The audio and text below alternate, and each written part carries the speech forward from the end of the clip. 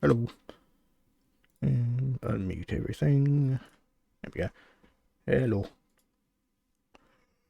Oh man, it's been a while. Yeah, so hopefully we should be able to finish this tonight. I think there's probably only a couple of hours left, so not too bad. Continue. Right. Okay.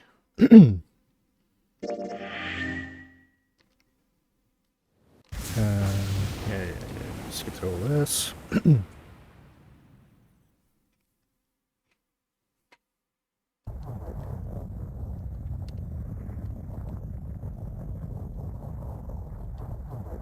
What?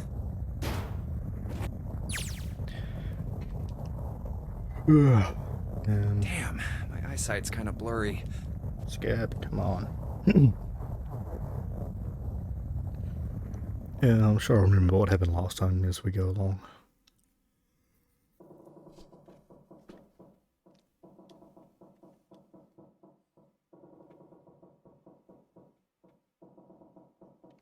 Come on, come on, come on.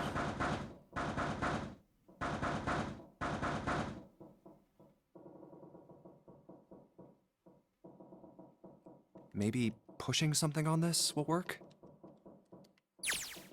No, that's not what I want. Oh, there we go. Flowchart.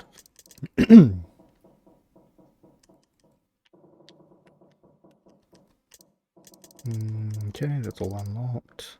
Right, so what door was that? 8, 7. So this one we need to go through number 3. Okay.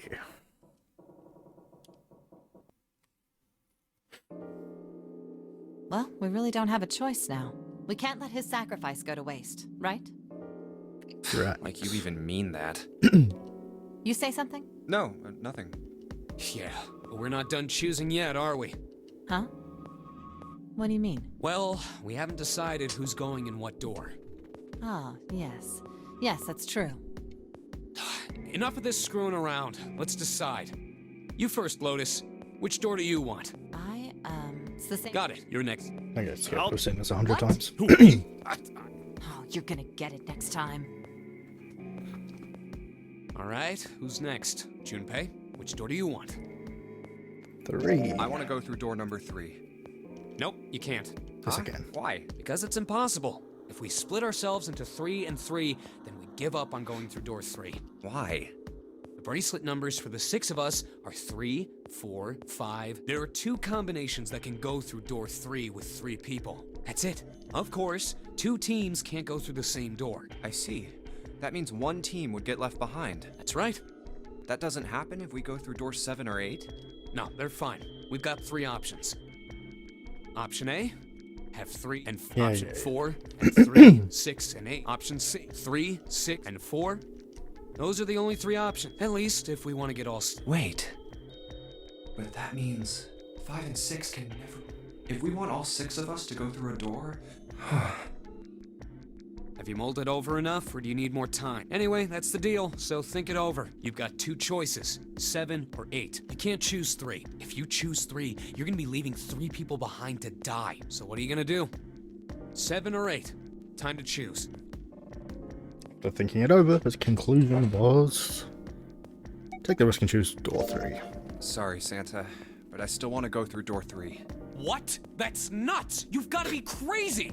Why the hell are you so obsessed with that door? I'm just curious about door 3. That's all. That doesn't explain shit! I've got a reason. I'd be happy to explain it to you if you'll just come with me. I'm curious about the red. 7, would you mind authenticating for me? Why? Please, just do it. Happy? Yeah, thanks. The number 7 has been entered into the red. Next is June. Please touch the red just like 7 did. Jumpy, what are you trying to figure out? Ah, yep. I think Oh god, he's so subtle. I might have found another way out. What? Really? Hey Zal, how's it going? Now please, June. Oh, good luck in the wage cage. Oh, okay.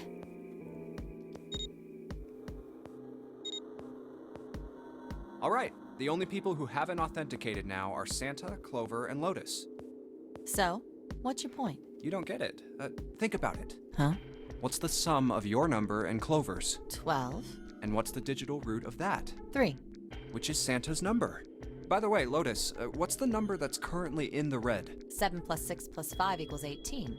It would be 9, right? Yes, and what will the digital root be if you add 3 to that? 3. The door's number. There you go. Hey, wait a minute. What the hell are you up to? I'm not up to anything. I'm just waiting. Waiting for what? I'm waiting for the balance to shift. Santa, or Lotus and Clover. Smart ass. Once one of you moves, the others won't have a choice. So I'm waiting. You son of a bitch! You tricked us! All that stuff you were going on about is all bullshit! Bullshit. Huh. I don't think so. Didn't I tell you I'd figured out another way to get out of here? This is it. Why the hell would you do something like this? Jumpy. You did this just so you could go through the same door as June. That's it? So, who's it going to be? Santa? Or Lotus and Clover? Shit! Let's go, Clover. Fuck! Oh, no, wait! Ah! This is insane! This isn't right! Yeah, well, you may be right, but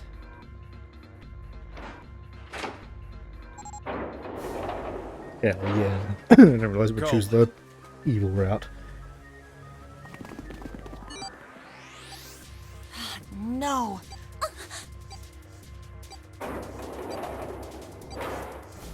You son of a bitch, Junpei! This isn't fair! Do you realize what you just did?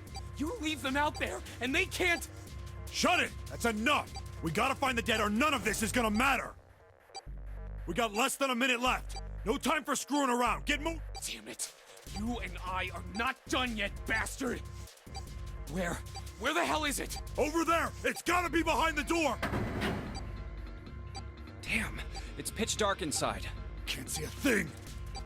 No, wait! I found it! The dead's right over here! Ugh! What? The floor's slippery! Hey! What the hell are you doing? There's something... Get over there! Quick! Get to the dead! There it is!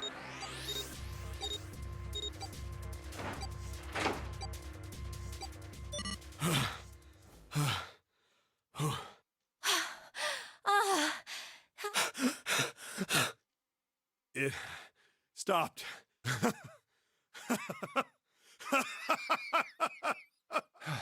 I don't think I'll ever get used to doing this. What the... What the hell is this smell? This is vile. I'm gonna puke. Oh, you're right. Oh, this is... Let's get the lights on first. There's a switch over here.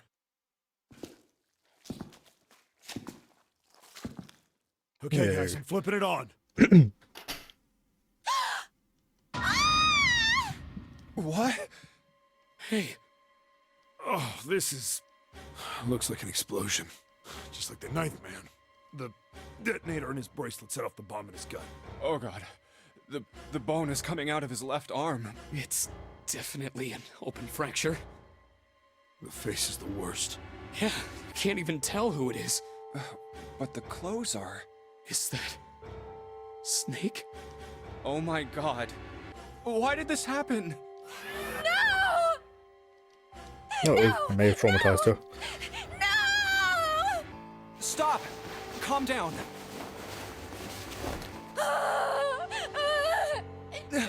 Hey! Please! Get me out of here! You have to let me out of here! Why are you doing these horrible things to us? What did we do to deserve this? June. Get me out of here! Please! Please just let me out! June. Calm down. No! Get off of me! Let me go! Let me go! Please, calm down.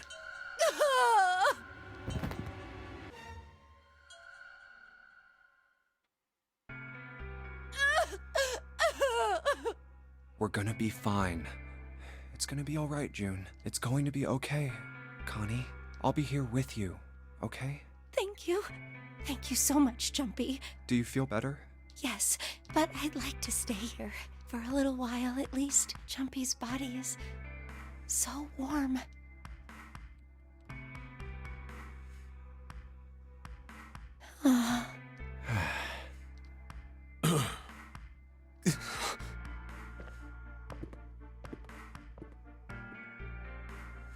We better get to it.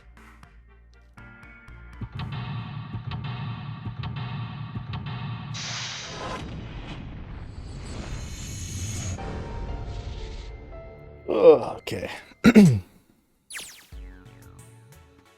Shower room. Alright, let's see what we got here. Oh god, okay. This paper's out of this pipe with a wire. Notice. Drainage valve operation. Please do not flush the water in these pipes. Doing so may cause the drain to overflow. Okay. There's water coming out of the shower head. Let's see if... Shit, that's hot. Really hot. I mean, the water must be just about boiling. Okay, left, right. Those letters written in blood. I think it might be some sort of dying message from Snake. No, that's impossible. You saw the body.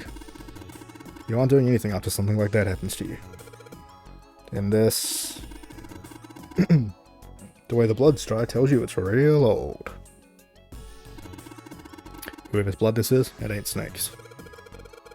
And you're saying this blood was put here a long time ago? Yep.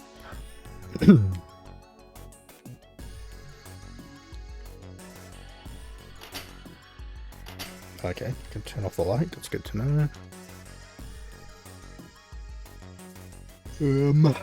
Ooh, toilet paper. Oh, okay. Yeah, it's toilet paper with some kind of red symbols on it. I think maybe that's a... Oh god, a Psy-Tail cipher? The hell is that? You wrap a piece of paper around a stick and write several sentences on it so that the whole paper is filled up. Then you unwrap the paper and you can't tell what the original message was, right? That's how it works, more or less. To decipher it, you gotta have a stick that's the same diameter as the original one. You just wrap the paper around that stick and you can read the code. Okay. A wooden box. Something in here. Luminol. Okay. The hell is this? Some kind of spray bottle? Something written on it. Lumen... I can't read anything else. Labels all faded. Let me see that. He just grabbed it from him. That wasn't very nice. Oh, this is Luminol. You know, forensic guys use it at crime scenes. Oh yeah, the stuff that glows blue when you spray it on blood. Even if the blood's been wiped off, it'll still glow.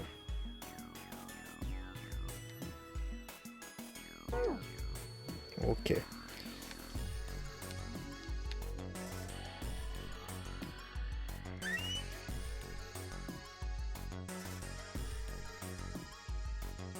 The rabbit hutch. Huh? Oh, you just reminded me of it. The rabbit hutch, I mean. How did I remind you of something like that? Jumpy and the broom. You're always playing around with the broom in front of the rabbit hutch. I was. Don't you remember? You mean, you don't remember that summer either? Of course I remember. How could I forget something like that? It was terrible.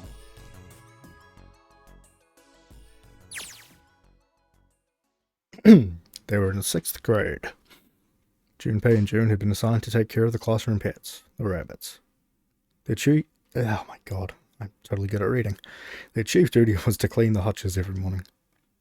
On the final day of school before summer vacation began, Junpei overslept. He rushed to the school and found June standing in front of the rabbit hutches. No sooner had Junpei arrived than June began to cry. He had no idea why until he looked behind her, into the rabbit hutch. First thing he saw was blood. The hutch was filled with the dead bodies of the rabbits. Even after their teachers and friends came to see what the commotion was, June couldn't stop crying. I just kept crying and crying until you came over. You held my hand, and you looked very serious, and you said, "Don't cry. I'm gonna catch the person who did this." After you told me that, I finally stopped crying. Well, the real fun started after you quit crying. You told me we were gonna catch the killer together. June smiled, and a little of the flush of life returned to her Then we cheeks. decided that we'd ambush them. Yeah, I remember. School also kept roosters and guinea pigs. Junpei and June had decided the murderer would likely return to finish off the rest of the animals. They would ambush the killer at night. Junpei and June hid behind the hutch at dusk and waited. It was a warm summer night. Quiet sound of crickets whispered through the air. As the sun went down, the stars began to wink at them from the sky. In June's, Akane Kuroshiki's face. That night was something Junpei knew he would never forget as long as he lived. But the The murderer never showed up. We waited for them all summer vacation, and they never showed up. Yeah, but the animals didn't get attacked either. I think all that work amounted to something, you know? He felt the same way, but it was good to hear her say it. Although, you know, if you think about it, we were probably taking on a lot more than we could handle. What do you mean?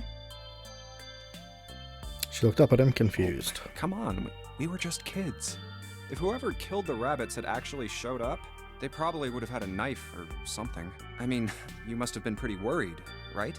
I wasn't worried. Because you were there with me. She blushed Well, you know, curiously. No one else wanted to take care of the animals. Clearly embarrassed, she tried desperately to change the I subject. was the only one who asked to do it at first. Yeah, well, boys don't really want to bother with taking care of animals, you know? Well, yeah, but you asked to do it after I did, didn't you? If it wasn't the rabbits, they were gonna make me do something else. You know how that school was. I figured it'd be better if I was working with somebody who wasn't too much of a loudmouth, right? Somebody who wasn't gonna tell on me if I felt like blowing it off. Really? That's why you volunteered? Yeah, it is. He nodded quickly and much too earnestly, then quickly looked away at something very important. Really? Of course. That hadn't been the reason, of course. He had asked to take care of the rabbit so that he could be near June. But it had been so long ago he couldn't bring himself to tell her how he felt back then. It would be embarrassing. Hey, calm. He took a quick breath to clear his head, tossed the broom up, and snatched it out of the air. Well, we don't really have time to be walking down memory lane like this, you know? We've got to figure out a way out of this room. Otherwise... So got on-build. Yes. I'm gonna look over there. June nodded curtly, then turned and I walked should away. get back to it myself. Ah! That's right. The pool of blood. Junpei turned around and looked at the room. It's Snake's body. Chunks of flesh and organs still lay on the floor. Going on and on about old times right next to a corpse? What were we doing? Well, maybe it was because we're in this mess. Despite such a situation, or perhaps because of it, the mind turned to the farthest thing from death that it could find. Still, Junpei couldn't help but feel a twinge of guilt at wanting so desperately to live. Sorry. When Snake lay dead before him. I have to survive, no matter the cost. I need to make sure she gets out too. As he stared at the clumps of blackened flesh, all Junpei could think of was how much he wanted to live. Combine. What if I wrap the toilet paper around the broom? Broom wrapped in toilet paper. Looks like the symbols line up perfectly. Let's see, it's 634 plus. Okay. Bucket. It's a 10 bucket. Hey, Jumpy. Do you remember back in elementary school when you spilled all our paint across the whole classroom? Made you clean it up, and all they gave you was a sponge and a bucket. Like this. Come on now, can't we just leave that in the past?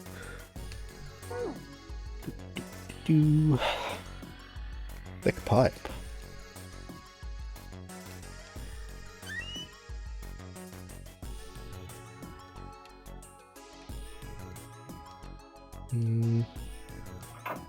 Yeah. What do you think this is? Looks like tar. It's kind of sticky, and I think we can just wipe it up. Did you put your finger in there? What is wrong with you? Without just pouring some water on it's going to help that much. What about hot water? Hot water. If we had some really hot water, like boiling hot, then maybe that would wash it off.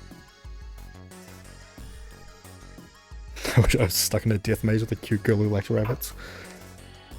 Don't we all, Con? Don't we all? This was like boiling hot, right? Hey, Seven, could you turn on the shower? I'm gonna put the bucket under the head. Okay.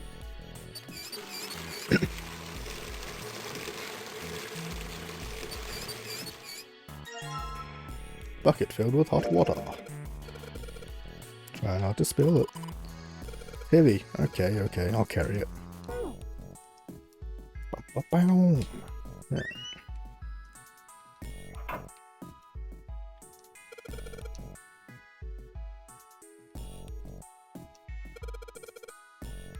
Oh, okay. You want me to put it in the tank? Oh, screwdriver. Looks like you filled it. You should be able to flush it, right? There's probably a handle somewhere in the tank that you can pull. Think so? Serious. Yeah, I'm pretty sure. Can I have the screwdriver? Oh. Alright, let's flush it.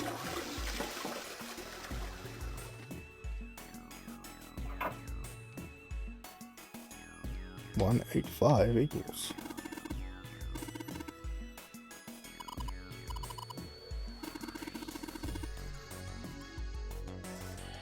What's the other number? Whoops.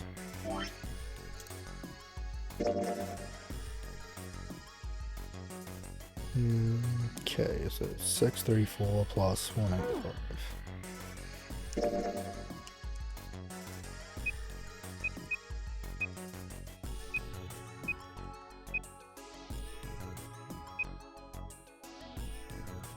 Okay. 189.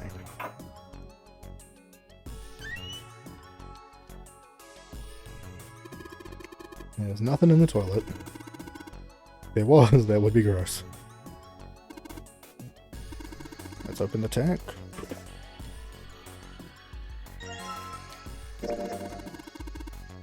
It's a red card, probably a key card.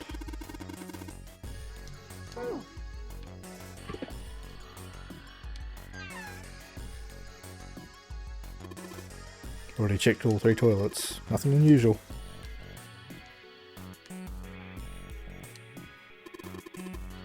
It's a thermometer. Can you get it off? Nope. It's screwed onto the wall. Okay. Hey, Junpei, you know why thermometers only go up to 107 degrees Fahrenheit?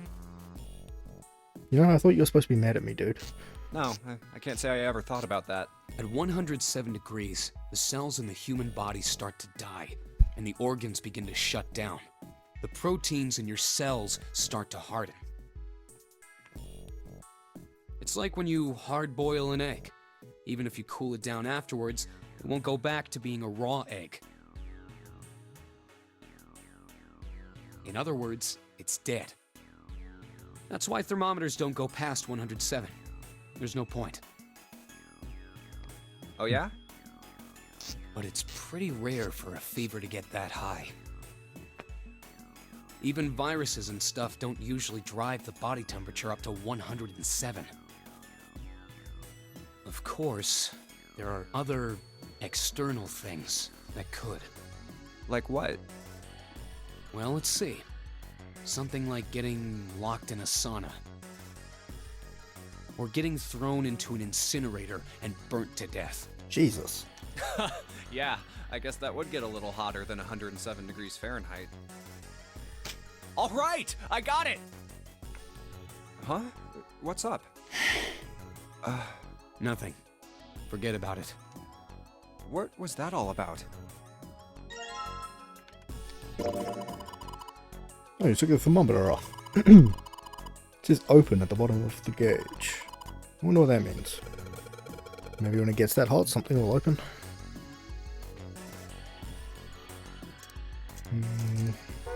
Yeah.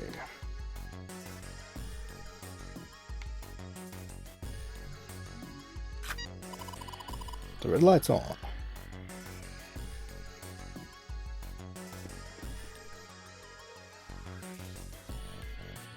Why are they a complete psycho? Can't they be normal in their death maze? Of course not, they're boring. That's where we came in. So it's not locked, but there ain't really any point. Okay, yep, that's nothing.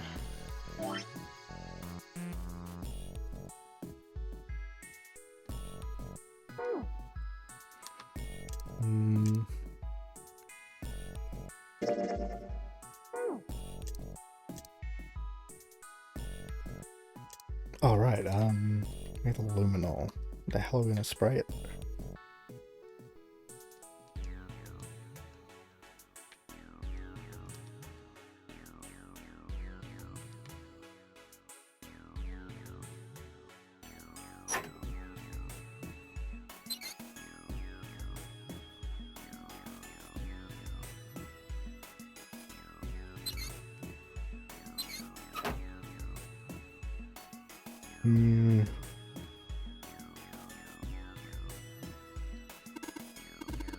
Well, you don't really think we're supposed to use the luminol here, do you?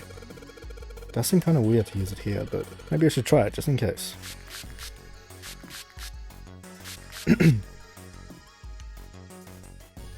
Bam.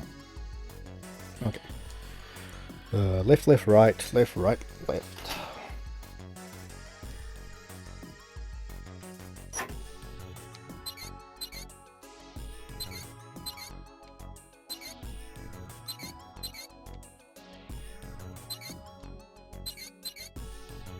Well, I did what it said on the wall.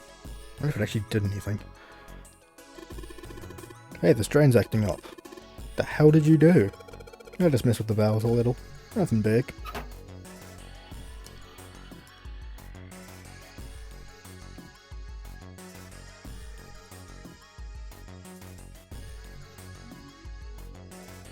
There must be water flowing through the pipe and throwing. My God, flowing in through the pipe on the right. The water's pouring out of the drain. Blue keycard. Symbol for Mercury. There's an elevator right outside the big hospital room. I think it's the same symbol was on this card reader. That's right. Guess that means we're not supposed to use this card in this room. I don't think so. Don't think maybe we need it for this room and the elevator. Nothing else interesting. Okay. Now's not the time for DIY plumbing, but it's part of the puzzle. We break everything until we find something that works.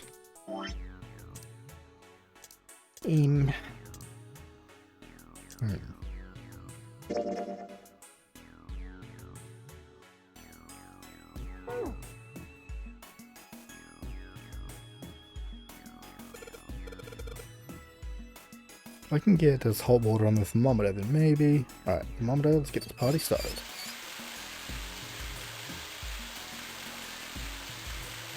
Yep, look like that's doing the trick. There goes the gauge, and now it's at the open mark. Oh, it opened. What's this? So there's a piece of paper in here. Oh, okay.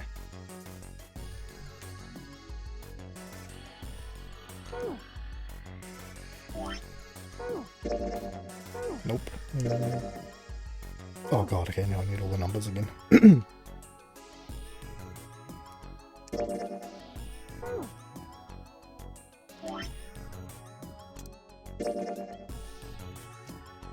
Okay. 634 plus 957 plus 815. 634 957 815.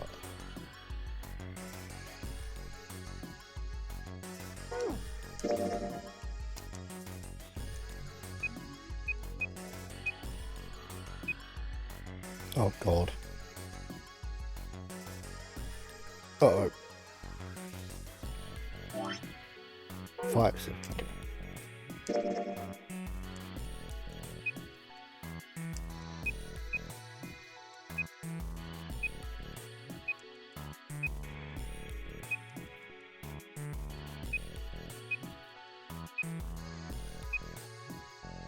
$24.06. Okay. Get me the hell out of here. Oh. Okay. Both lights are on now.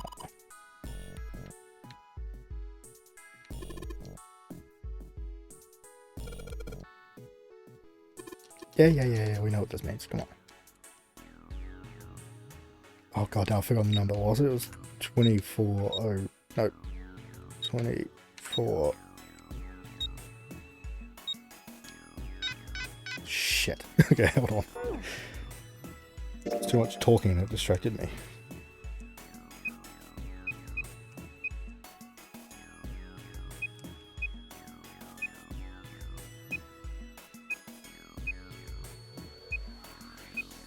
With what 06. Okay.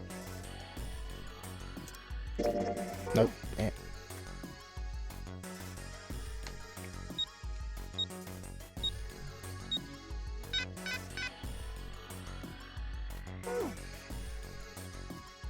I must have mathed wrong. 957. Wait, which one's the equals?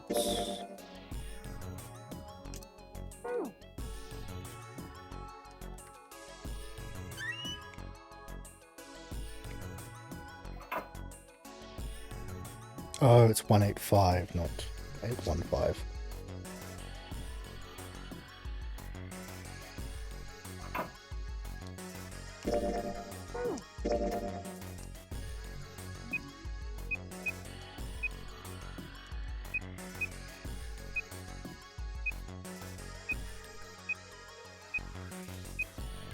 $17.76.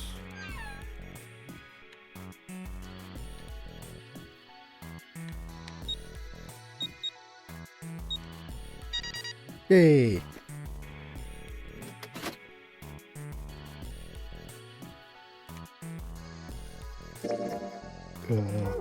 God, what's gonna save? Save.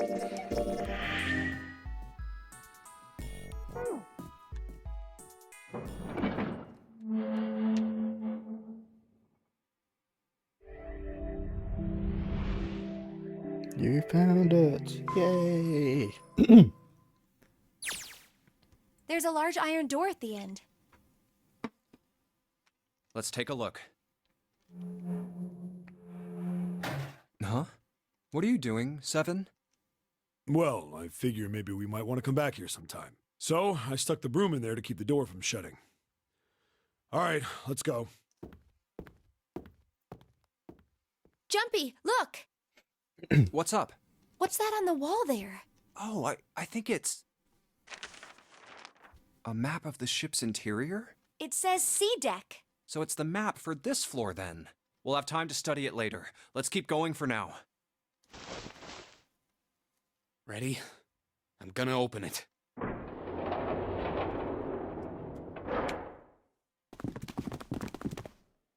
What the? You're shitting me. We're back. Uh-oh, they're gonna be mad. Clover! Lotus! And Ace! I'm glad you're all okay. Lotus? What are you... How could you do this to us? Yeah. Knock it off! We got bigger shit to worry about right now. What? Go have a look. I stuck the screwdriver in the door. That door over there, the one without a number. So long as the screwdriver's there, it can't shut, so you can get in there. There's a shower room past there. I stuck a broom at the door. Yeah, we did there, a too. sneaky little thing to get in. Anyway, And like, take a look. it's hard to explain. The we could only get in through the door with certain numbers, but to do it, either one person or two other people were going to have to be left behind, and basically we made it so that they had to race for it, and the one person beat the two. Then you're saying we can go in there without passing through the number We kind door? of screwed them over, basically, is the short version. Yeah, it's about the size of it. Wait, what the hell is in there? You'll know when you see it. Fine, let's go. Maybe don't send the little sister to look at her brother's body. My goodness.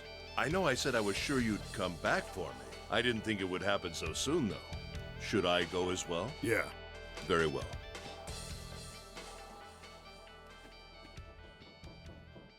Also, a little stream update. I have the mic arm now, so there should be less smashing into it with my foot, which is nice.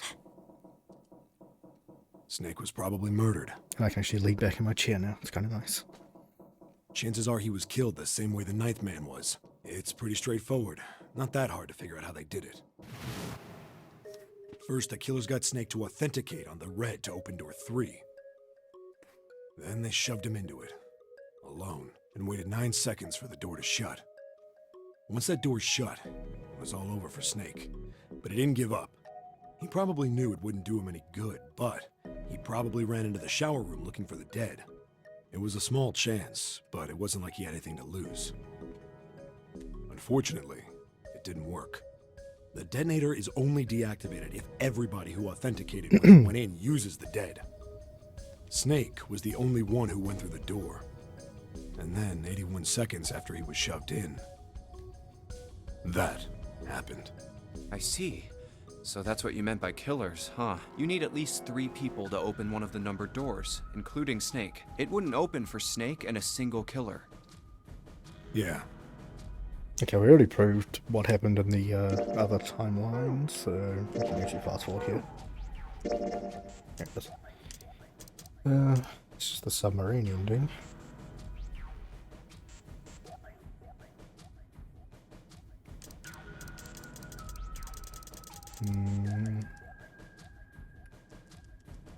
Move.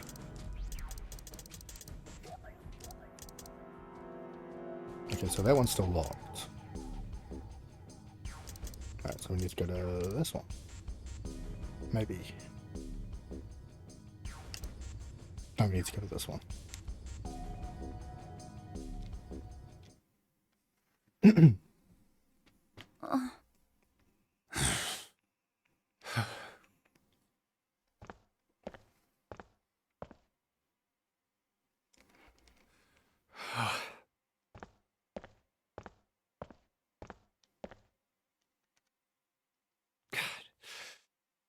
June. So, what do you want to do, Junpei? What do you mean, what do I want to do? What can we do? Alright, so we should have the code to actually open this coffin now. What the hell is From that? a different timeline, so don't know how that works, but Shh, quiet!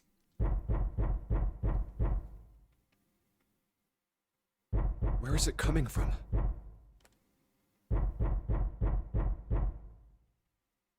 Could it be? Hey, I think it's coming from this coffin. You're right. Let's open it. But how? What are those muscles for? For show? You're telling me to force it open? Just shut up and try!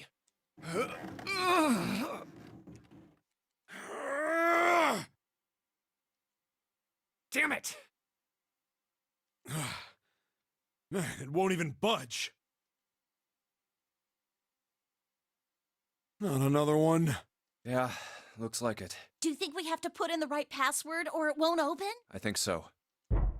please don't make me Whoever or manually whatever's remember the inside this thing password. wants out. I know that. Whoops. But how? Without a passcode, I don't think there's much we can do. Isn't there a hint somewhere? Well, let's look for one. Oh, please don't make me actually remember the code, because I There's don't. nothing here. That was like 3 or 4 weeks Not ago. making this easy, are they?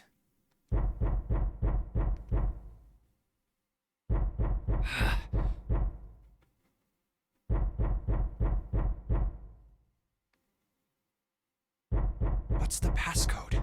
What am I supposed to do? How can we figure it out? I need something.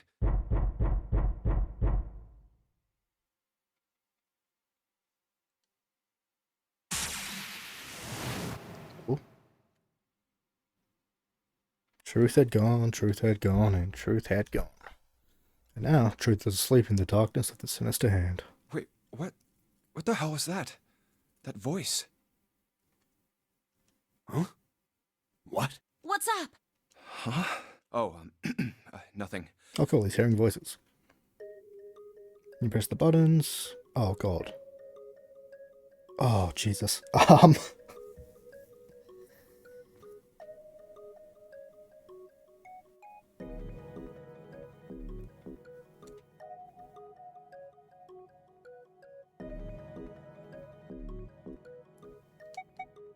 Oh boy. It's one of these two.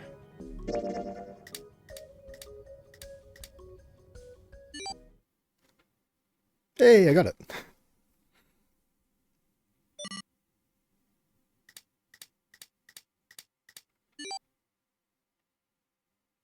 Four, 3, 8, 3, 4, 2, 1. 1, 4, 3, that was the 8, first one. 3, 4, 2, 1. Huh? Huh? Hey, what the hell were those numbers? Oh my gosh. Are those... 14383421. 14383421.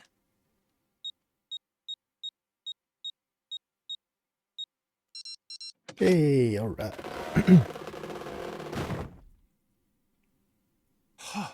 No way! What? Why are you... Hey, buddy. Oh? Is that you, Clover? I apologize for worrying you. Oh, right. In the other timeline where we freed him, Clover was dead. She got murdered by Ace. Snake! You? Why? Junpei? And Seven? Is that you? Jeez. You're back! Yay. Gently now.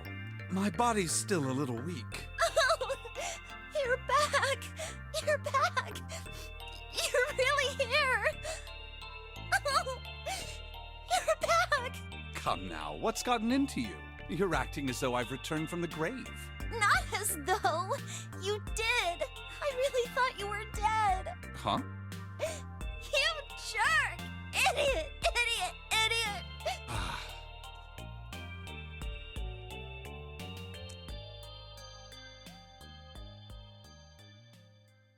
I see. I believe I understand things rather well now, thank you. In the shower room, there is a dead body wearing my clothes. Because of that, you thought that I was dead, correct? No, we kind of figured out it wasn't you because of your arm, Yeah. but sure. You also discovered a corpse in the captain's quarters, and Santa turned on you here, in this room. Do I have it straight? Oh, right, and this one Santa turned on Well, us. the dead body in the captain's quarters is a surprise. Sorry, there wasn't a good time to tell you. Don't worry about it. Well then. I've got a pretty decent idea of what happened while I was indisposed, but it's still something of a mystery who did all this, and why. The corpse in the shower room that looked like me, and the corpse in the captain's quarters. Why were they killed in the way they were? You don't know? No. Why would I? The guy in the shower room. We don't know who he is, so let's just call him Mr. X. Anyway, this Mr. X is wearing Snake's clothes. But you're wearing some kind of weird robes. That means someone took your clothes and put them on Mr. X. We need to figure out who that was. I apologize, but I have no idea who might have done this to me. I only just now woke up. I was unconscious during all the events you just described to me. They must have undressed me and changed my clothes during that time. When were you knocked out? When we split up to look for the red. Where did they get you? Do you remember? It was a small room in one of the hallways on C deck. What happened? The same thing that happened to every one of us when we were abducted. A canister releasing some sort of gas was thrown into the room. Interesting. I believe Okay. the gas is some sort of incapacitating agent. Then that means it was... 0. Looks that way, huh? There's nothing else I have to tell you. When I woke up, I was in this coffin. So Zero is just kind of fucking with the rules now. Why? Why did Zero make Mr. X wear Snake's clothes? How would that benefit Zero? I don't get it. What the hell does any of it mean? And I have no idea how I got the passcode for the coffin either. Truth had gone, and truth had gone. Where did those words come from? Why did I feel compelled to push the buttons on the bracelet after hearing them? All I know is my fingers moved on their own. It was like I did it subconsciously. I don't get it. What the hell does any of it mean? Also, Snake and Clover had been subjects in a similar experiment 9 years ago. The ability to access a morphogenetic field is affected by a couple of things. The first is epiphany, and the other is danger. And someone did actually die. A girl. Her name was... There had been another experiment conducted on this same ship 9 years ago, and a girl had died during it. Morphogenetic field theory. The 2 murders. Switching clothes. The nonary game.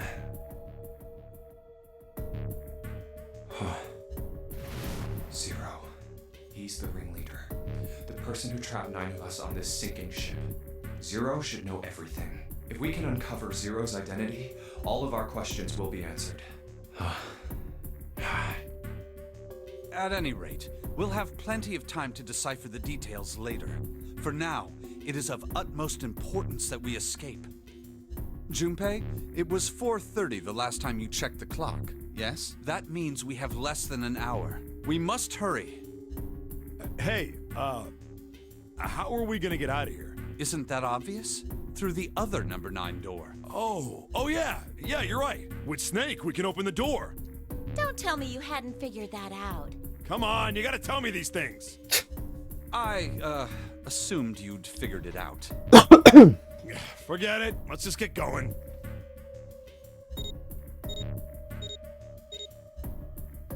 All right. You guys ready to go? Yes. Yep. Not yet. Huh? Before we go in, I'd like to check something.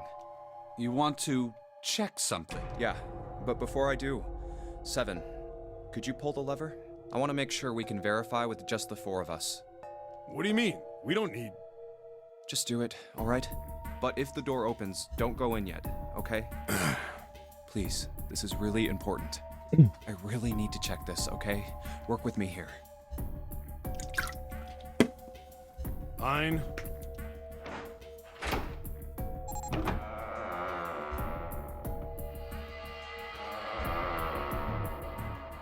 Okay, cool, it opens.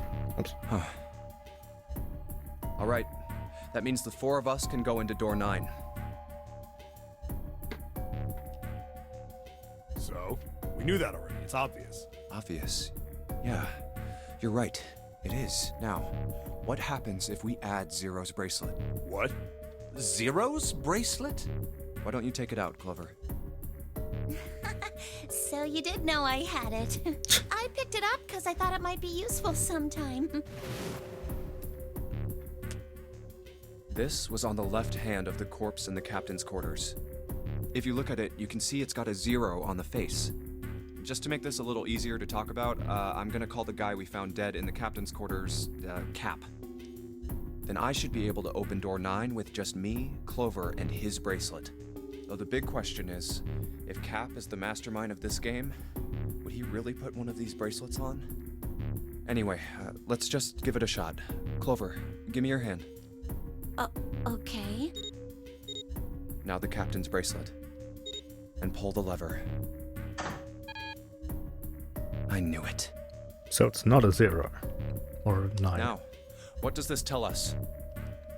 Maybe the bracelet has to be on your wrist in order for it to work? No, that's impossible.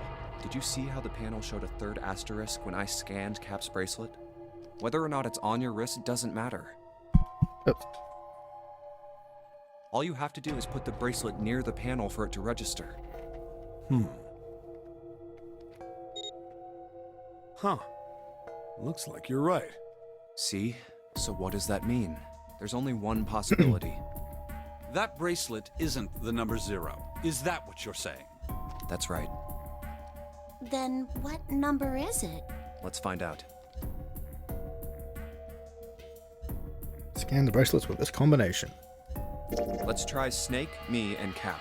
If this combination opens the door, then Cap's bracelet is number 2.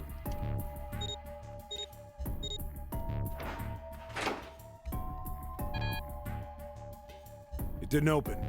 Cap's number must not be 2. Then...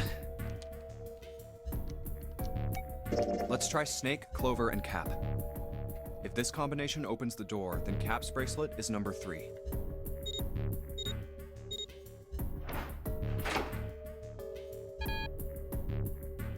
Nope, it didn't open. Then the number isn't 3. Then...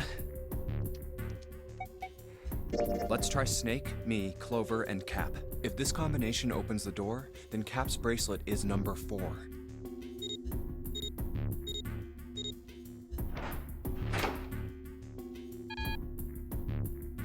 It didn't open. So Cap's number isn't 4. How about... let's try Snake, Clover, 7, and Cap.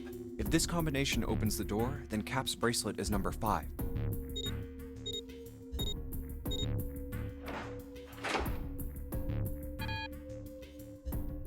Didn't open. So it's not 5. How about Gotta be one of these. let's try 7, me, and Cap. If this combination opens the door, then Cap's bracelet is number 6.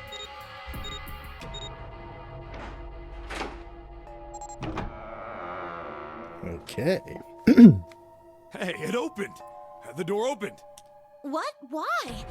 What does that mean? Isn't it obvious? Cap's bracelet is number 6. But doesn't it say 0? This isn't a 0. The symbol on here isn't a number 0. It's a letter O. Oh. Whoa, wait a minute. I don't get it. I mean, we figured out that Cap's bracelet is 6, right? Yeah. Does that mean there are 2 people with 6s? There is most likely only one person with a 6. But I don't get it. What about June? Well, this is only an educated guess, but I think June's number was never 6 to begin with. Wait, what? Her bracelet was flipped. In other words, June's real number is...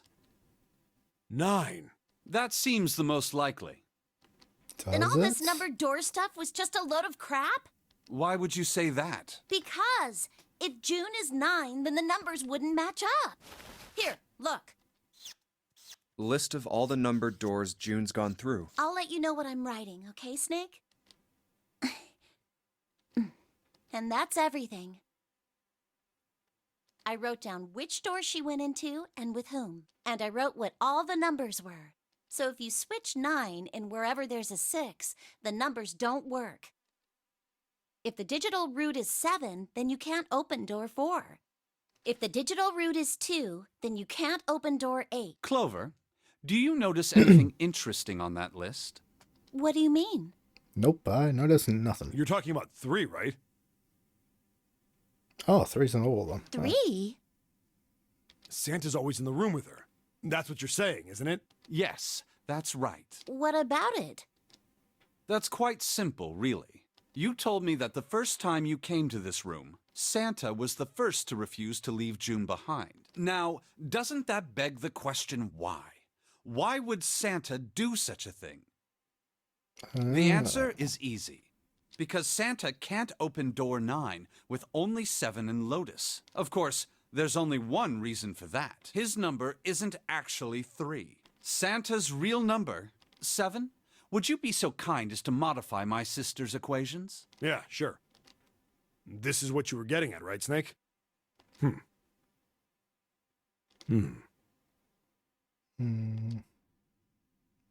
Thank his you. number's 0. Okay. That is exactly right, 7. Santa's true number wasn't 3. Right, because 6 and 3 would always equal 9, but 9 and 0 would also always equal 9. Ah. So they have to be together. Got it. It was 0. No way. You son of a bitch. Santa is 0? And June was 9, not 6. Conversely, Santa was 0, not 3. Plus 3 and minus 3, they cancel one another out. Nothing appears out of order. Santa was still playing by the rules of the nonary game this whole time. Precisely. So you're saying Santa planned this whole thing? I'm not sure if he acted alone or not. But I think it is safe to conclude that he is 0. If my hypothesis is correct. Snake's hypothesis. Something doesn't seem right. June's bracelet being flipped. Even if that were possible, that would mean there are 2 number 9 bracelets. Would it? And if that's the case, All right, that's enough talking. Let's go. It's high time we went through that door. Alright, because the other number 9 was always supposed to die. He was tricked by Ace.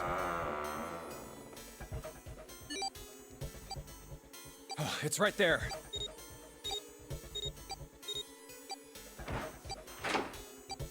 Oh. All right, let's keep going. I think these stairs go to the bottom deck. Looks dry. Let's head down. Hey, it's a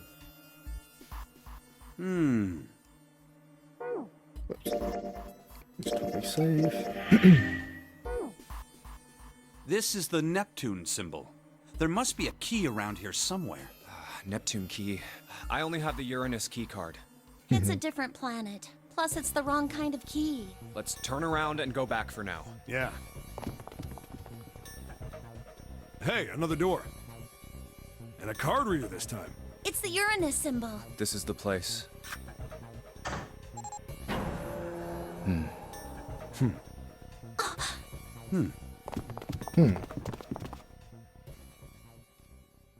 Wow! Damn, it's a big ass It's library. totally full of books. There's so many. I don't know where to look. All right, if we want to get through that door out there, we need the Neptune key. I say we split up and look for it. Okay. Very well. Sure thing. Good. Let's get started then. We don't have a lot of time. Hurry. Oh. Alice sleeps in a small chamber past the forest of knowledge. As he began his search for reasons he didn't fully understand, Junpei felt those particular words float through his mind. Oh right, there's supposed to be like an Egyptian mummy or something hidden around here somewhere. The mummy that never rotted or whatever. Yeah, playing this game like months apart between sessions, probably not the greatest idea. I forget so many things. Like this. Lights to the books. What does that mean? Interesting. Well, intelligence often hides itself in darkness. Have you ever thought about the pages of a book? Each page only sees, what, maybe 2 or 3 minutes of light before the reader is on to the next? Hello, Zako. Welcome, welcome. Rather like myself, it's horrible. Now, don't get me wrong. I'm not complaining, not at all. I live in the darkness, yes, but that has gifted me with the ability to catch the truths others might miss. I can hear the voices hidden in the darkness, you might say. How poetic. Yeah, it's a coat rack.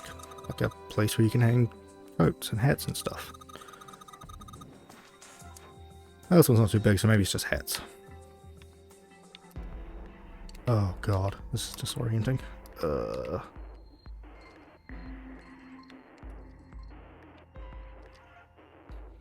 One of these books is not like the others. One of these books, oh my god. One of these books just doesn't belong. As soon as that one, right? They're all just gibberish.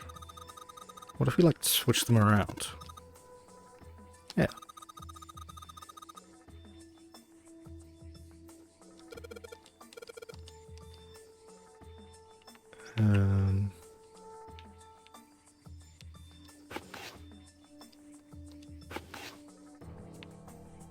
Nope, that's not a word.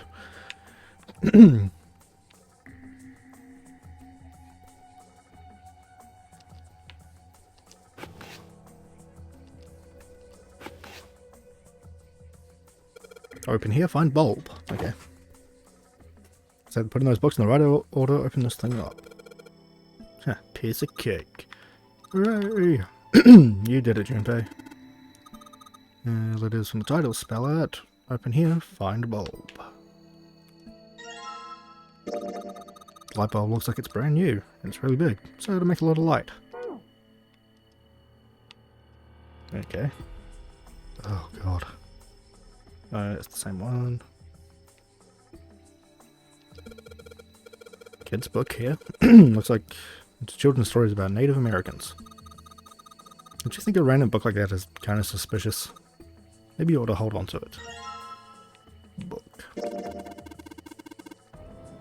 Let's take a look at this. Native Americans, huh? Maybe it's got some... Whoa! What the... Oh.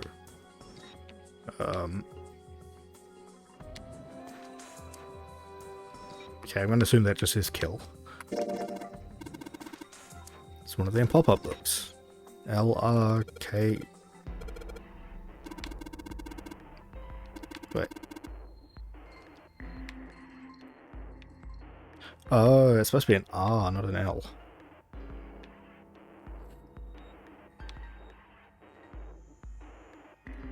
Okay.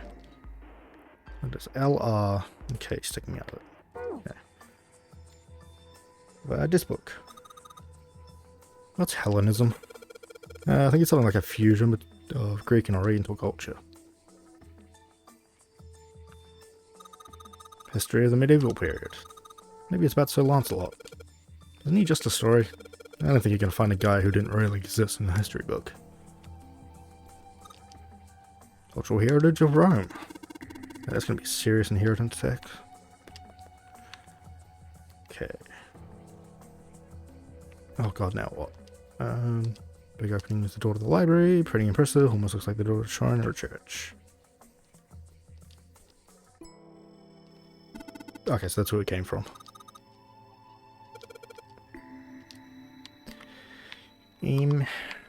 Downstairs. Oh no. Dad kind.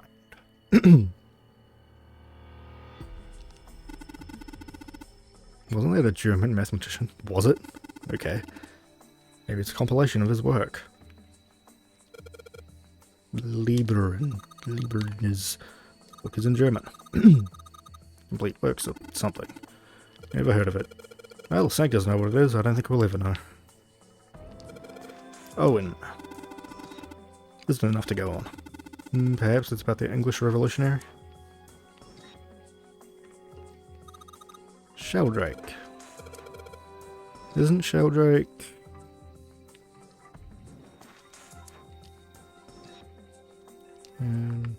okay. That doesn't help me. I don't know books. You need mathematics. It's funny. How's that funny? Riemann hypothesis.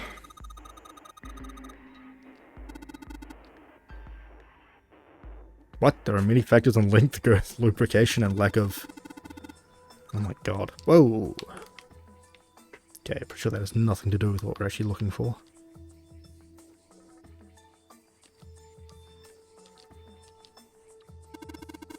Didn't we find some kind of really powerful light bulb? Yep. Yeah, well, it'll get a lot brighter, but it's 3 lights. I mean, 3 light bulbs won't be much point. Okay. What's this?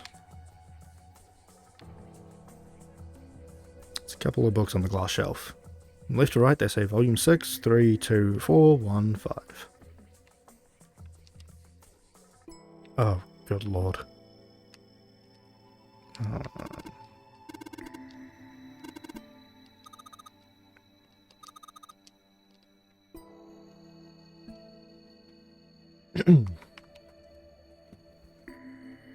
In the middle of the glass door is a cylinder lock. Kind of lock where you rotate the numbers until you got the right ones to open it. What the hell is this? It's like they just gave us the answer. Yes, I might as well give it a shot. Wait, what? Oh. Was it 6, 3, 2?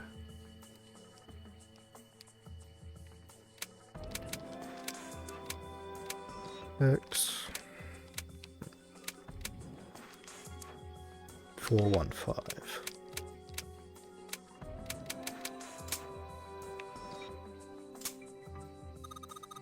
Yay! Okay, one was easy. I don't know why, but I don't feel particularly happy about being praised for this. Whatever. At least the lock's open now.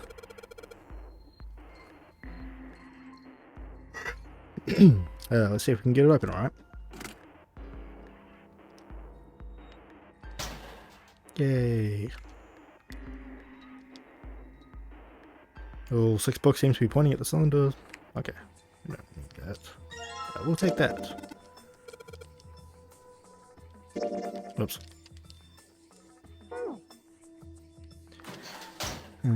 Okay, so we just need one more light bulb.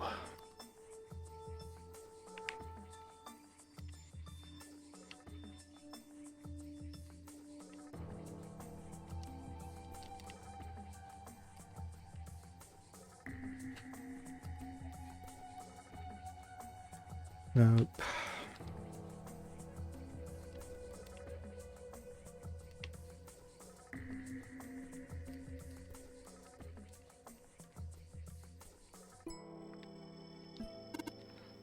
Theory of evolution? Heck, even I know this one. It's that Darwin guy, right? Well, yes and no. He wrote a book called On the Origin of Species. And then he put forth his theory of evolution. Yeah, I remember that part, he called it natural selection. Exactly. Mother Nature. Some sort of book about happy chicks? Probably not. Except perhaps tangentially. It's most likely about environmental protection. I was just trying to make a joke, dude. Happy chicks? Really? Paleontology. This one's about fossils, right?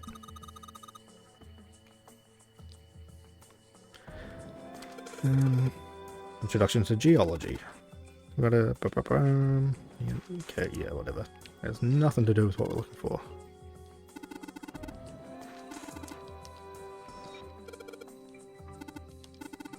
Alright, okay, yeah, this has nothing to do with what we're looking for. Oops. The other side. This one looks just like that picture book from earlier. One of the pop-ups. They're part of a series or something. They do have the same binding. There's a baseball on this one. Come on, Junpei, let's see what's inside. You go out on a limb and say it's probably baseball stuff. Whoa! Head. This is a pop-up book. It's got the letters H-E-A-D. Damn it.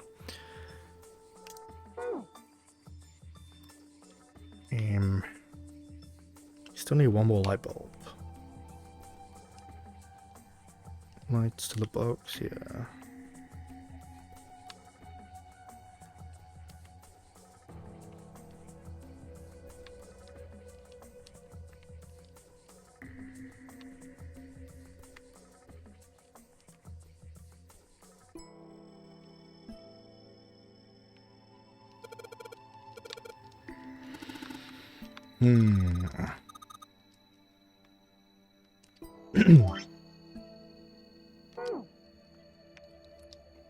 Let's check back downstairs. It's gonna be something with these.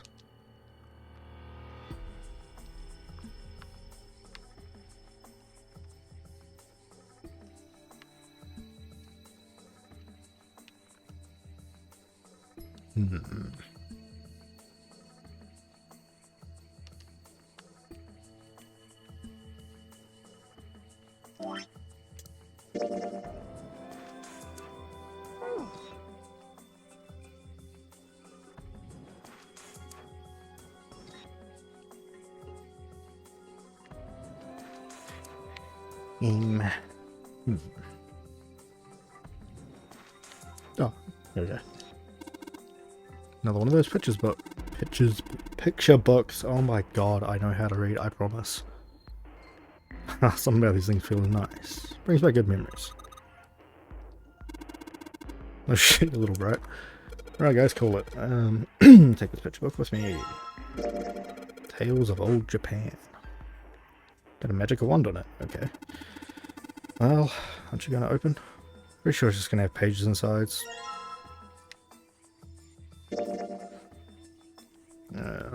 Has an SE dash and the number 5.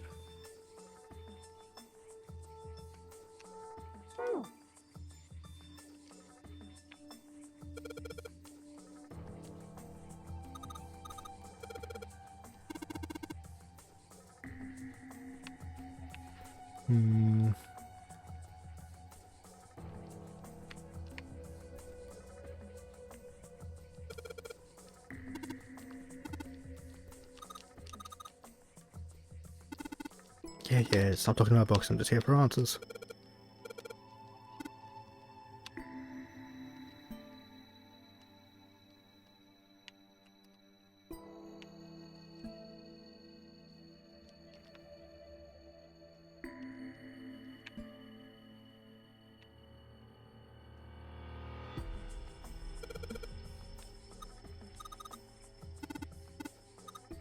Oh, Book of the Dead, cool. No. Oh, there's so many shells to check.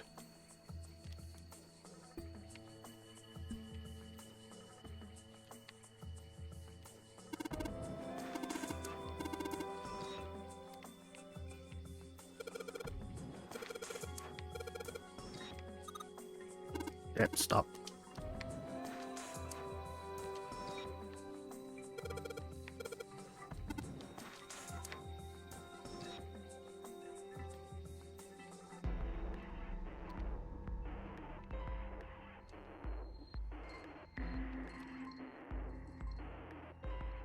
Mhm.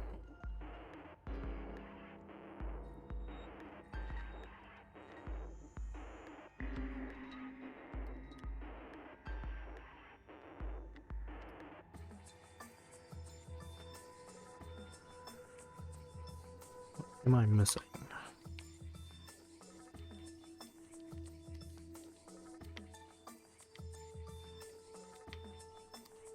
I mean, obviously I'm missing another light bulb, but...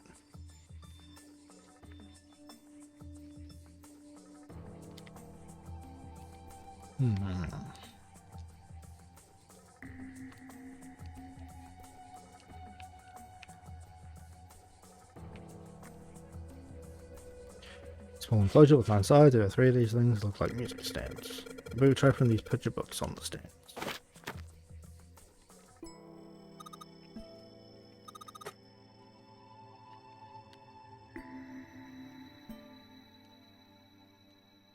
Okay, so let's go there. Just need another...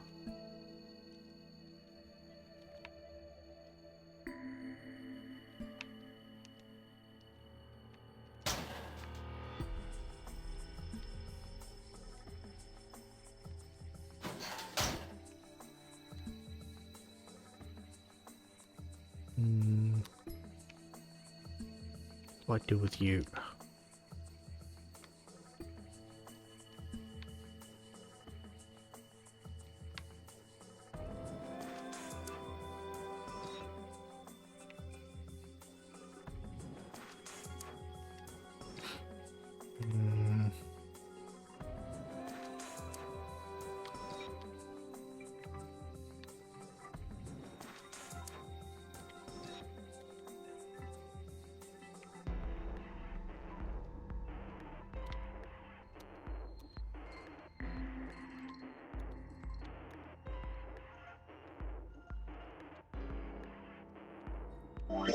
Whoops.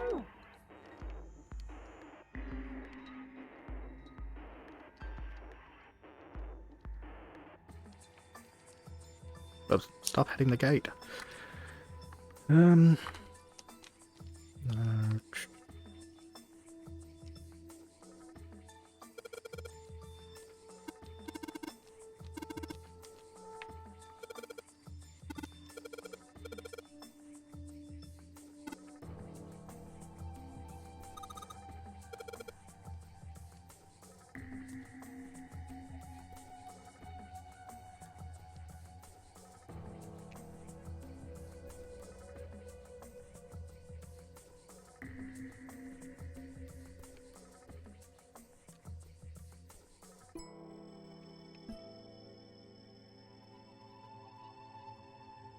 Uh, okay, so it's nothing to do with that.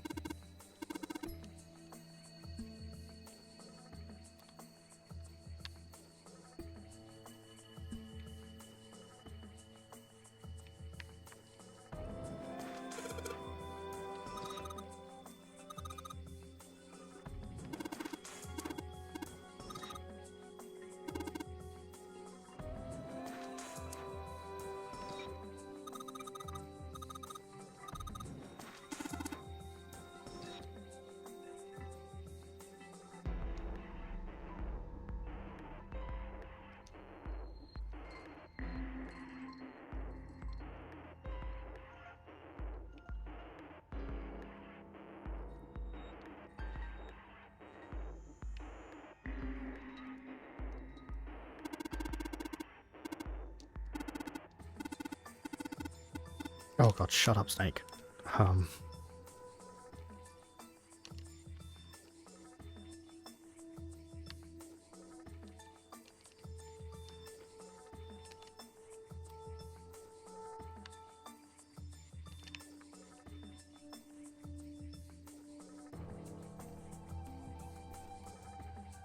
The heck am I missing?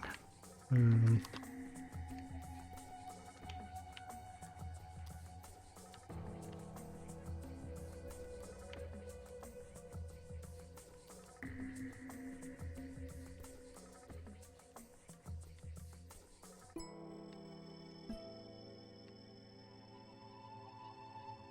volume number, but in the lower part of the spine.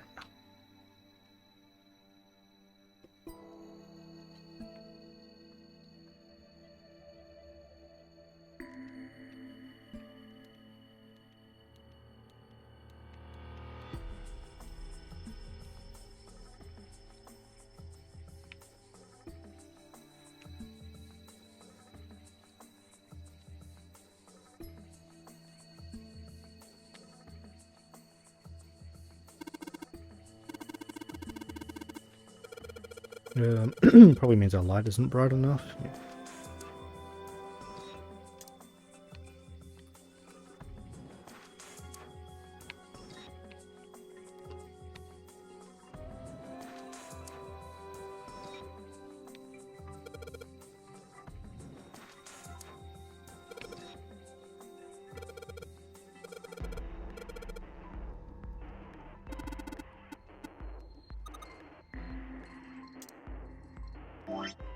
What do we have? We only have light bulb.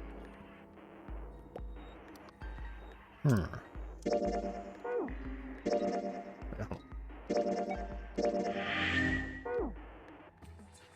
I'm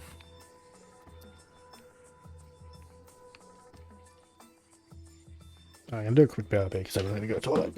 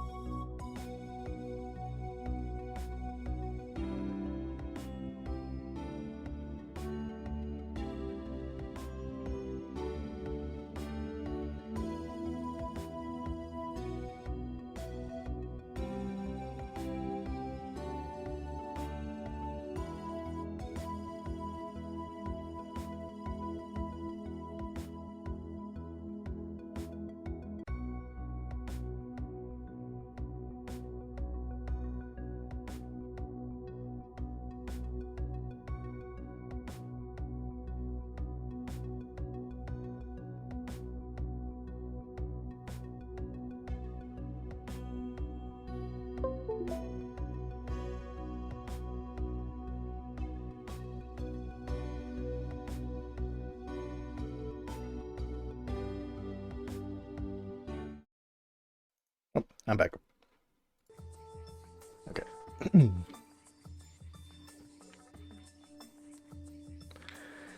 And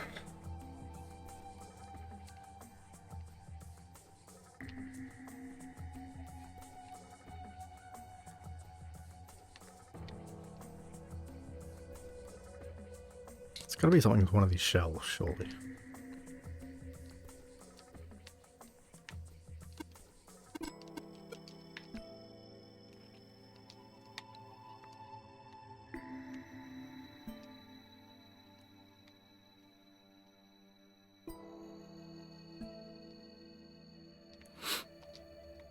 Hmm.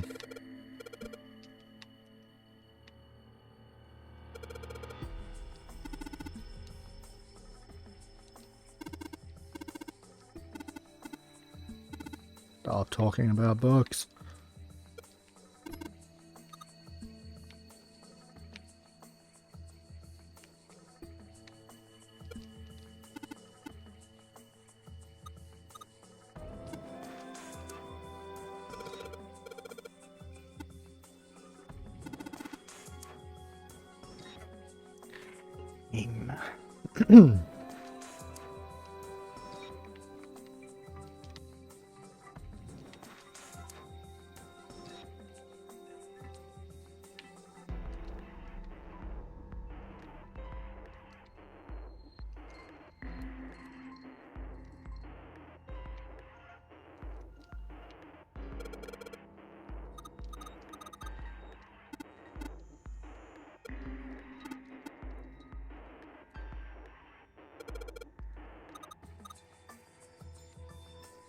Oh.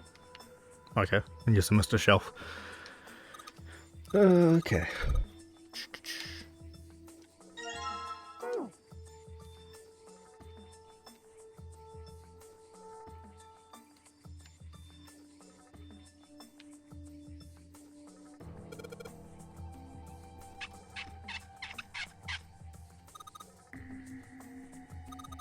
Awesome, it worked. Way to go, Junpei. Good job. Something projecting onto the bottom. These letters, they seem familiar. Sheldrake 5. Okay. Sheldrake 5? I think I saw the rest of this collection somewhere. Yeah, I think it was somewhere around here. Let's go take a look. Okay. Sheldrake. Have you heard of him? Sheldrake, I mean. Yeah. Nope. Lotus told me about it. Did she? There's a British biochemist named Sheldrake. He has a rather interesting theory. Morphogenetic fields, which relies on the theory of morphic resonance. Really? From Lotus, huh? Well, Clover also said something to me about that stuff. She did? Yeah, what was it? The ability to access a morphogenetic field is affected by a couple of things. The first is epiphany, and the other is danger. That girl. I told her not to tell anyone. You did? Why? Well... Look, man, I didn't push it because we're in a hurry, but I'm kind of sick of this. How about you just tell me, okay? Tell you what? Don't give me that. About the experiment. Ugh. Very well, fine. I'll tell you everything. But not here. Let's move to the top floor.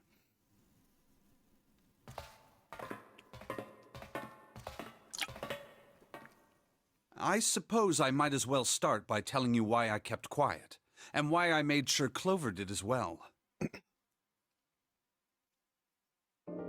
To be honest, the explanation is quite simple.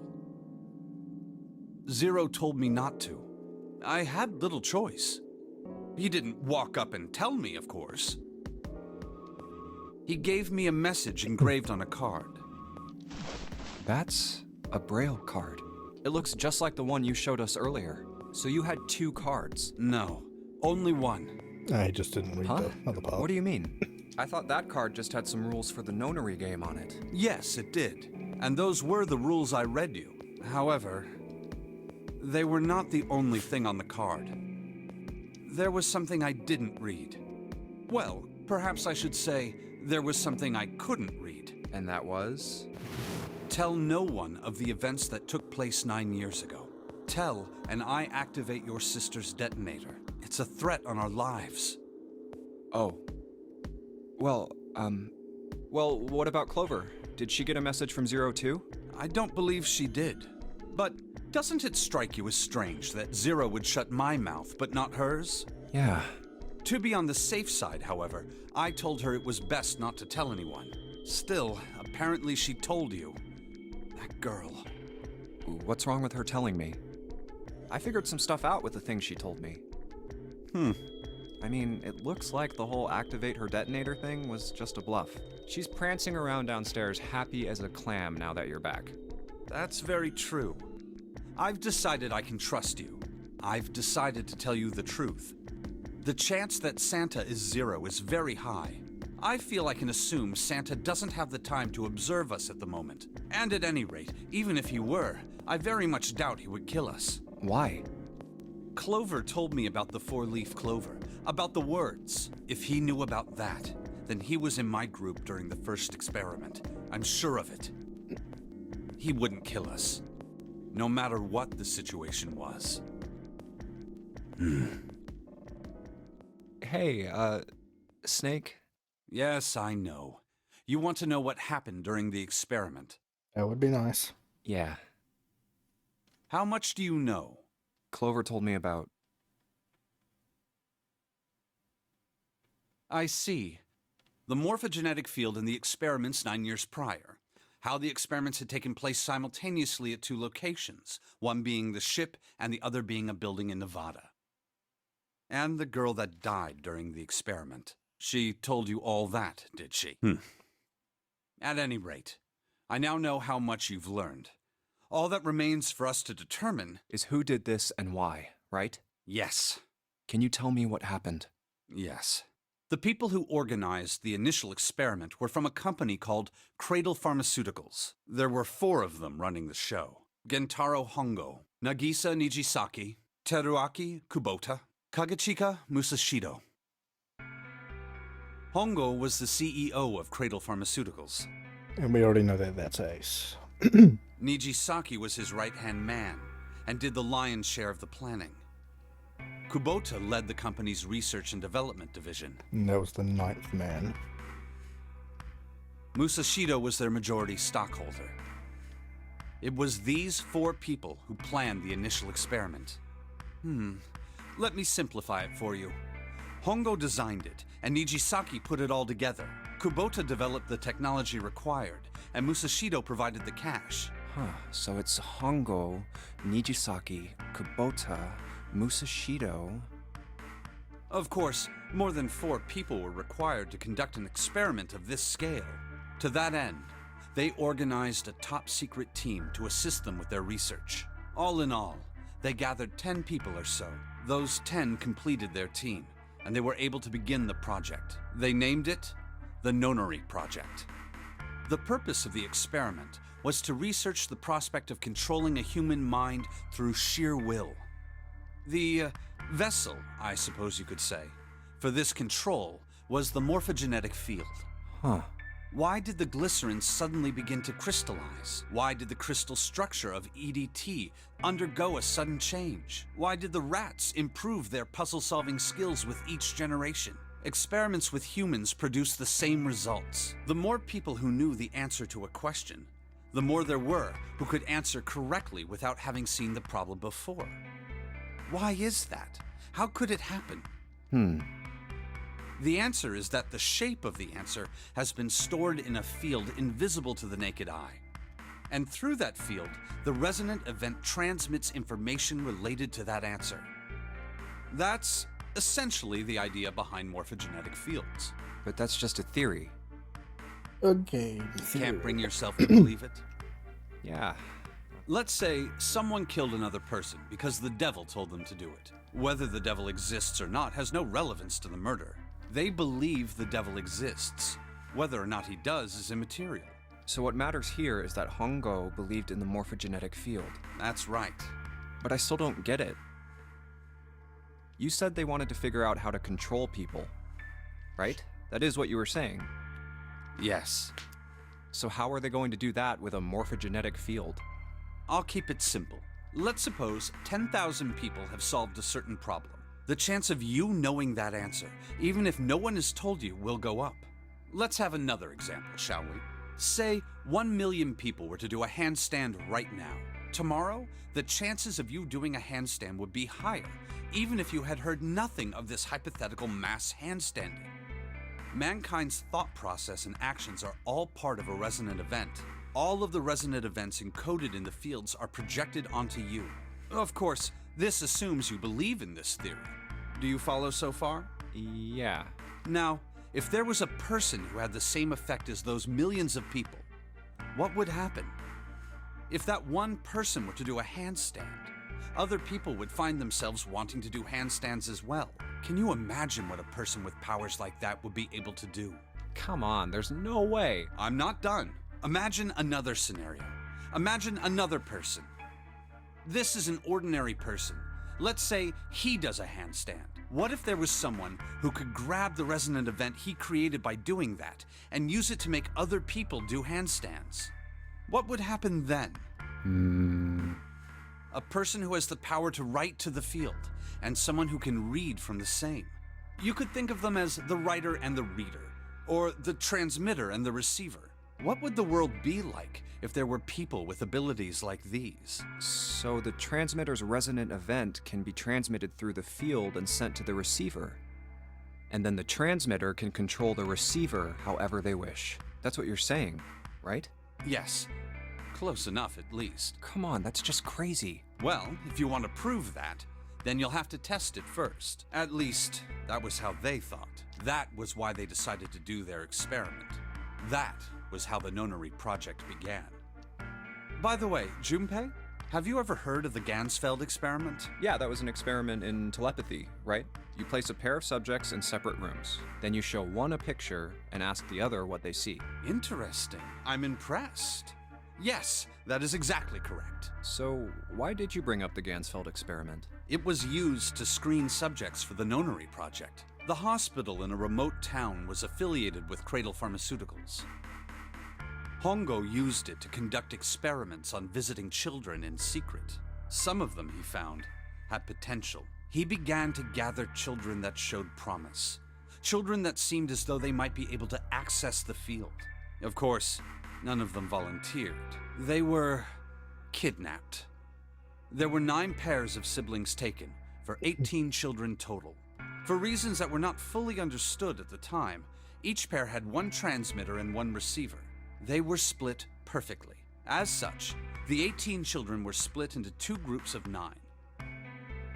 The children who were put into Group Q were the ones who excelled at transmitting. They were transferred to the mock experiment building known as Building Q in the Nevada desert. The children who excelled at receiving were put in Group A. Group A was then placed on the former hospital ship Gigantic. From the experiments he had conducted so far, Hongo had learned the following. There are 2 things that can increase one's resonance with the fields. The first is epiphany. The other is danger.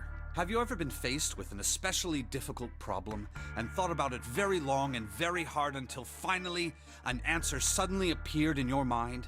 It may seem obvious to say so, but that is what is meant by epiphany. The information obtained through that epiphany can be easily transmitted through the fields, where it can be easily interpreted. Adding danger to that equation allows for even easier field access. That's where Hongo came in. They set up a number of puzzles across the Gigantic. The participants had to solve each one before they could move to the next room. Of course, he hadn't forgotten to include danger. He had detonated a bomb on the hull of the Gigantic. The children in Group A were forced to play the Nonary game as the ship sunk. By forcing the children into a life-or-death situation, Hongo hoped to increase the likelihood of their tapping into the fields. The children from Group Q, on the other hand, were confined to the mock experiment building, Building Q. Building Q duplicated the interior and puzzles of the Gigantic exactly. Every detail was exactly the same. Hongo explained the situation to the children in Group Q. Solve the puzzles you find throughout the rooms. When you have the answers, transmit that information to the children in Group A. If you succeed, they will be able to solve the puzzles and escape. But if you fail, then the Gigantic will sink, and your brothers and sisters will drown. Those were his orders. Do you know why the astronauts of Apollo 13 were able to return to Earth safely? It was because NASA had access to a replica of the Apollo 13 capsule. All of the equipment, the instruments, everything. All of it identical. Everything was just like the real Apollo 13. NASA was able to replicate the situation the astronauts found themselves in. By putting themselves in the same situation, they attempted to solve the problems the astronauts were dealing with. Once they found solutions, they reported their findings to the men aboard the actual capsule. That was how they were able to return safely. It was the same with the Gigantic and Building Q. The children from Group Q had to use the power of Epiphany to solve the puzzles they found and transmit what they learned through the fields. The children in Group A, however, they had to access the fields to learn how they might advance to the next stage. That is the simplest explanation I can manage. Huh. Hey, Junpei, Snake! How much longer are you two gonna sit around on those bony asses? Get down here already! Yes, He's right. sir. Let's go, shall we? We don't have much time. We need to get out of here, and soon. Okay, so we already know from one of the other timelines that Seven was the cop who found the kids. And Lotus's children were involved in the original experiment. Hold it. There's one more thing I want to ask you. Hmm? Are you sure that there were 18 kids? Why? Well, I thought it was only 16. Oh, yes. That was what they said on the news, wasn't it? Yes. I have no doubt that 18 children were abducted and used in Hongo's experiment. After all, you couldn't exactly play a nonary game with any less, could you? Well, yeah, but are you saying that the news got it wrong? Yes, I am. There were 2 more children. However, they had no relatives that I'm aware of. I imagine no one filed a police report when they went missing. They were brother and sister, like Clover and I. The brother's name was Aoi. The sister's name was... Her name was Akane. That was the girl who died. What? Akane Kurashiki died? 9 years ago? Then, who is June? No. It's impossible. It can't be true. Akane isn't that uncommon of a name. Yeah, exactly. If Snake had known her last name, that's a different matter entirely. So they share a name. A lot of other people do too. It doesn't mean anything. It was someone else. Of course it was. It has to be.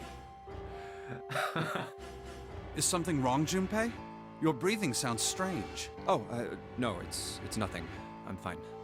Let's get back down there, all right? I couldn't do it. Why didn't I ask? What's her last name? I just couldn't get the words to come out.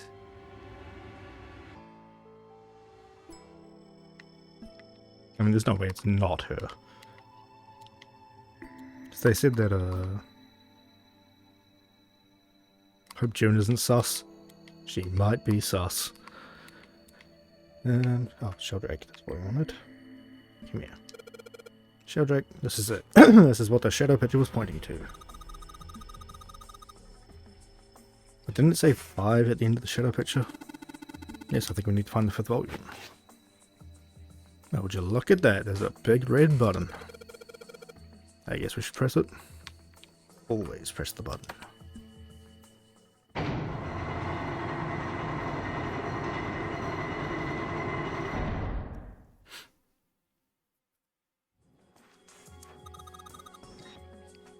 What was that?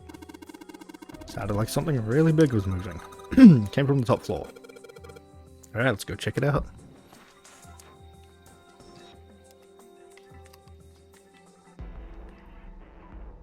Yeah, it's gonna quickly save.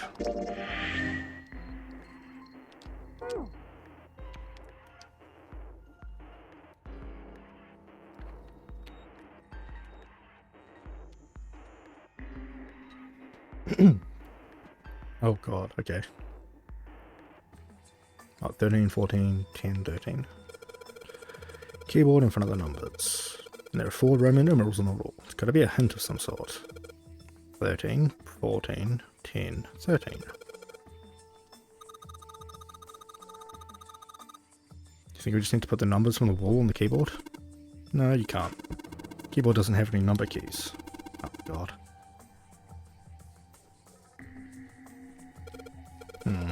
And that means...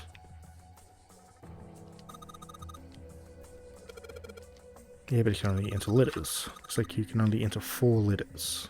Oh god.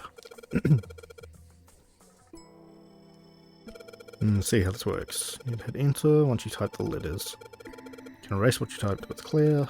Okay, get the basic operations. Let's give it a shot. I'm just going to guess the word is probably 0. Is it 0? Okay. Damn it. I just don't get this. Hell is the point of these Roman... what is Snake doing? Roman numerals. If you convert them to... okay, Arabic numerals, you'll have 13, 14, 10, and 13. Yeah. True. This keyboard only has letters... oh god, okay. Then why don't you just convert the numbers into letters here? I'll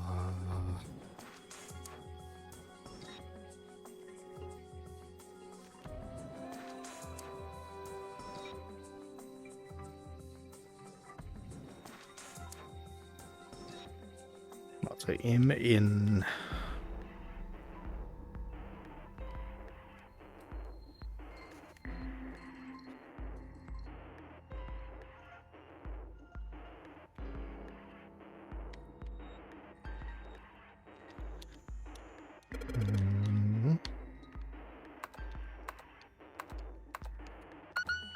no.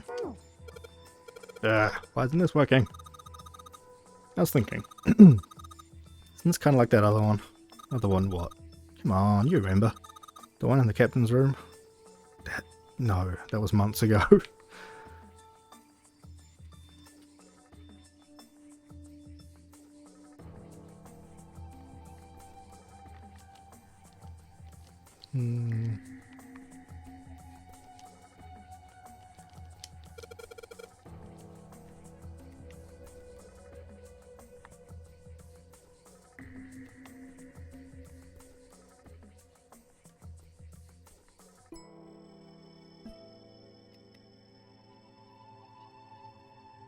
Oh god, I don't even remember what happened in the captain's room.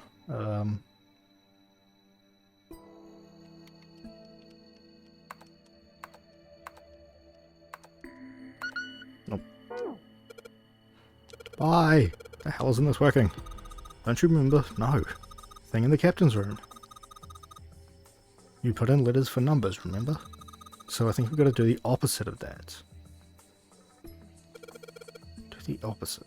Oh god. You're asking me to remember something from months ago.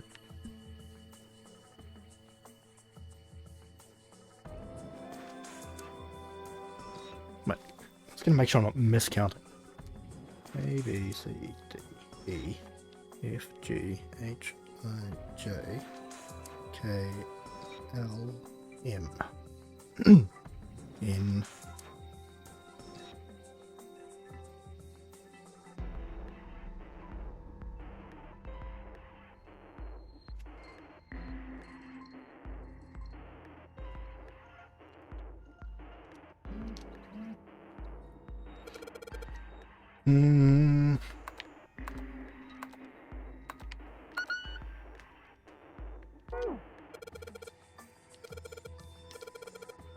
Idiot.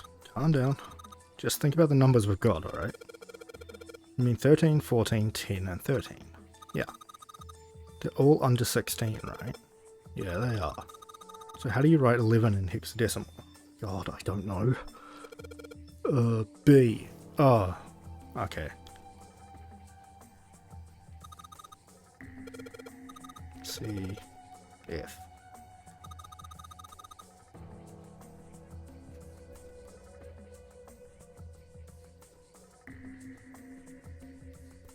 So, if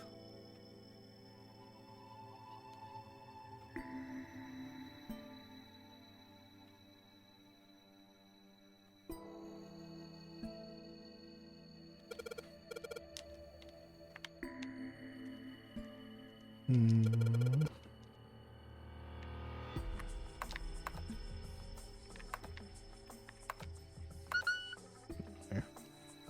Oh, wait.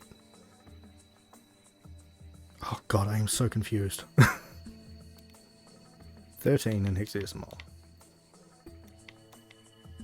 Wait, so A... So A is 10. A, B, C...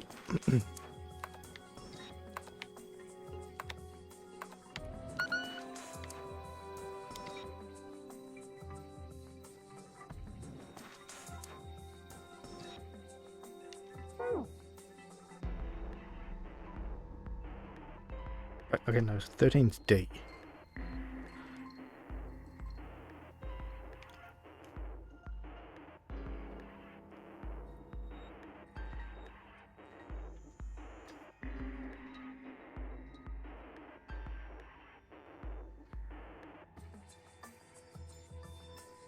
God damn it. Okay. Wow. Really need my handheld on this one. Guess the password's dead. Yeah. It was a one brain cell moment. You did it! Yeah, okay. It's unlocked. Good job. Don't get too excited. Password was dead, remember? Makes me think whatever's waiting for us isn't good. Such an old lady. And can't be worrying about stuff like that. Come on, we got it unlocked, didn't we? Let's go! Hurry up.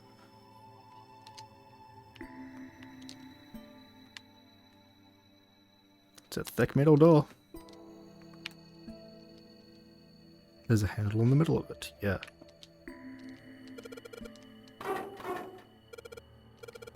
Can't get it open, this thing won't even budge. Why not? Put in the password, what else do we have to do? The other door.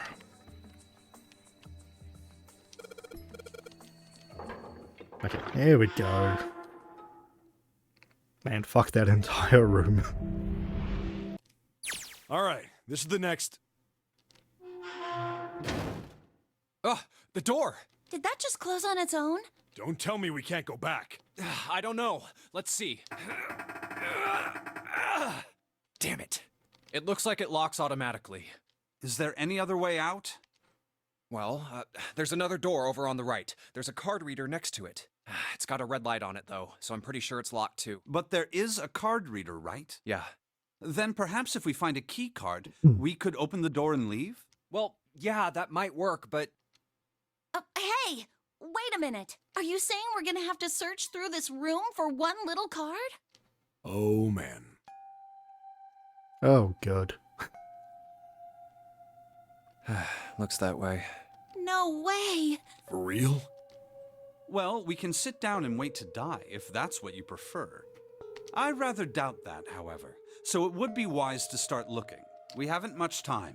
Let's find that key card. Oh, and the Neptune key as well. We won't be able to get through the hallway without it. All right then, let's begin.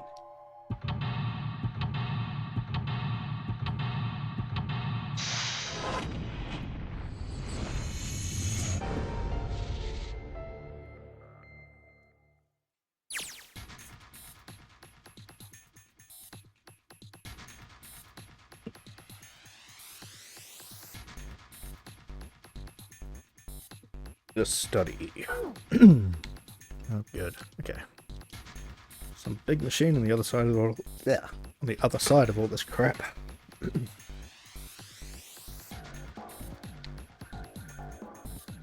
are piles of crap everywhere. This place is a mess. So messy, I don't know where to start. Some of this looks familiar. I think a lot of these are parts of the puzzles we've solved in other rooms. If that's true, then this room could be Zero's lab. Perhaps he would shut himself in this room to just to devise the machines and puzzles. He'd need to see his plan come to fruition.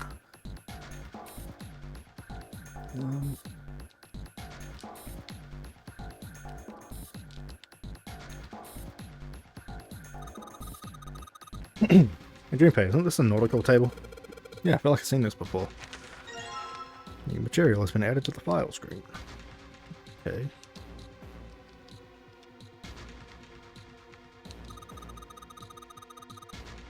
The rust on here looks like Elvis's face. Yeah, how exciting.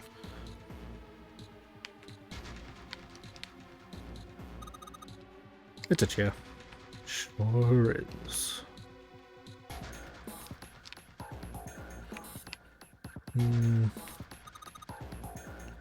Desk is really big and it feels sturdy. Does seem pretty heavy duty. Suppose it belongs to whoever uses this room, wouldn't you say? Yeah, probably.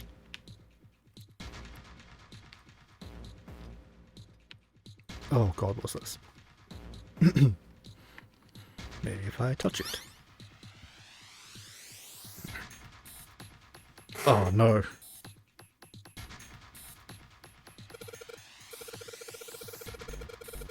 There are 15 cells here with the numbers and letters in them. Oh god, let me see that. I see, so whenever you touch a cell, the ones next to it turn on or off. I hate you. And make sure that all cells on the right bottom are green.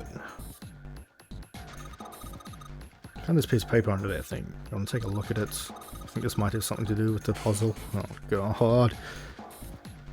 A bunch of numbers and letters connected by equal signs on it. Cool. Probably related to the puzzle on the screen somehow. Thanks, Clover. Alright, let's go back and try it again. Anyway, it looks like I just need to make all the cells all green.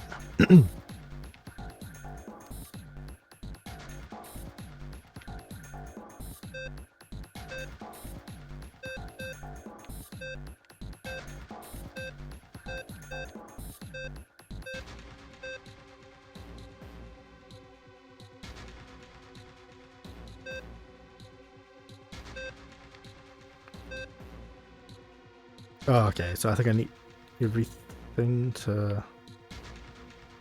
Okay, I need the A's to equal 10 and the L's to equal 21. Oh god.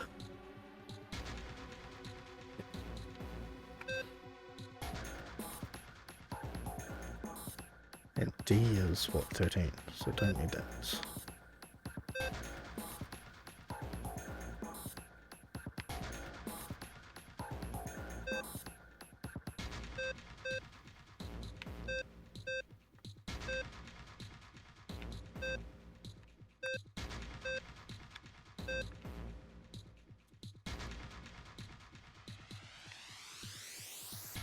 But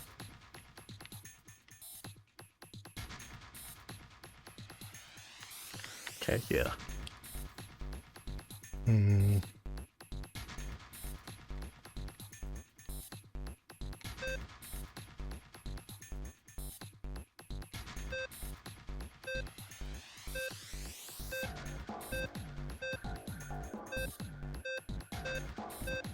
Oh god, this is going to be an absolute nightmare. Alright, I'm coming back to this. A lot harder than I expected. Welcome to the chart Clover gave me. I just need to... Okay, yeah.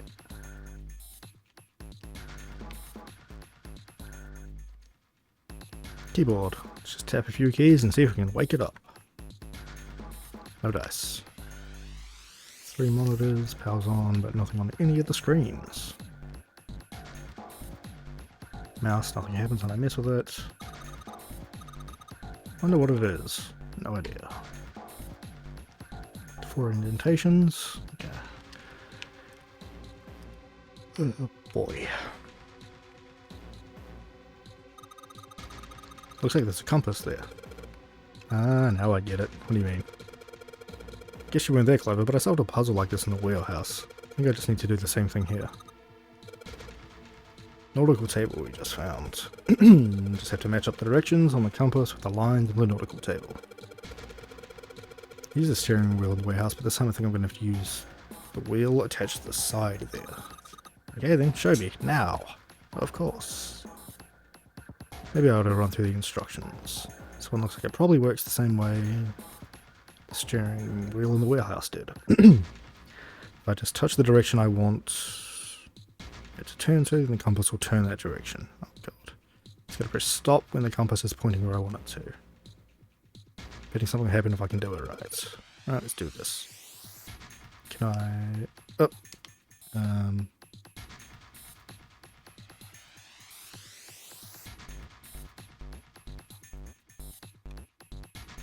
Okay, so I guess it's west, southeast. Oh god, where's my pencil? No, 1 second, I'm gonna grab the pencil.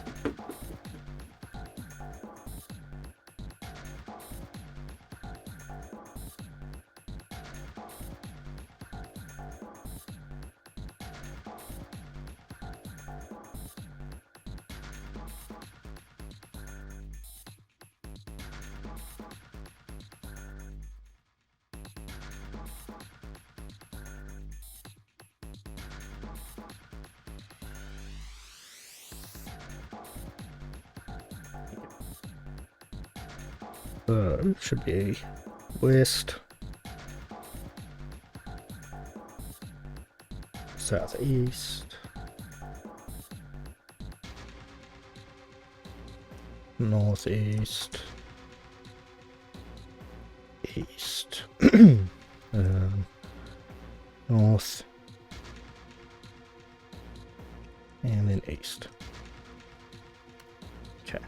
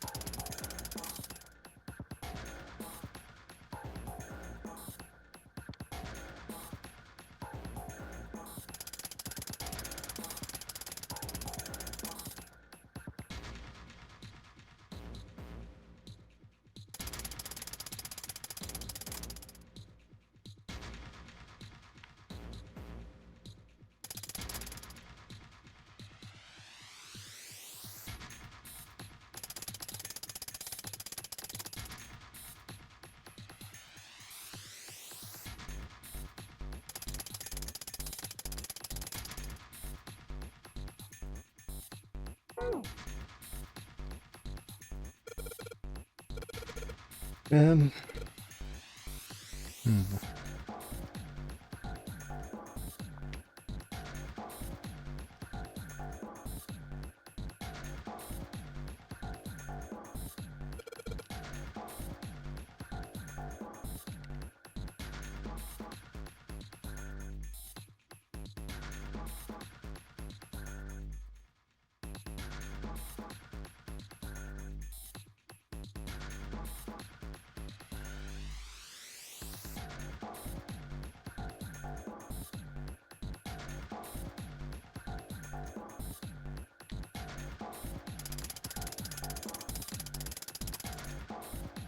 West,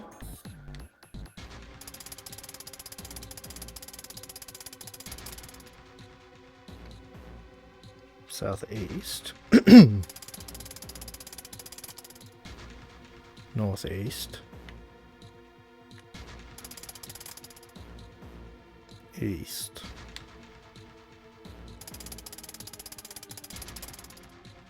north, east. No?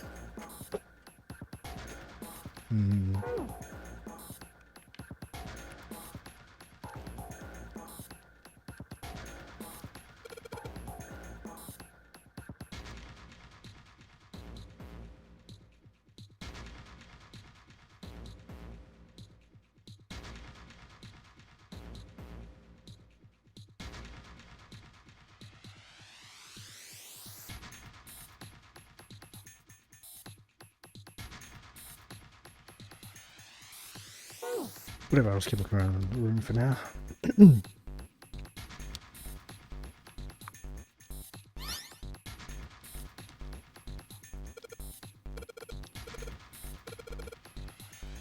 So something like this when I figured out that Morse code puzzle back in the communications office. Sorry, I completely blanked for a second there. Dots in here look like that's Morse code. There's 2 dots on the first line.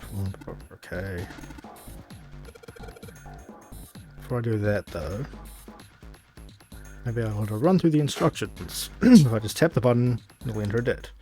If I hold the button, it'll enter a da.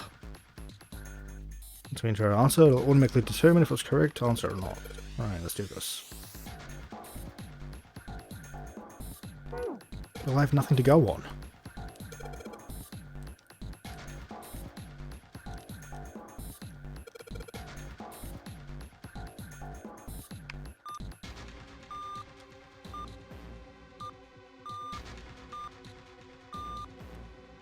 Oh, no.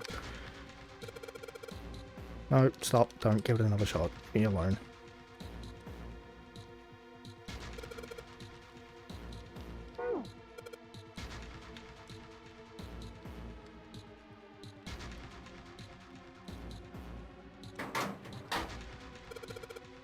Something written on these pieces of paper. Okay, 3 sheets of stuff. Cool. Check that in a minute. Pipe.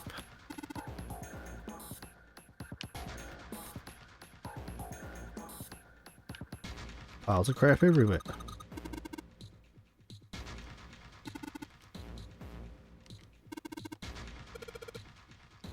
Yeah, how about we deal with this later? Okay, that was not helpful in the slide. Oh, what the hell is this? Into the black yellow warning stripes. Got a bad feeling about this. Don't think we're going to find a relaxing sunny garden on the other side. Let me handle this. Damn it.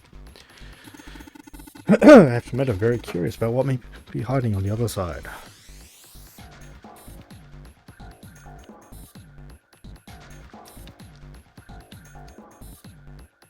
One of those hang down from the ceiling. Each screen shows a room on the ship.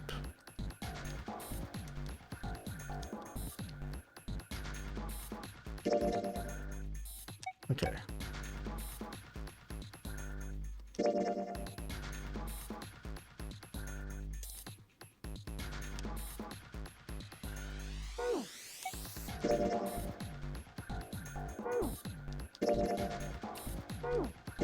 Stop it. Okay, that's just the letters.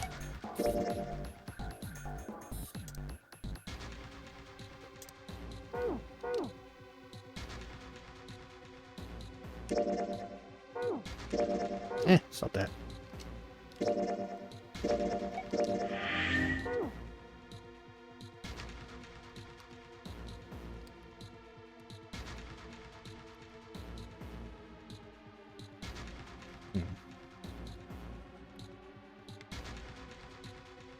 No, that's the annoying one.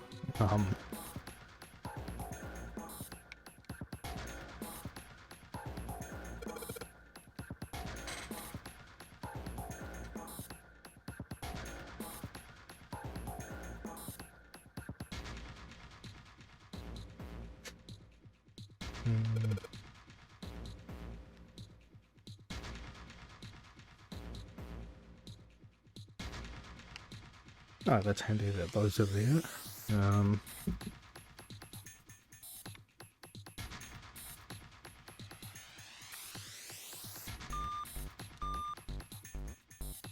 No, okay. My paper.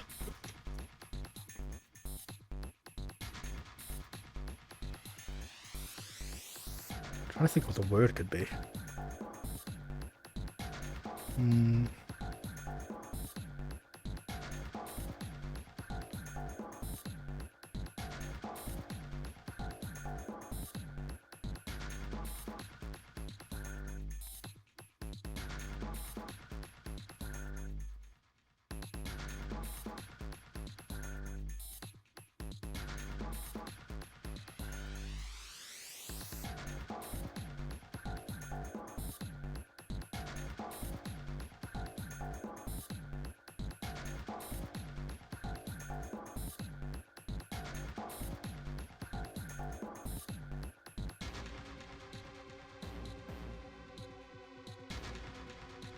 Sorry, I'm just sitting here trying to think of what word it could be.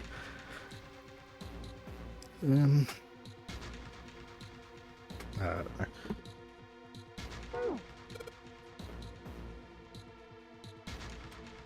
Okay. Stop. No, don't give it another shot. Stop hitting the same button over and over. Impatiently tapping. Yeah.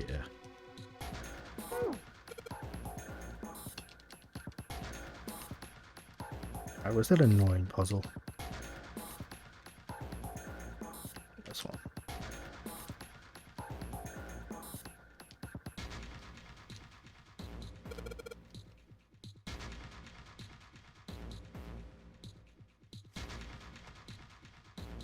Yeah, I'm just gonna look up the answer to this one because I suck at these puzzles.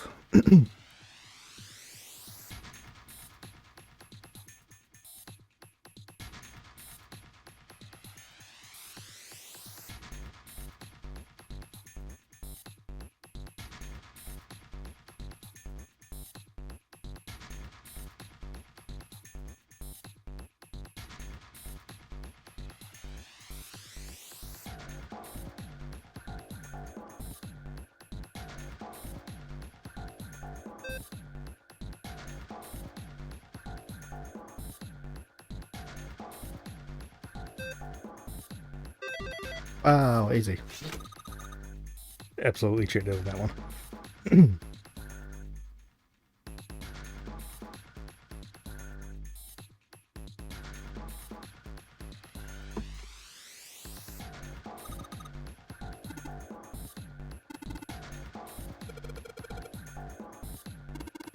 Whoa, don't get cocky, but I've got time for that. Look at this.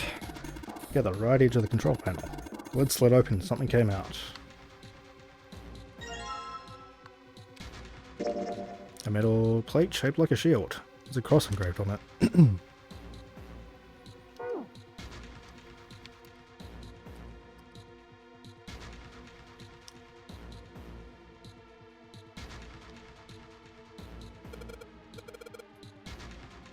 You just need to turn this device. Ba-ba-ba-ba-bam.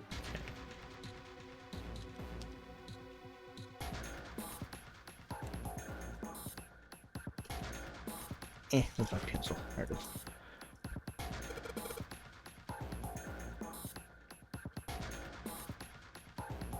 Oh, I'm an idiot. I forgot to add south at the start. Yeah, I was looking at the bottom of that arrow as the starting point, but no, it's actually above it. Stupid. One's on me.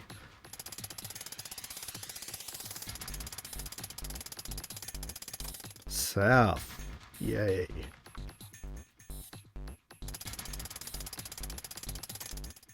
West.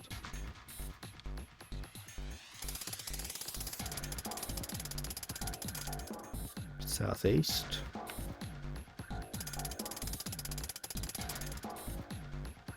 Northeast. East. North. East. Yay! Okay. Good boy, he's a good boy. That's me. I'm a good boy. Don't have time for screwing around right now. Check out the right side of the monitor. Yeah, I heard a noise, big box, blah blah blah blah. I think it made a noise. Okay. Something big unlocking. Noise, huh?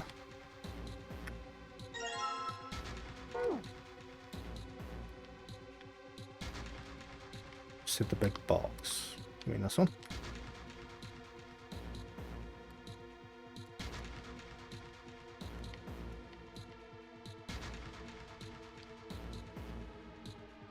Pile of junk.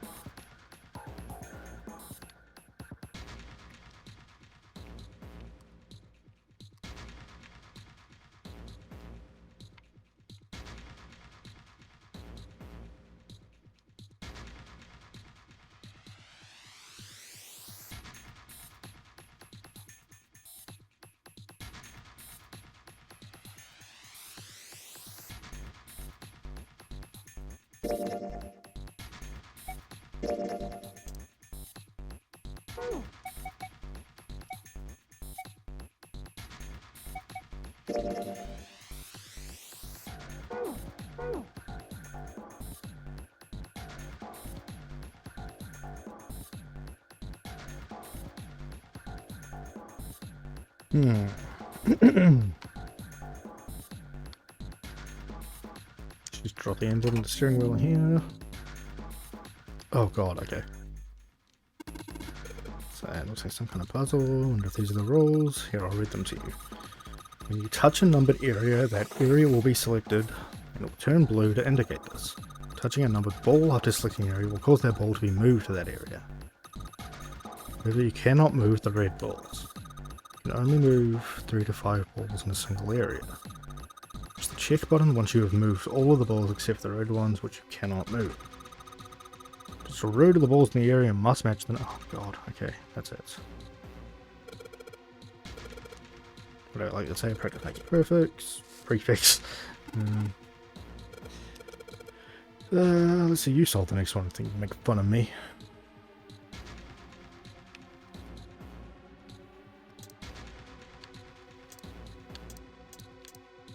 Okay, I'm not touching that. Hold on.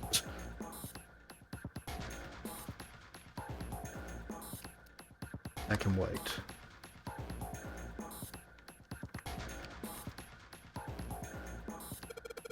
Alright, let's open it.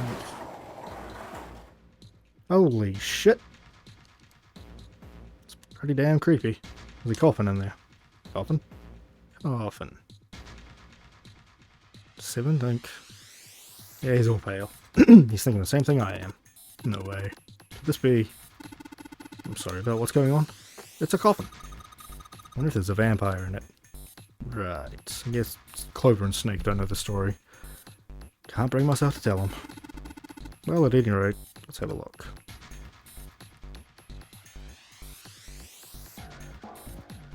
Little plaque on the coffin, Snake's touching it. All ice. The 2 machines. That's serious. Alright, let's open it, shall we? Got it. Ready? 3, 2, 1. Huh. No luck. Doesn't seem to be ready to open. It's not like it's screwed shut or something. Yes, I believe it's locked in some other way. Yes, Evan, you think you could open it with your superhuman strength? No, What's wrong? I think I'll just pass on this one, okay? The hell? Very well, we'll just have to give up on the coffin for now. Let's look around the room a little more, shall we? Alice sleeps in a small chamber past the forest of knowledge beneath the navel of the gigantic. Is that actually true? Well, that other machine said all, so...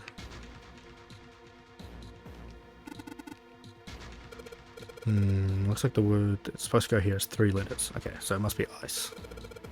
3 lines, and I think each line is 1 letter. Well, that's the case. Yeah, okay. Yeah, but just shut up.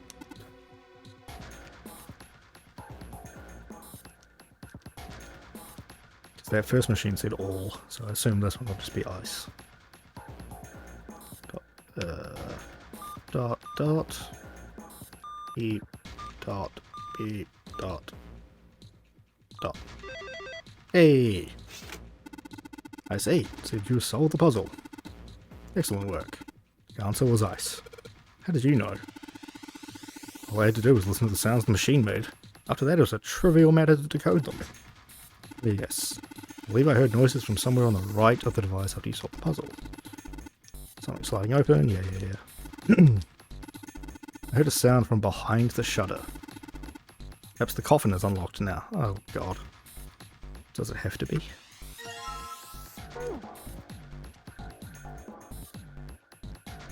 Safety save.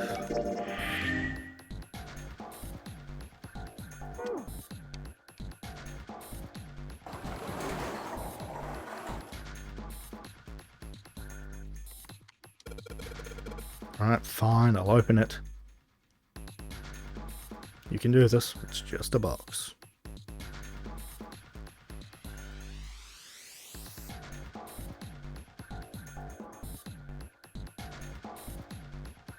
Holy shit, this is a coffin. Gonna be something horrible in there. I just know it. Okay, okay, deep breaths. Here we go.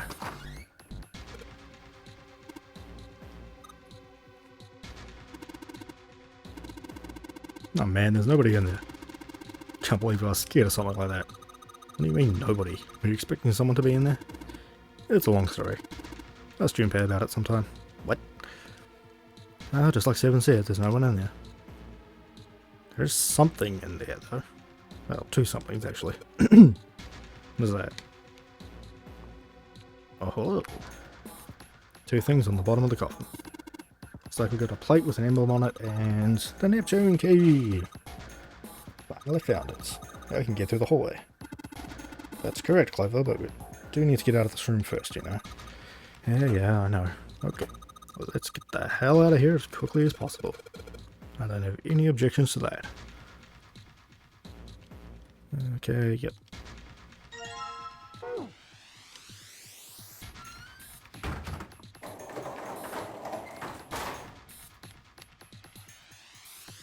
Alright.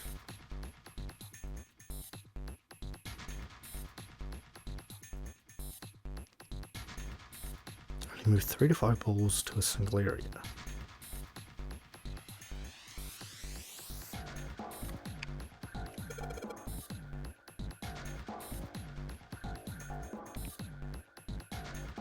Okay, so 9 can't be moved. Oh god, I have to do math. Math. I know math.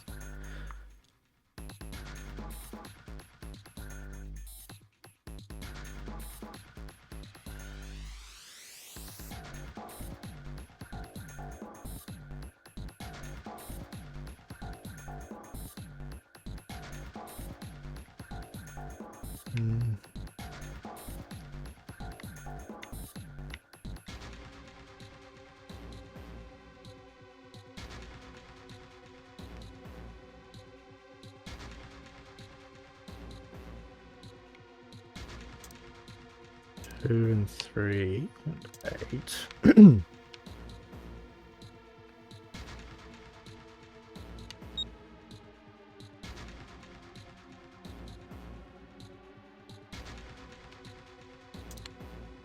I guess it'll be the rest of them.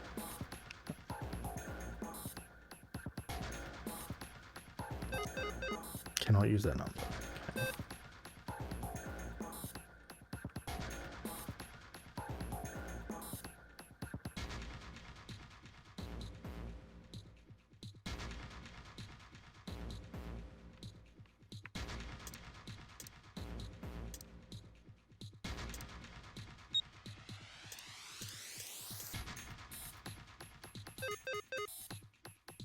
Combination will not open the door. What?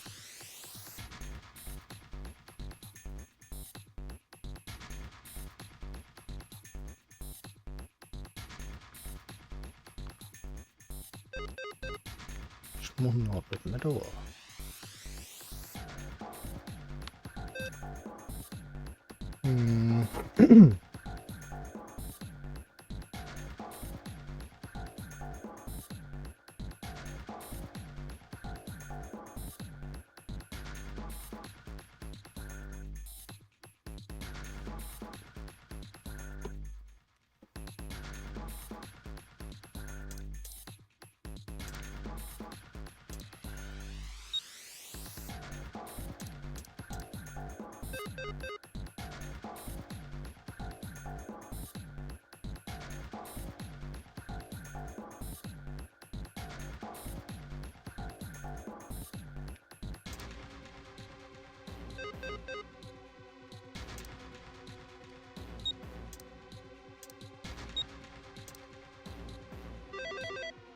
Ah, okay. 3 more indentations left empty.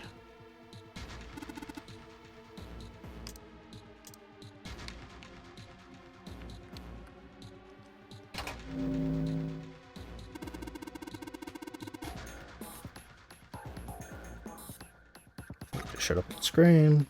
Sure looks a lot like the last one, but there's more of those red balls you can't move. Okay. Numbers for each area are different too. Looks like it's got the same rules as the last one. Okay. Yep. Hey, shut it. At least I'm trying, alright? Okay, so I can't use 1 or 9. And the numbers are 1 and 7.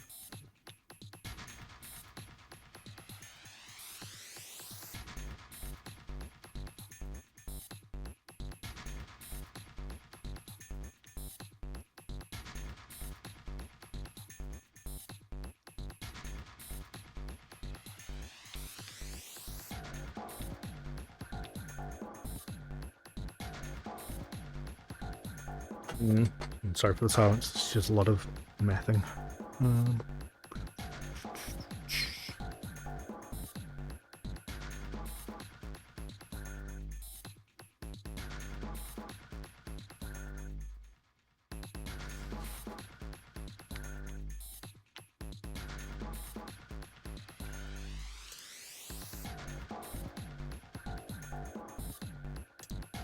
5. 11, so the digital root is 2.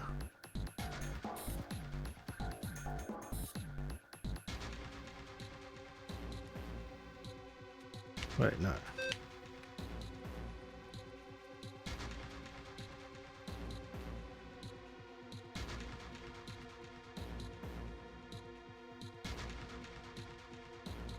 Oh wait, no, I was on something. 11.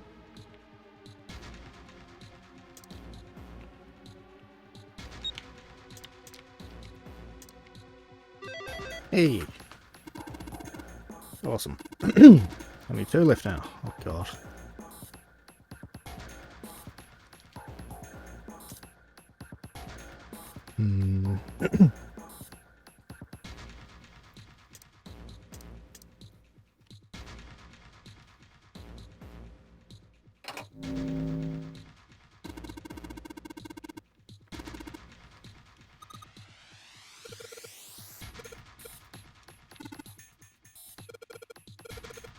Give me a break, alright? I think it's something. Okay, so I can't use 3 this time. And we need 7 in both.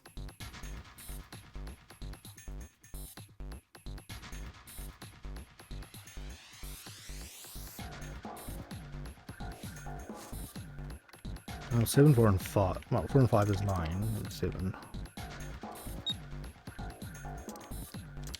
Try this. Hey! I got 1 left.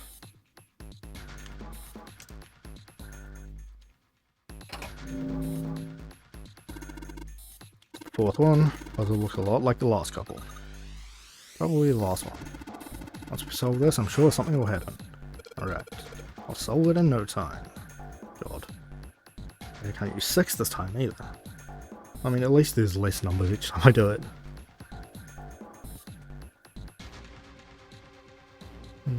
Target numbers are 8 and 9.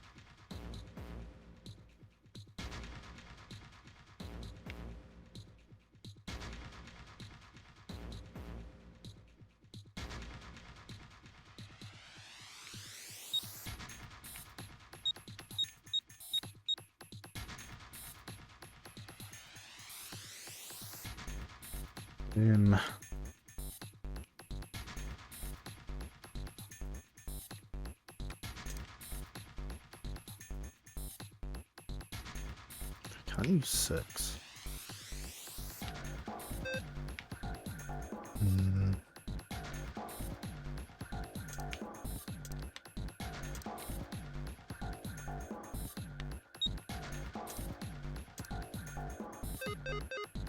No. Okay.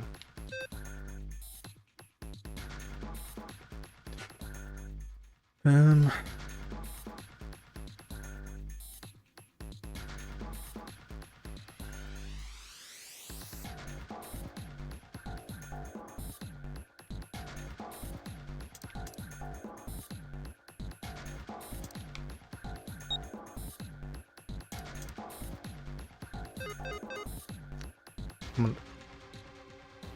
Alright, didn't it have to be 3 to 5?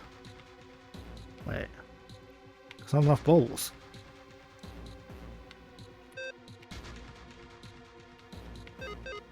Yeah, I can't use that. Um, 6, 11, 18,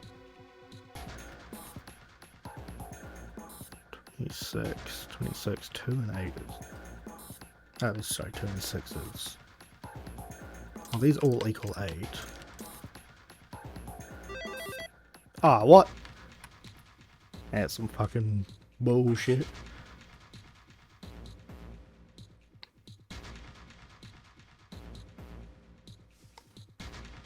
Where did that noise come from? Underneath the keyboard. Way to go, Junpei. You answered all the questions. I'm stop thinking about that. It's...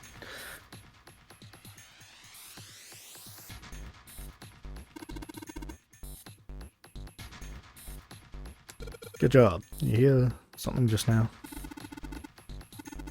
From the bottom left corner of the desk, I believe. A picture. What the? Haha. It's the people we already know from the other timeline. What the hell is this? This man with a mustache on the right. He's the same guy we found murdered in the captain's quarters. Oh yeah. Forgot about him. He had the zero bracelet on his left arm. And this second man, with the glasses and a doctor's coat. He's the 9th man. The one with bracelet number 9. He died after he went into door 5. But this guy, the one in the striped suit... Yeah, who's the other guy though? Maybe the other guy's the fake Snake. The one that got exploded in Snake's clothing. Oh man, that's Ace. Yeah, I guess it is. No doubt about it. But what does it mean? What is Ace doing in this picture? Not only Ace, the 9th man and Cap too. And they look happy, like they knew each other well. Why? How? How in the world are these 4 men connected? Oh, we already know this from the You other say timeline. Ace is in that picture? Yeah, it doesn't look like it was taken recently though. Ace, the 9th man, and Cap all look about 10 years younger. Ah, so the 9th man and the man you found murdered in the captain's quarters are also in the picture? Yeah. Is there anyone else? Or are there only 3 people in the picture? No, there's one more guy. He's got kinda long hair, he looks smart, but a little cold. He's the only one I don't recognize. What's the date of the photograph? It doesn't have one. Did you look on the back? The back? Yes, the reverse. The other side. Thank you for explaining what the back is, Snake. Huh. Praying for the success of the Nonary project. With Nijisaki, Kubota, and Musashido. Huh. Then the 4 men in this picture were the organizers of the Nonary game 9 years ago. That means Ace, the 9th man, and Cap were all responsible for making it happen. But I feel like I should be more shocked about this. Okay, so he is starting to remember Almost things as from if other that's timelines. just how things were always supposed to be. Why? Why am I not surprised? Because we know Ace was the one in this. charge of the Nonary project. And why? Why am I so calm? It's like I already knew. Ah, of course. I understand now. Ace was the CEO of Cradle Pharmaceuticals. He was the one who invented the game 9 years ago. He was Gentaro Hongo. Ace is Hongo? I had my suspicions from the beginning. Their voices were similar. Too similar to be a coincidence. I could never forget his voice. It was the voice of the devil. I couldn't be sure, though. After all, I had no way to check. I certainly couldn't ask him. Even if I had known, however, I would never have told you. Zero made it quite clear what would have happened if I did. Oh my gosh, I had no idea. Huh? I didn't know that Ace was Hongo. Oh, yes. I suppose you wouldn't have. 9 years ago, you were in Building Q in Nevada, but Hongo was in the Gigantic with us. I know. That's why I didn't know what Hongo looked like. But why? Why didn't you tell me? I mean, I'm your sister, right? You could have told me. I'm sorry. I apologize for keeping this from you. But if I'd told you, Clover, you would have told everyone else. And if you did, then I would have been forced to tell them about what happened 9 years ago. I had to prevent that. Hey, Junpei.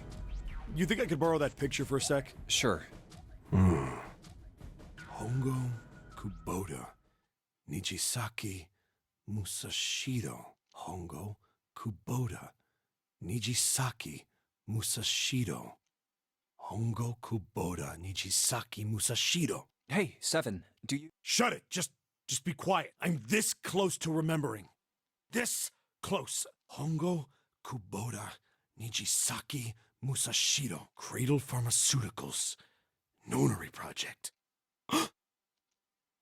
Shit. What?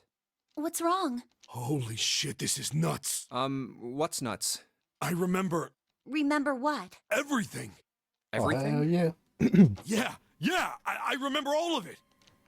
My memory's back. I remember what happened before I got snatched. What?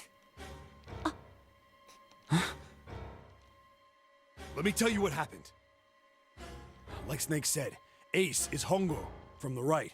The other three are Musashido, Nijisaki, and Kubota. Musashido was the man with the cash. Nijisaki was Hongo's right-hand man, and Kubota developed the actual technical details of the experiment. How do you know all this? Come on, man, I told you, I finally got my memory back. No, that's not what I mean.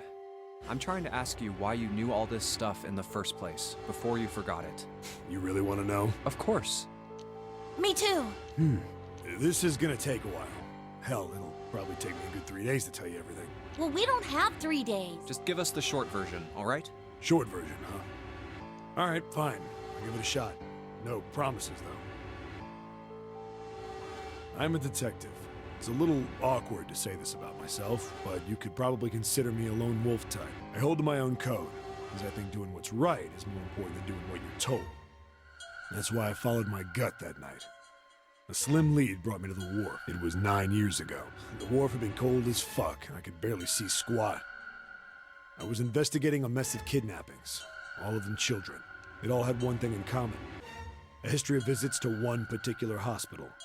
A hospital under the management of Cradle Pharmaceuticals. And my investigation had turned up evidence that Cradle had been involved in the kidnappings. After a little sweet talking, I managed to finally get a real lead from someone inside Cradle. My source told me this. Tonight, a ship is set to take the children to a large passenger liner docked offshore. So I headed to the wharf. From the shadows, I searched the harbor until I found the ship he was talking about. There was a bunch of movement near it. Men in black suits, many of them were carrying large bags. The bags. There was something about the way they moved as they were carried. No doubt about it. There were human beings in those bags. I moved before I realized it. I came out of hiding, my gun already in my hand. Don't move.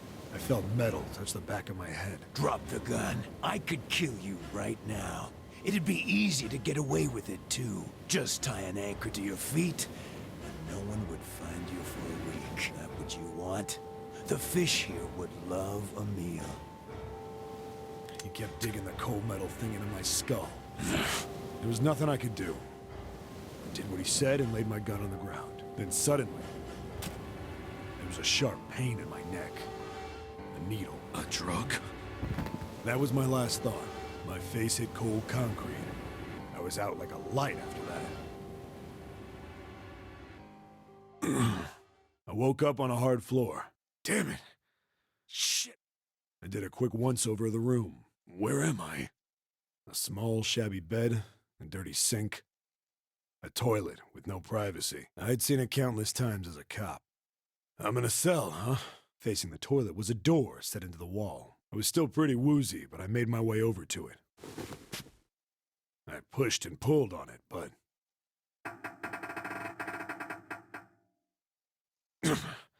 it won't open. Not like I expected much else. It would be dumb enough to put me in a cell and leave it unlocked. Threw myself against the door a few times, but it wouldn't budge. I knew it. I gave up and made my way back to the bed, and sat down. Huh.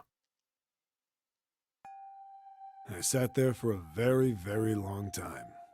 Who knows how long. Then, I heard a faint voice. The voice was far away. I couldn't understand what it was saying, but I could hear one. It was pretty high, probably a little kid. Huh? No, it was several. I hear 5 or 6, maybe more. Where? Where are they coming from? I pressed my ear to the wall and tried to listen through it. No, that's not it. Left. It's coming from under the bed. I hauled on the metal frame and flipped the thing. Pretty sure we already covered There this it part. was. The bed had hidden an air vent under it. I dropped flat on the floor and peered through the grate. I couldn't see shit, but I knew it in my gut. This was where those voices were coming from. Hold up. Why are there kids here? But then what my inside man told me popped into my head. Tonight, a ship is set to take the children to a large passenger liner docked offshore. Whoa, whoa, whoa. Am I on that ship? It didn't matter. All I knew was I had to get to those kids. I checked out the metal grate. Could I fit? I stuck my fingers in and grabbed it. And then...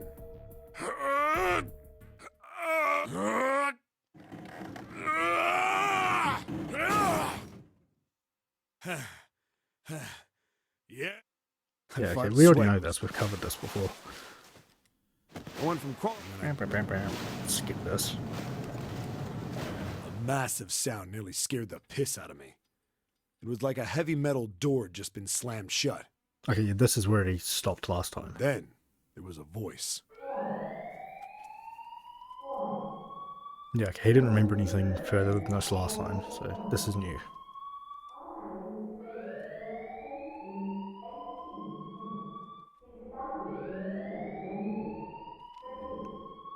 Okay, so it's by the incinerator. What? I wasn't sure what it meant, but anything with incinerator is bad news. Then, almost as if that was a cue, I heard a mess of young-sounding voices.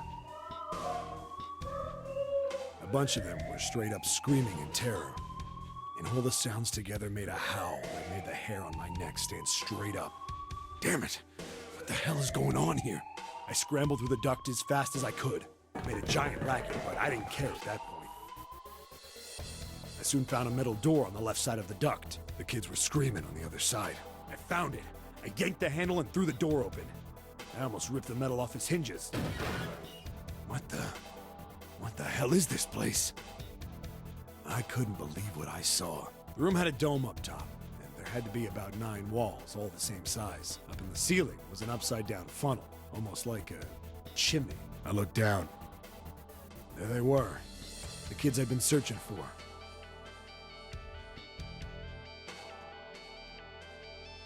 Okay, well, that kid in the center, slightly off center, is clearly Snake. And the little girl looks a hell of a lot like Akane. Is that other one Santa, maybe? They all gawked up at me, suddenly silent. I don't know who the other girl is, From though. surprise and fear. Scared of the room or me, I couldn't tell. Probably both, actually. Not like I can blame them running into a mug like this when they're already scared shitless. I snorted at my own dig at myself and turned to the kids. Don't worry, kids, I'm not your enemy. I'm one of the good guys. All of them stood there, frozen. Well, except one. He was a boy, slightly older than the others. Oh yeah, Wearing that's school Santa. uniform. Who the hell are you? Fucking sounds like him. He stepped forward and glared at me suspiciously. I'm a detective. I'm here to rescue you. It looked like they relaxed some the second I got the words out. How are you gonna help us? Where's the exit? There isn't one. The doors we came in through won't open, and the door over there... He kinda cut himself off. I think he was considering something before he changed his mind. Anyway, there's no point. We can't all get out of here. If we don't get out of here, we're gonna be burned to death. Burned to death? Can't you hear it? That voice said the incinerator's gonna start up soon. So...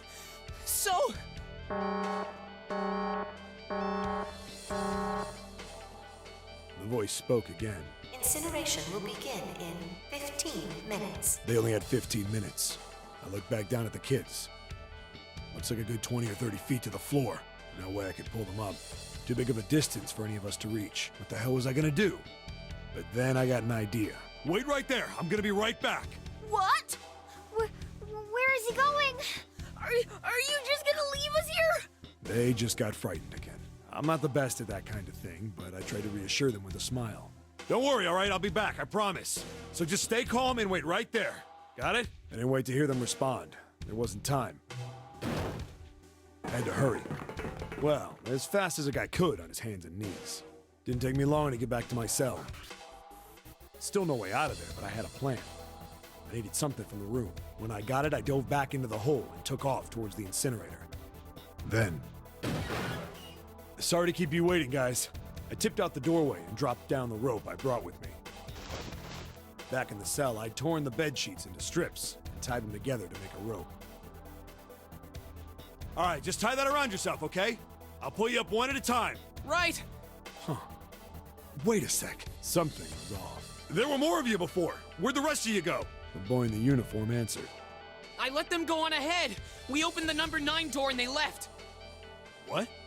You're telling me you opened that door? That's what I said. Then what the hell are you doing here? We couldn't go with them. Why not? Look, the only people who can go through the numbered door... He was in the middle of explaining when...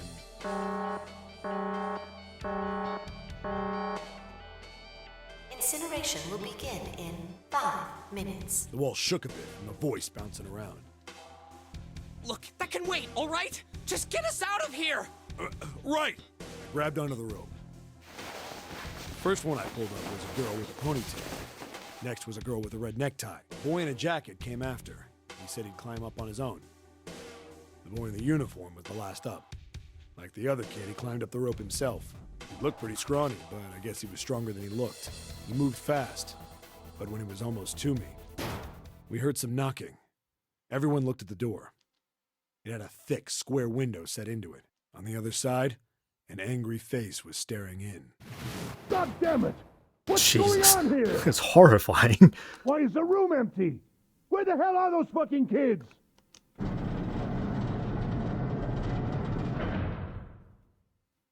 The door opened, and a man stepped in looking half mad with fury. I recognized his face. I saw him many times in photos during my investigation. The man's name was Gintaro Hongo, the CEO of Cradle Pharmaceuticals. Hongo saw the boy hanging from the rope. Yeah! It was like he was an animal. He lunged for the rope. Hurry! I know! The boy in the uniform booked it up the rope. You son of a bitch! Get back here, you little shit! 15 feet. 10. The second I could reach the kid, I grabbed him. I hauled him up and tossed him into the duct behind me. No! No! Hongo had lost it. His face didn't even look human. It was like the bastard pulled off his fake face. He was really a terrifying devil or some kind of damn monster. I quickly reeled in the rope, leaving a furious Hongo yelling at me from the floor. You fucking bastard! You won't get away with this! How dare you compromise this experiment! Experiment? What experiment?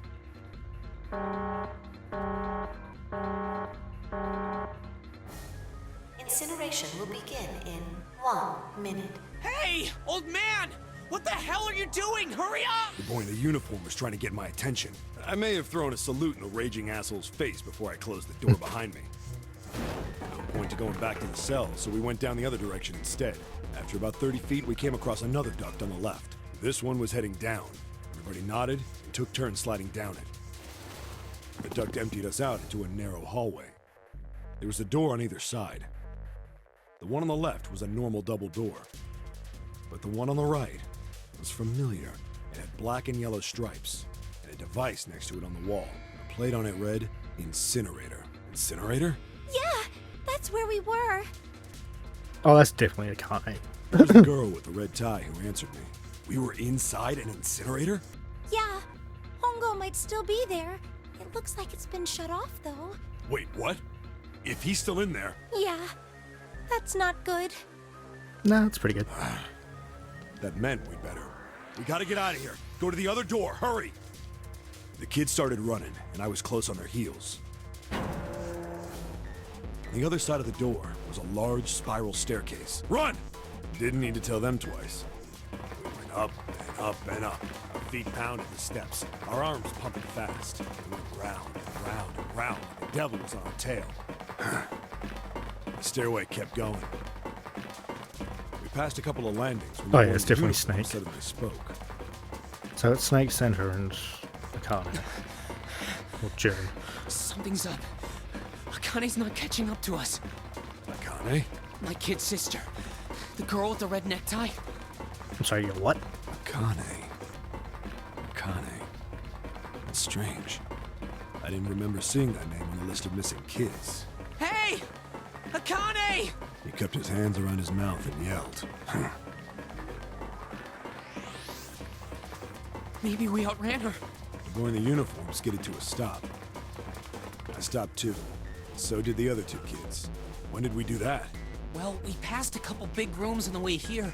Maybe she took a rest in one of them? No, that's impossible. Sorry, Grandpa. You keep going. I gotta go look for her downstairs. He turned to go. Hey kid, wait! God damn it, I said wait! I don't think the kid even heard me. Fuck! I spun around to the boy in the jacket and the girl with the ponytail. I'm going after him. You two keep going, all right? You got it? The girl nodded and ran up the stairs. But the boy... I'm going with you. I didn't have time to argue. I just nodded and took off down the stairs. I could hear him following me. We ran all the way to the bottom floor, calling for her. Akane was nowhere to be found. God damn it, where the hell did she go? I could tell the kid was frustrated. And then suddenly... Help me! Somebody help me! We heard a girl's voice. Akane! The boy in the uniform threw open the door and leapt into the hallway by the incinerator. We rushed in after him. I couldn't for the life of me believe what we were seeing. That bastard Hongo had Akane by the arm and was forcing her into the incinerator. Come on, goddammit, move! No, I don't want to! Let me go, please! Let go of me!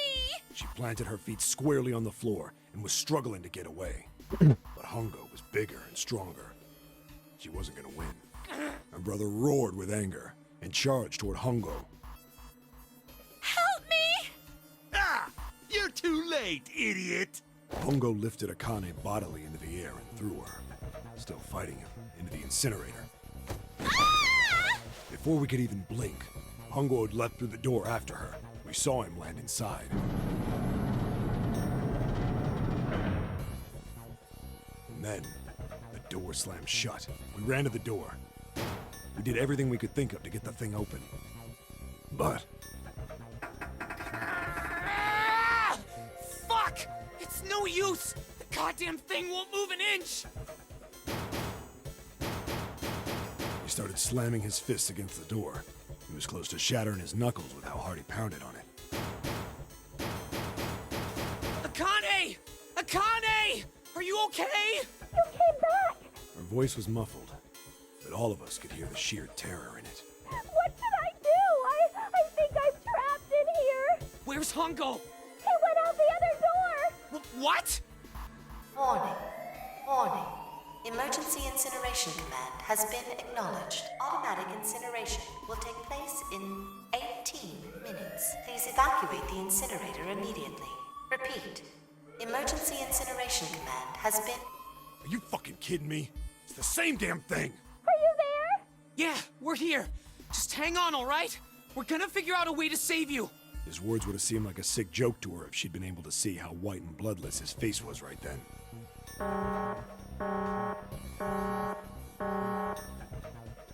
Incineration will begin in 17 minutes. Please! Please help me! I'm really scared! I don't want to die, please! I don't want to die! I don't want to die! It's gonna be alright. I'll figure something out. I promise. I promise, okay? You hear me? I promise! It was torture listening to her sobbing on the other side of the door. Her brother was nearly crying himself. He could only stand there, fists clenched so tight his knuckles were white.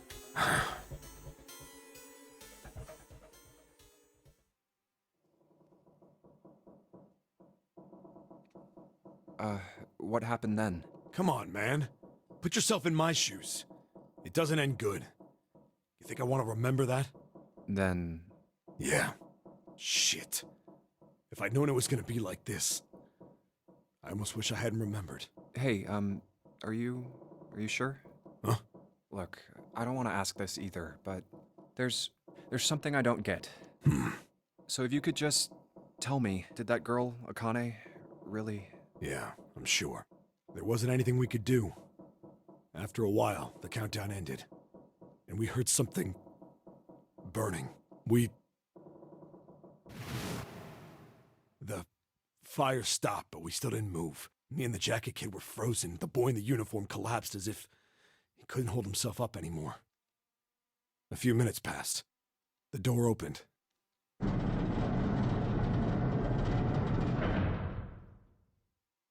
The boy in the uniform tripped over his own feet running in. We followed, too numb to speak. The air in the incinerator was hot. Every breath made my lungs feel like they were on fire. It was like standing on hot asphalt. The air was wavering, and in the middle of the room, there it lay. The kid's legs were shaking so bad, I don't know how he managed to walk. I couldn't see his face, but his body somehow looked empty. Finally, he reached it. He fell to his knees as his legs gave out on him. And then... Brother! It's been too long. Bird and Tree, thank you for the raid. Welcome in, Raiders. Sorry, give me 1 second here.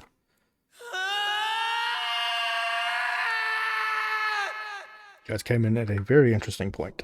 Okay, let me save just in case that craps out again. Welcome. 1 second. We'll give you a shout out. What are you guys up to? Oh, you're also playing Zero Escape. Virtue's Last Reward. That's the sequel, right? The one with Sigma and Phi and whatnot. Hope you guys had a good stream. Oh, you finished this up last week when you started the sequel? Nice. I have played these games before, but I really wanted to play them again because they are so good. Yeah, I hope you guys had a fun stream. Yeah, we're pretty close to the end. I think we're on like the second to last route. So if you guys need to get some food, take a break, you know, go ahead and do that. Thank you very much for the raid. I appreciate it. No, we do not want to return to the title screen. Was it your first time playing through the series? Can I ask you one more thing? What's that? The girl, Akane. What was her last name? What does it matter to you? Just tell me, okay? Please? Kurashiki. Her name was Akane Kurashiki.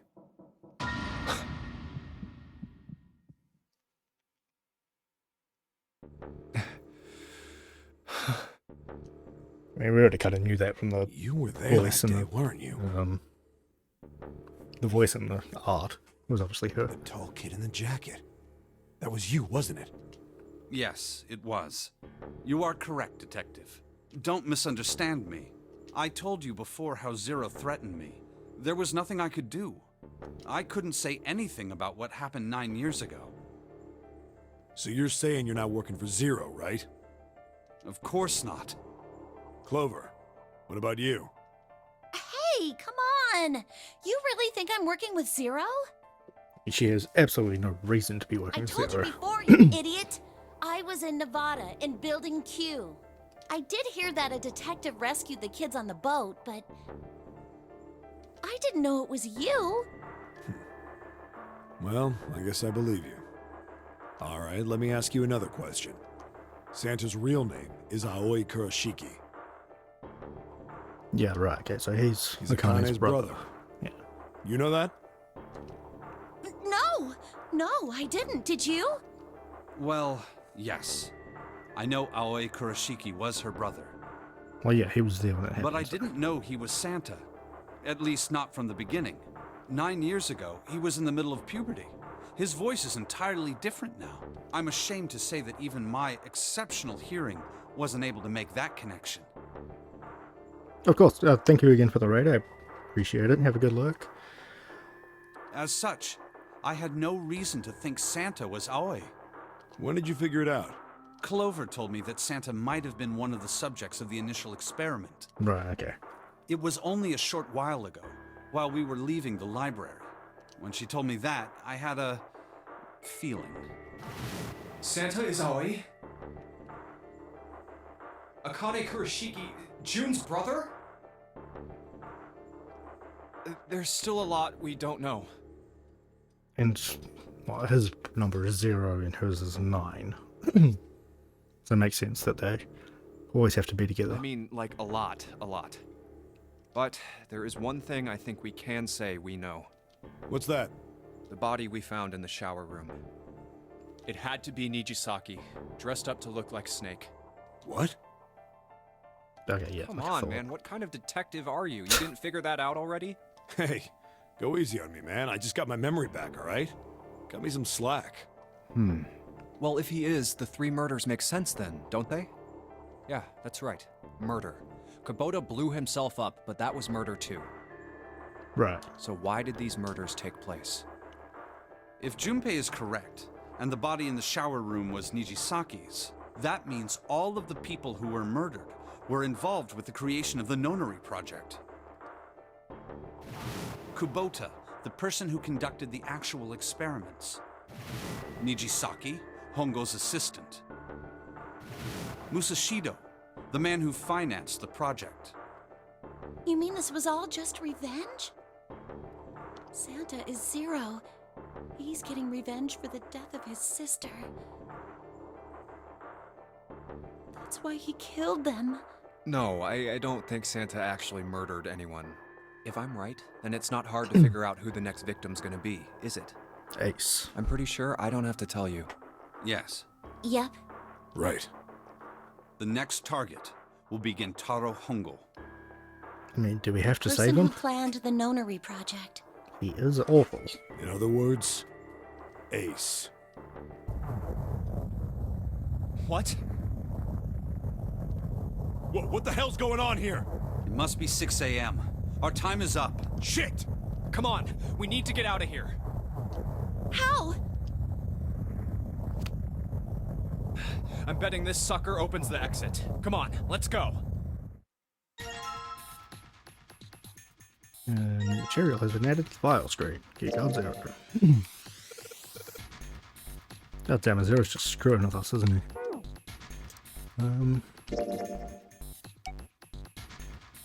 Oh, it's just a picture. Fine. Wrong way. The hell out of here. Let's just swipe this card. Junpei, look. It's unlocked. Yeah, now we can go back to the library. Hurry up, Junpei, we don't have time. Let's go. Alright, let's go. You found it. Yay. Huh. Oh, I got an achievement. I think the shaking stopped. It would seem so, but we are yet to be out of danger. You're right. Let's hurry. How the hell was that achievement at the top corner? That's weird. This exit needs the Uranus card, too. Hey, Junpei. Yeah, I know. All right, it's open. Let's go. Okay, Neptune Key, let's see if you work. Yes! I think it unlocked. It says incinerator. So this is the incinerator. This is the first time I've seen it from this side, but yeah, I think so. Then there ought to be a lever near the door. Yeah, right here. Pull that and the door should open. Got it.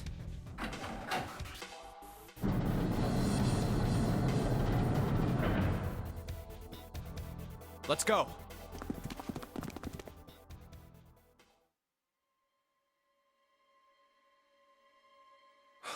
What the hell is going on?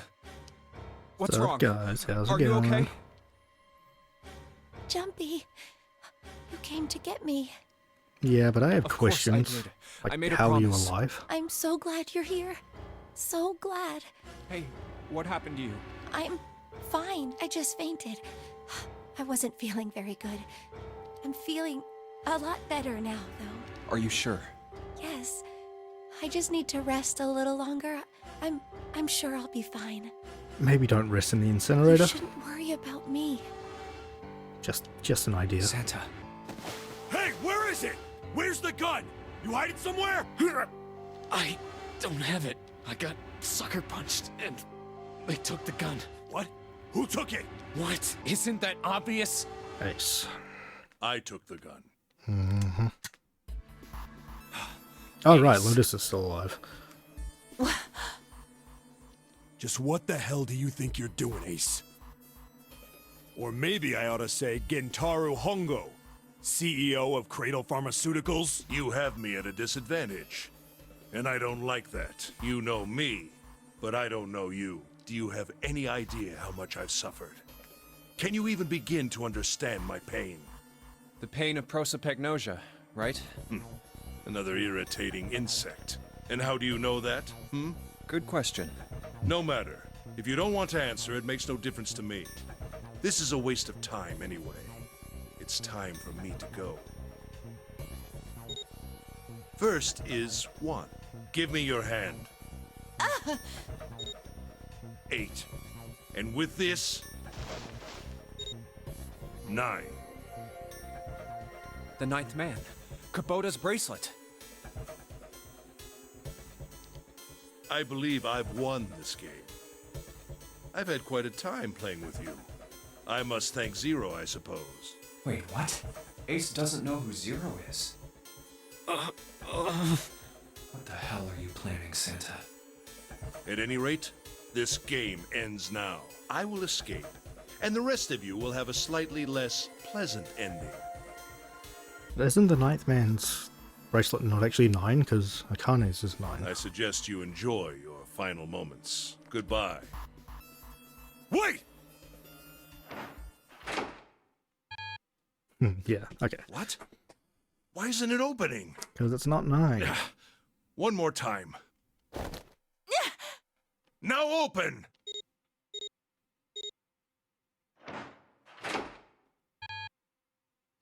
No! What is this? That digital route should be 9! It has to be 9! Then why? Why isn't it opening? Now!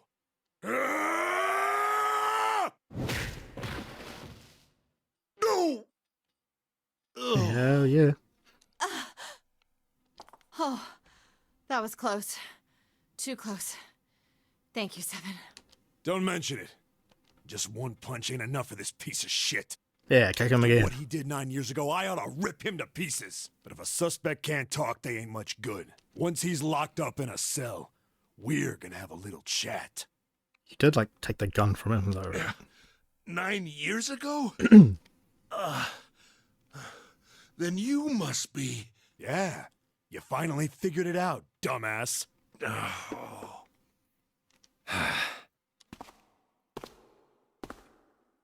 Ace, you killed Kubota, Nijisaki, and Musashido, didn't you? Wait, Nijisaki?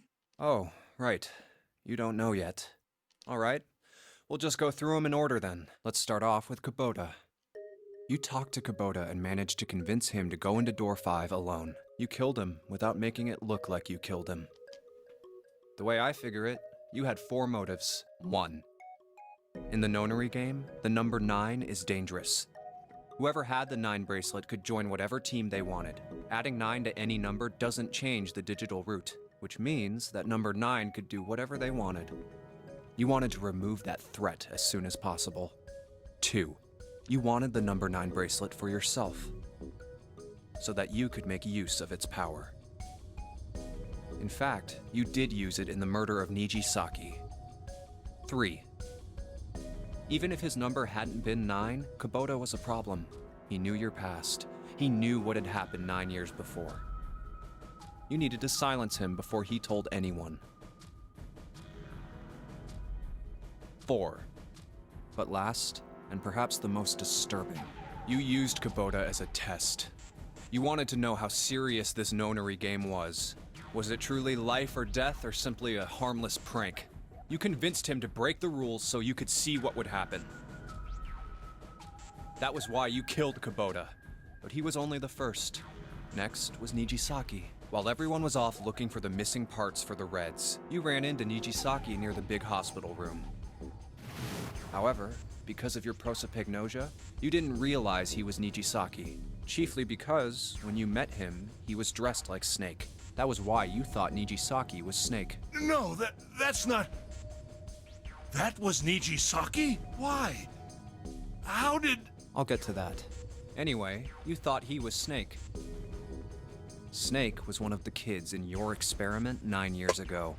You remembered him because he was the blind kid, but his presence made you think. Snake was one of my subjects 9 years ago. He probably hates me. But if that's true, why isn't he saying anything? Is he keeping quiet because he can't see? Or perhaps he's working with Zero to get revenge on me. Whatever the reason, anyone who knows my past is a threat. Before he tries anything, I need to get rid of him. That was when you decided you had to kill him. The murder weapon was Kubota's bracelet. You just waved it over the Red. Verified your own number and then grabbed Nijisaki's arm and forced it over the scanner panel. Then, when the door opened, you kicked him in. 9 seconds later, the door closed.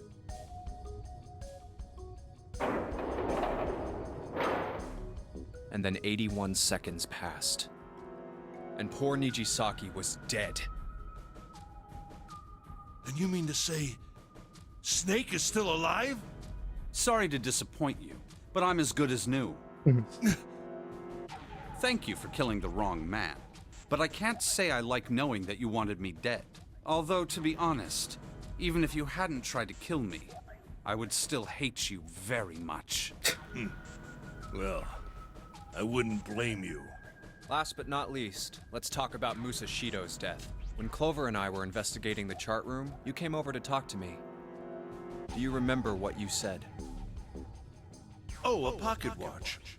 Might I take a look at it? I handed it to you, and you left the room. You had been in charge of the Nonary project. Of course you would have known the solution to every puzzle. Which would mean that you also knew how to get out of the wheelhouse. All you had to do was place the watch in the indentation on the door to unlock it. With the door open, you could enter the captain's quarters. Musashido was there. Conveniently placed next to him was an axe that practically begged you to kill him with it. You picked up that axe and buried the blade deep in the other man's chest. One blow was all it took, and then you returned to the chart room as if nothing had happened.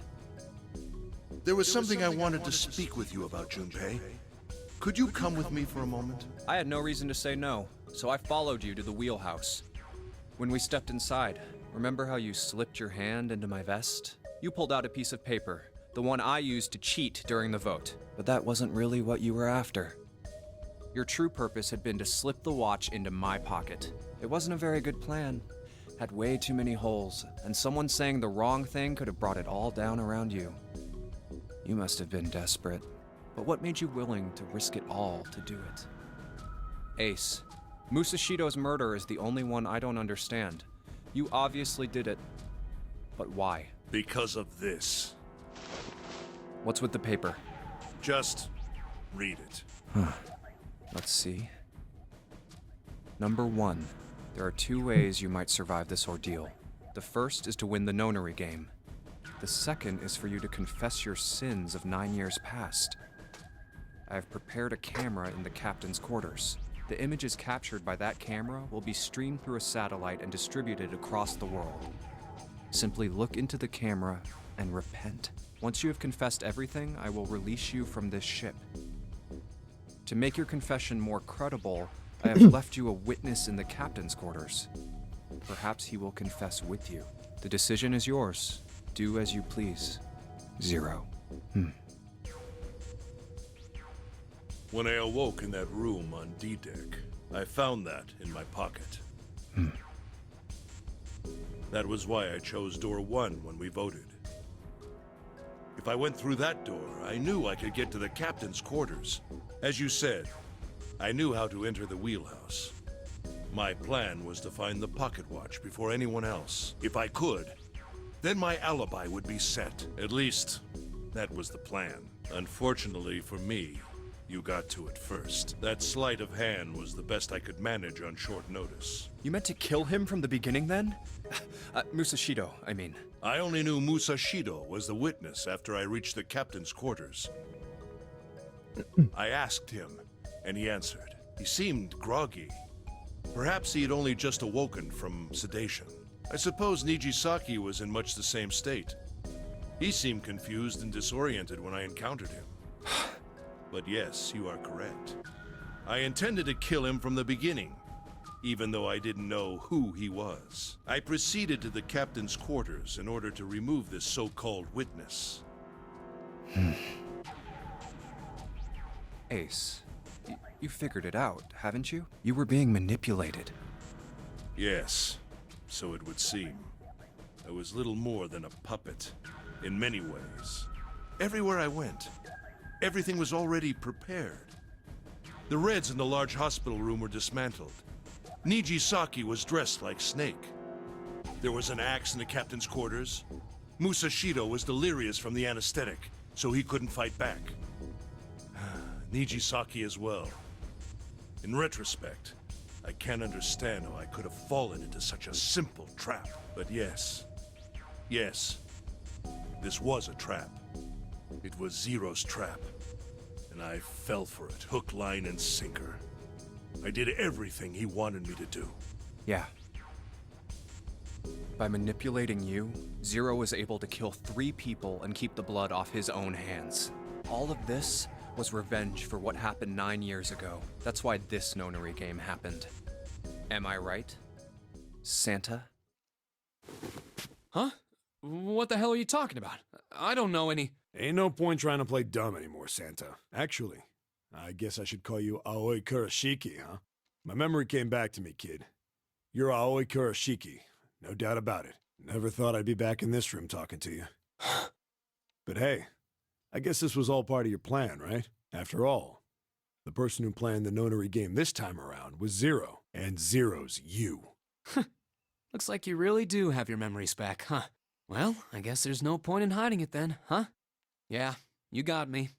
I'm Aoi Kurashiki. I was one of the kids in the Nonary game 9 years ago. Sure were, buddy. I made it out. So did Snake over there. But there's one thing... No, I guess there's 2 things you got wrong. Number 1, I ain't Zero. What? Oh, okay, so you'll be 9 and Zero will be Akane. Wait, what? Sure, I was helping Zero out, but I'm really more of an assistant, like a secretary. But an assistant's only an assistant. I didn't come up with all this. All I did was follow Zero's orders. Then, if you're not Zero, who is? Calm down there, Junpei. Didn't I say 2 things? You made one more mistake. Junpei, you just said all of this was revenge for what happened 9 years ago. That's why this Nonary game happened. But that's not it.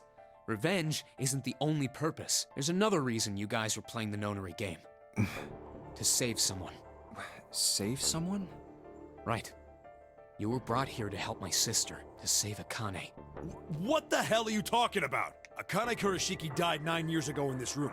I was there. I saw... I mean, nah, she's just sitting over there, dude.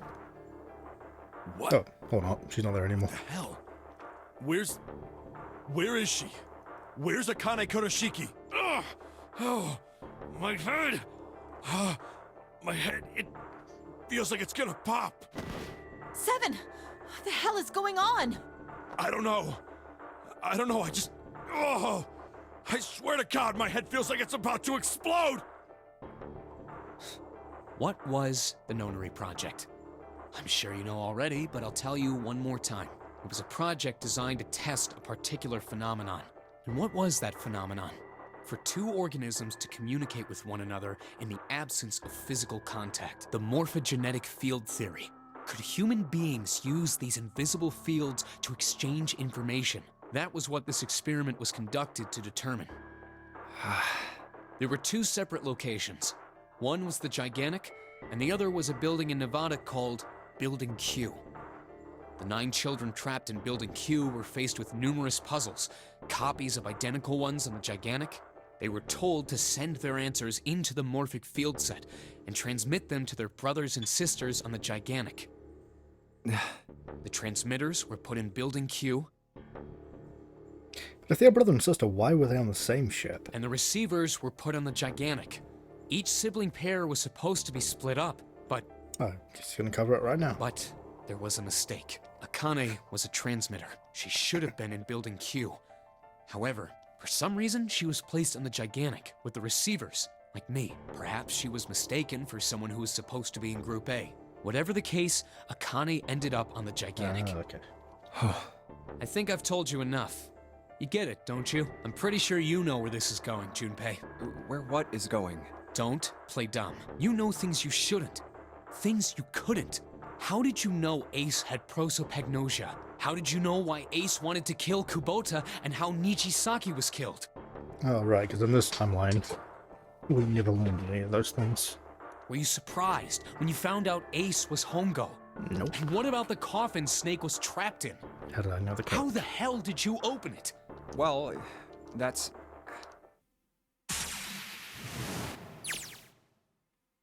He knew because I knew. Junpei was receiving information I sent to him through that Morphic field set. Simple, really. How do I know the alternate futures, then? Imagine a river that splits in two, like an upside-down Y.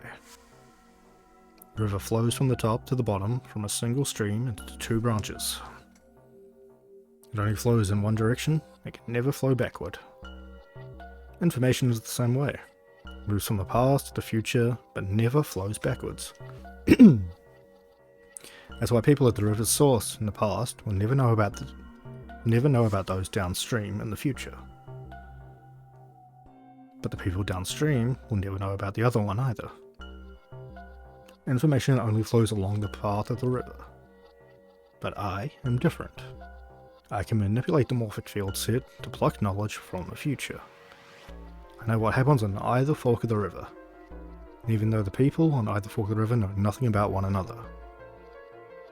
Now, who am I?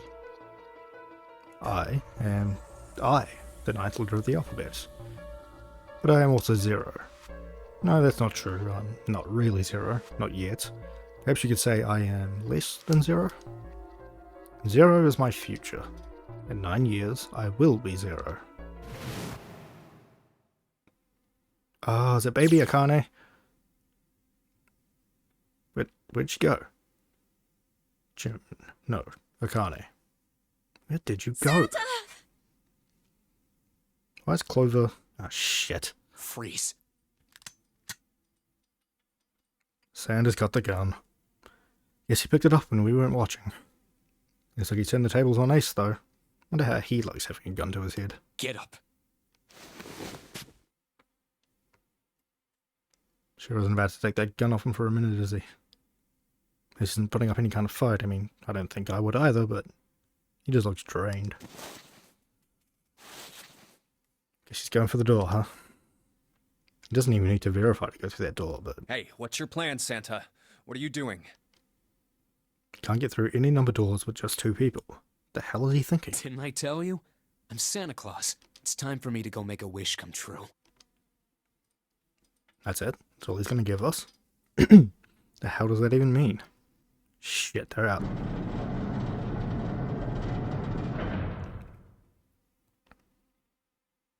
And now the gate's shut. Looks like the rest of us are stuck in here. Oh, sorry. They're all looking at me. At least Seven's headache is gone. He seems to be alright. Well, I guess there's no harm in trying. Let's see if this door still opens. Damn. Well, it looks like this door isn't opening anytime soon. Oh, you mean we're trapped? So it would seem. What the hell is Santa trying to do? Oh my gosh. Oh my gosh, what? Have you considered where we are? There can really only be one thing Santa would do now. No. No, you can't be serious. Oh, but he is. Shit, we gotta do something. Maybe we can still get out through door 9. There's the red. Yeah, alright, we can do this. I've just gotta... No, it's not gonna work. There's no way. The 5 of us can't open this door. 2 plus 4 plus 5 plus 7 plus 8 plus 26. 2 plus 6 is 8. Is there any combination that'll Junpei, work? can I borrow your pen and notebook? Sure, why not? Don't think I'm gonna need them. Ever again. Now she certainly looks purposeful. It's like she's writing equations, a lot of them. Oh man, she doesn't look very happy. Hey, don't need to be ripping pages out like that, jeez. What the hell are you doing, Clover? Give me that! Alright, at least 7 got it away from her. Maybe now I can get a look at what she was writing. Let's see.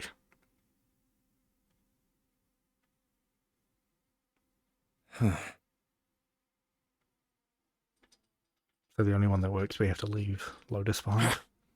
What? And there's no other way? Lotus. Looks like she figured it out, though. It's just too cruel. It's okay. Go. Lotus. Come on, you know we can't do that. Oh, don't give me that. I'm sure you'd love to get rid of me. Yeah, you were kind of a bitch. God damn it, you idiot! Oh, where the hell did that come from? Looks like she expected that about as much as I did. Without... if you're not... Smooth. Look, it'd be bad, alright? The copy sure doesn't have much confidence. Bad? Yeah. If there weren't assholes like you around, I'd be out of a job. Uh-huh.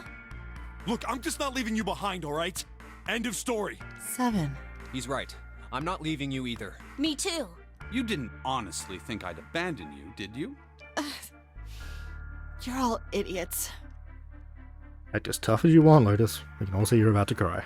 That being said, however,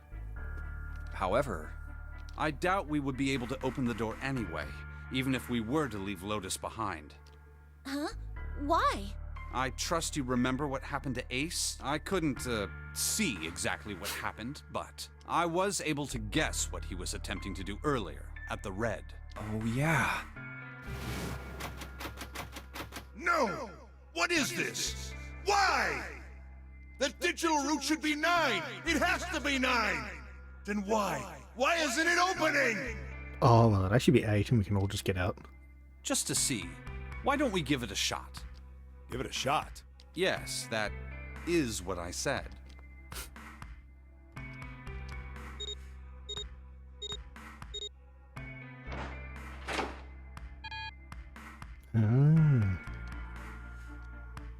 You were right.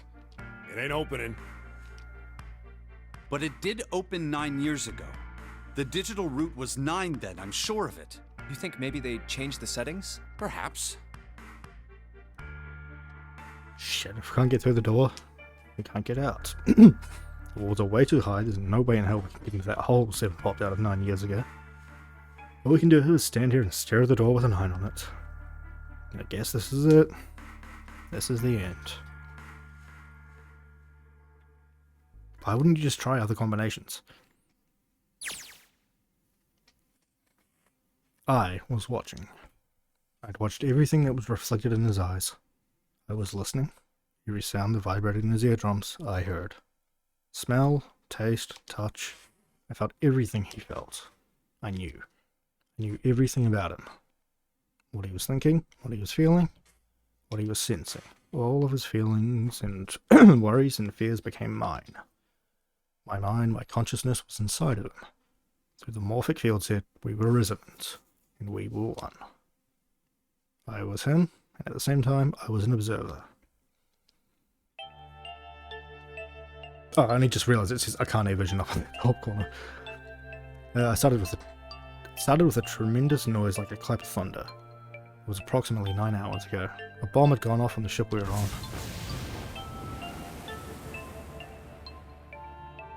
That was when my resonance with him began. My resonance of it melted into him and we became one, inside of Junpei. I somehow found myself in Junpei's mind, 9 years in the future. But I didn't lose myself. I was living in 2 realities at once. One was the present, and the other was the future. Perhaps you can think of it as 2 movies showing on the same screen at the same time. Eventually it becomes difficult to separate them and determine which movie is which.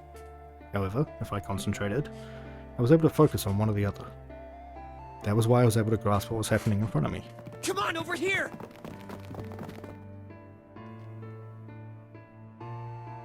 I'm guessing that blue-haired girl is one of Lotus's kids.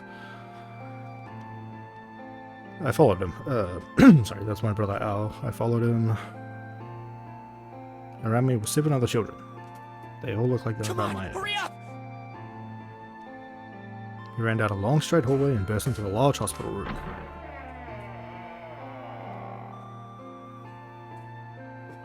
Everyone was arguing. 2 of the boys got in a fist fight. The girl watching them began to cry. "I want to go home," she cried. "I want to go home." Another girl slapped the crying girl and glared down at her. It's been 2 hours since the nursery game began. We were starting to fall apart. Just when all hope seemed lost, Light started talking. He was blind. Years later, we would call him Snake. Hello? Everyone? Could you come over here for a moment? He was older than most of us, and his voice had authority and dignity. Lights died down, and we gathered around him. I have a little sister. She is very important to me. Right now, she is over in Building Q, and is desperately trying to send information over to me. Her name is Clover, and today is her 9th birthday. Wait, so Clover's just her real name as well. As he spoke, he pulled something from his pocket. In his hands were 9 4-leaf clovers. I was going to give these to her as a birthday present. I was outside picking them when I was abducted. I'm sure I've already told you, but I am blind. For a man who can't see, collecting 9 of a very specific plant is, well, it is difficult. But my sister means a great deal to me, and I hope that these would show her how much I cared for her. Since it's her 9th birthday, I thought 9 4-leaf clovers would be appropriate. Every one of you has a brother or a sister in Building Q with Clover. For their sake, we have to survive.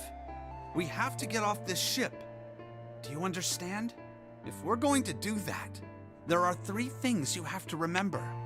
We need trust and love, and we have to have faith in one another. If we can take all 3 of those to heart, then I promise that good luck will come our way. Did you know that the leaves on the 4-leaf clover mean faith, trust, love, and luck? Those words are leaf words. So if you believe what I've told you, and you understand, then I want you each to have one of these. They're a promise between friends.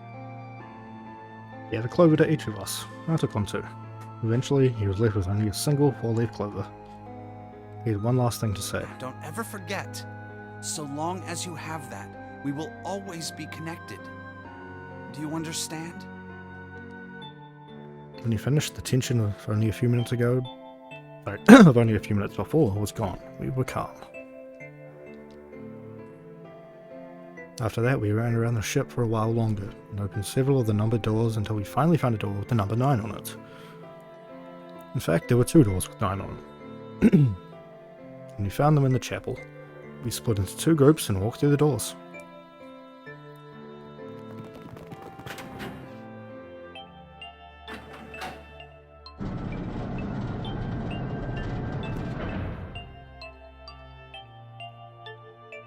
Before long, we all found ourselves in a room with a ceiling that looked like an upside-down funnel. For some reason, this room had another number 9, but this time it was only the one. But if there was only one door, I mean only 5 people could escape. What are we gonna do? There aren't any other doors. We began to panic. Then, as if things had not gotten bad enough already.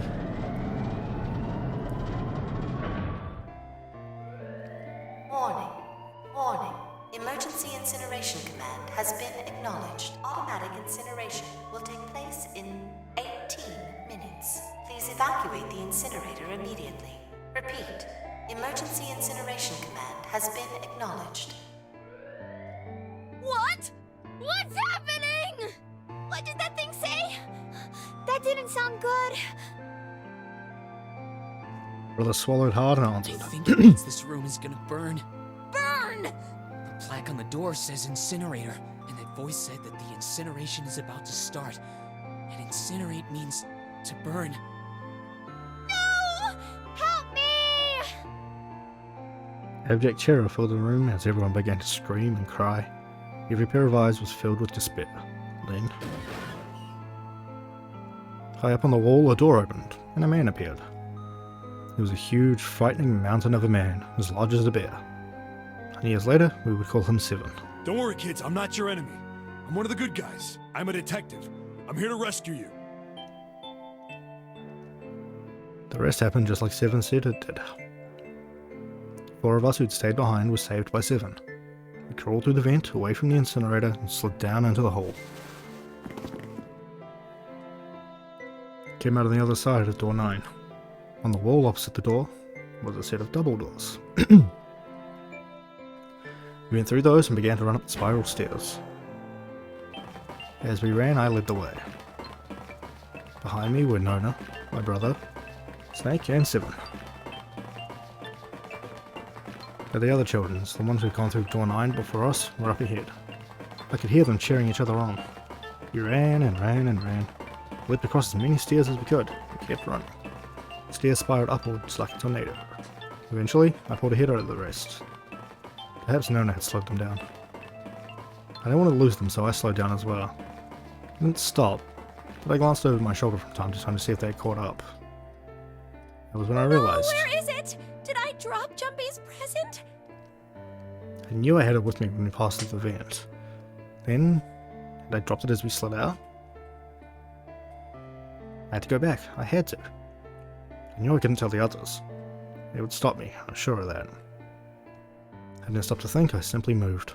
I ran to the central hall, the room that connected to all other areas of the ship. I hid in the shadows, and moments later I felt a rush of wind as they ran past me up the staircase.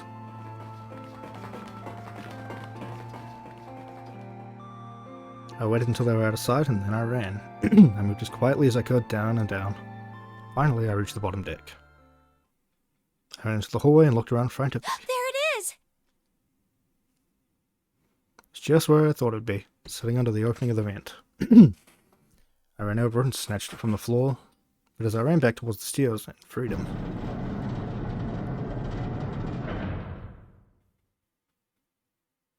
the door to the incinerator opened, and a man stepped out. It was Hongo.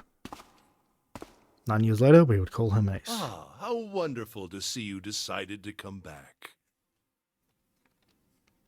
His smile made my blood run cold. It looked mechanical, as if something had simply pulled up the corners of his mouth. We must continue the experiment. I shook my head, eyes wide. Slowly I began to walk backwards. 1 step, 2, 3. Then I spun around and broke into a run. I felt Hongo's hand close over my left wrist. I said, come with me. There was an edge of insanity to his voice now. Pulled as hard as I could. Stop! Let go of me! Let go! I shook my body and flailed my arms, trying desperately to get Hongo to let go of me. But I was still only a child. It's no match for a man like him. Stop struggling, goddammit! Do as I tell you! He heaved on my arm, trying to pull me into the incinerator. I screamed. Help me! Somebody help me! Then suddenly, Akane! the door to the stairs flew open, and my brother burst out of it. Behind him came Seven and Snake. Akane! He cried my name again and leapt towards him. You came back! But then, Ah, you're too late, idiot! he threw his full weight against my arm, pulling us both into the incinerator. Force of it threw me to the floor. I scrambled to my feet and looked toward the open number 9 door. Hongo stood between it and me, but behind him I could see my brother, his fists clenched. But those fists never reached him.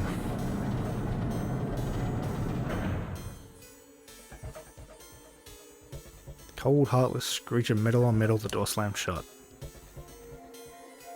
He glanced at me mechanically, his face registering that there was an object there, but not anything he would consider a human being. Then he turned away and walked to the red that sat next to the door. He reached into his pocket and removed 2 bracelets. He waved them both over the scanner. 2 asterisks appeared on the red. checked the screen, then tossed the bracelets carelessly onto the floor. What was he doing? What was the point? He made no effort to explain himself, of course. He said nothing at all and walked past me as though we were nothing more than a rock by a roadside. A few moments later,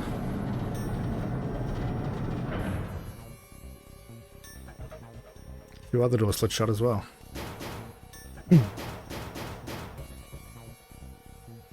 Faintly I could hear someone pounding behind me. Turned around and ran towards the door with the 9. Akane! Akane! Are you okay? Hear a voice from the other side of the door. Worried, frightened voice. Me! My throat was already raw, but I screamed as loud as I could. The voice echoed lonely around the empty room. What should I do? I think I'm trapped in here. Where's Hongo? He went out the other door. What? Then it started again. Warning. Warning. Emergency Incineration Command has been acknowledged. Incineration will begin in 18 minutes. Please evacuate the incinerator immediately. Holy shit. Man, I knew what I was going to say, but that is one hell of a creepy voice. I knew it. It's starting. Santa started the incinerator. Fuck! Man, I never thought I'd hear that damn voice again after 9 years. What the hell? What the hell? What in God's name are you talking about? It's 9 years this and 9 years that, and when it's not 9 years something, then you're talking about some sort of fucking experiments. You aren't making any sense. You're so right, Lotus. I'm sorry, Lotus, but we really don't have time to explain it right now. I promise. I'll tell you everything once we get out of here. But... Incineration will begin in 17 minutes. I'm going to quickly do a BRB. I'm going to use the bathroom.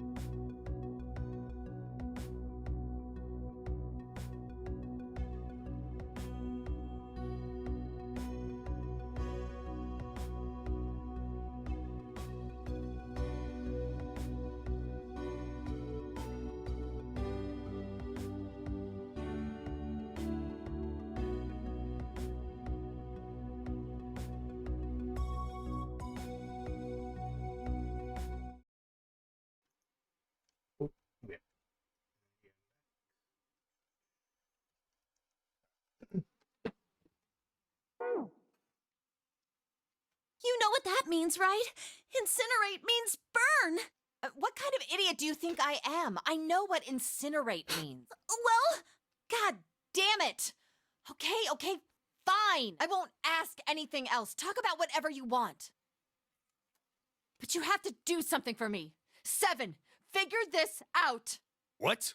Why me? Just shut up and stop this thing. How the hell? There has to be some sort of emergency shut-off button. There isn't anything like that. How the hell do you know? Because I looked for it 9 years ago.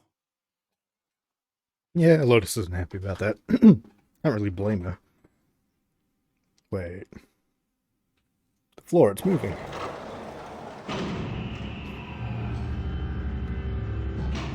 The hell? What else can I say about it? What the hell is that? what is that? What else can I say? Floor opened and a machine rose out of it. Looked like a computer, at least kind of. There was a monitor, a keyboard, and a cross-shaped device of some sort. Something about the machine scared me, but I forced myself to walk up to it. I was terrified. Tears poured down my face. I wiped them off, even as more took their place, and forced myself forward. Finally, I reached it. Looked at the screen. It was blank. All I saw was my own frightened face staring back at me from the glass, drenched in tears. All I can see on the screen is a reflection of my own face. Looking kind of freaked out. You know, I'm sweating like crazy, but seeing it kind of drives it home. Alright, calm down. Let's do it. Everything's gonna be okay. Man, I wish that thing would just shut up. Incineration will begin in 15 minutes. Alright, back to this thing. If it's only showing up now, then it's gotta be important. The hell am I supposed to do with it? Hey, move!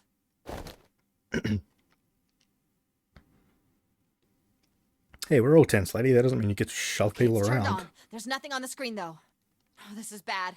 This is really bad. If there's nothing on here, how are we supposed to do anything with it? Sure, I'll just push buttons. I'm sure that'll...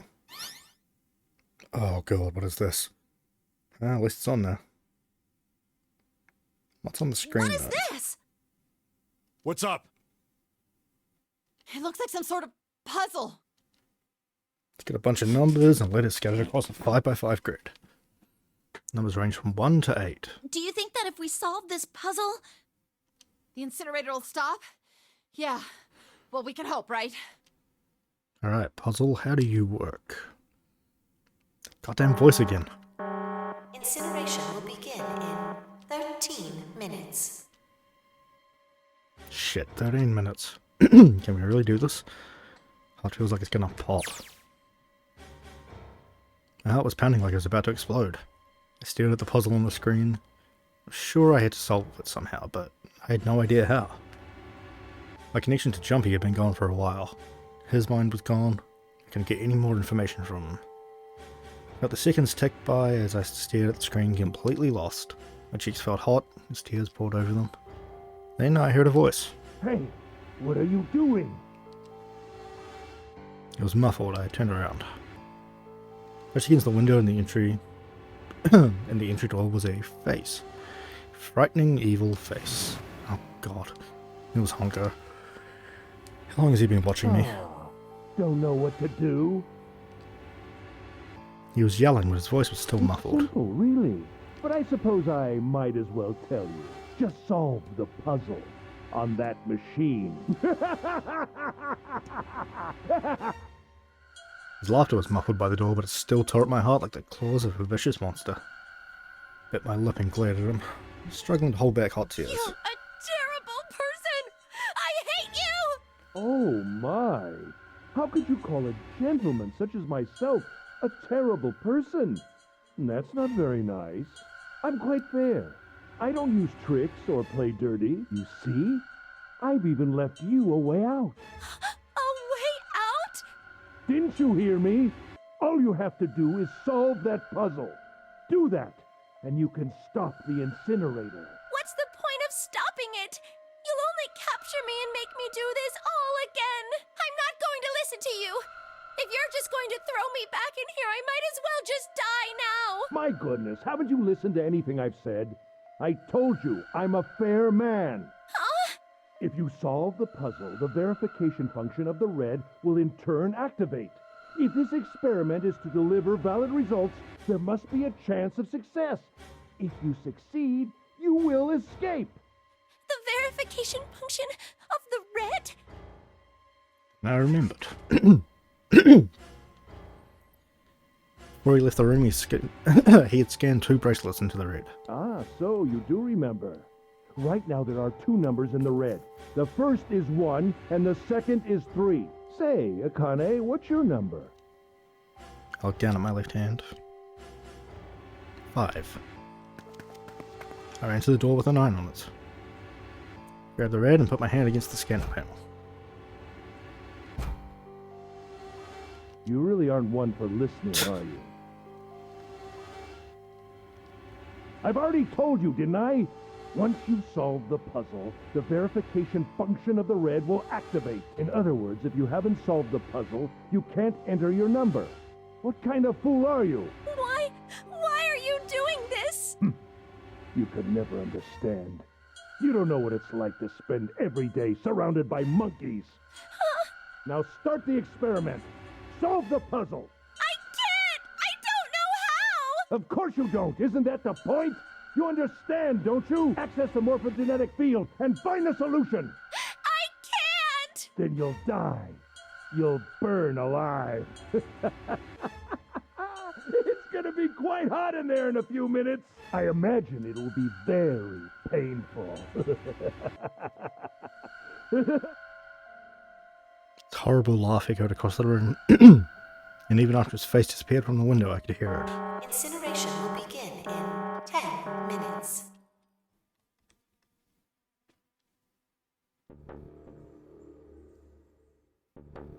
I was crying, great gulping sobs, broken by hiccups that shook my body.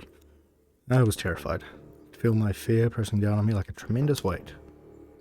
Somehow I forced my shaking legs to carry me back to the device. I stared at the monitor. I can't! I just can't! There's no way! I can't figure this out! What was I gonna do? I didn't know. I didn't even know where to start. Fear scattered my thoughts, and all I could think was, I was going to die. My palms were sweaty, knees weak, arms were heavy, and blood was boiling in my veins. It was hot. So hot. I couldn't breathe. I felt dizzy. Heart roared in my chest as if it would pound itself to pieces.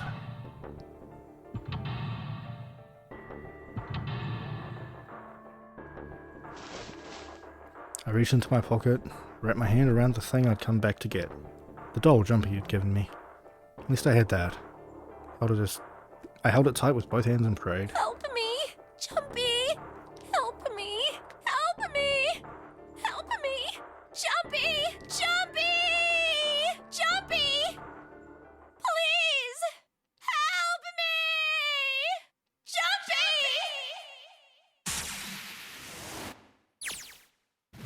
Akane? Akane? Who the hell is Akane? Shut up! Just shut the hell up! Seven and Lotus don't understand. I think Clover and Snake have an idea, though. Clover's looking at me. And I think Snake may have figured it out. It doesn't matter. They're in my way. Where'd you go? Maybe over here? Akane! Akane!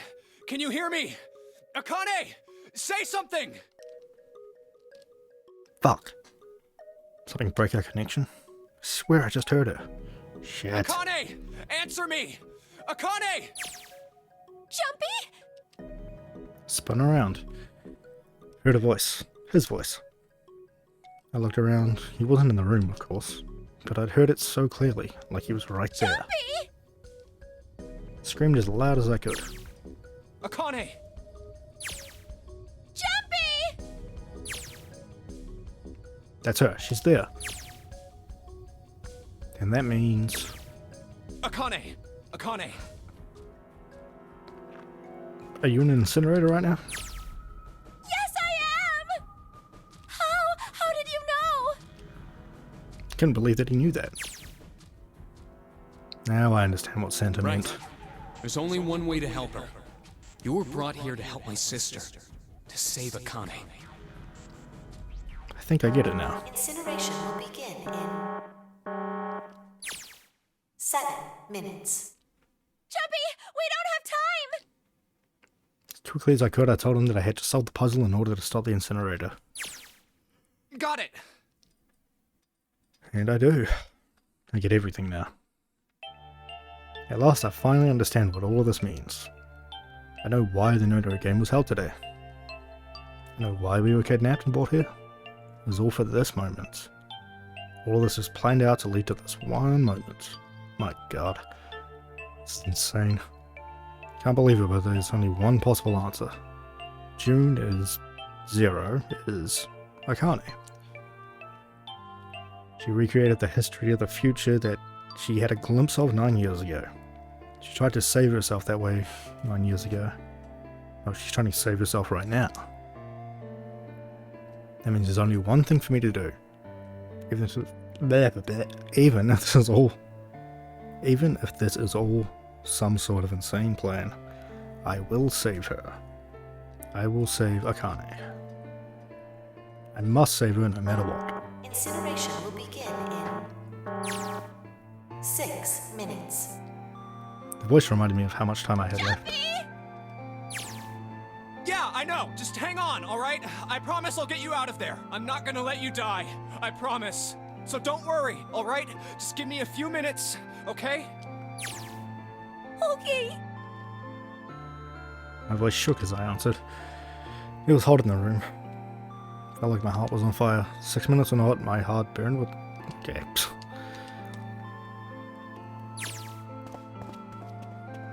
Alright, time to get to work.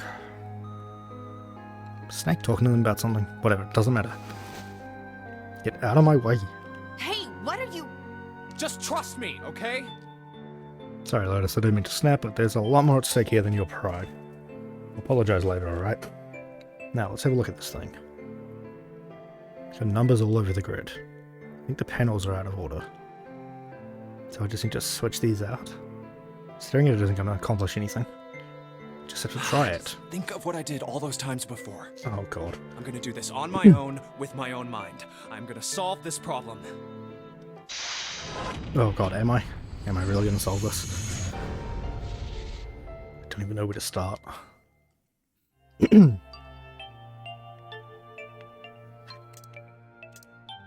Oh. Oh shit, okay. At least there's not a timer. Right, so one stays there.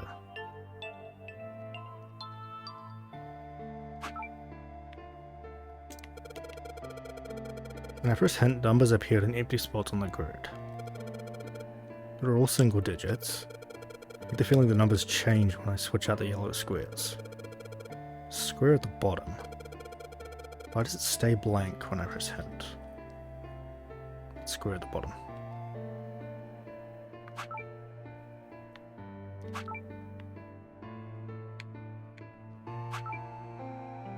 Oh god, this is going to be a mess.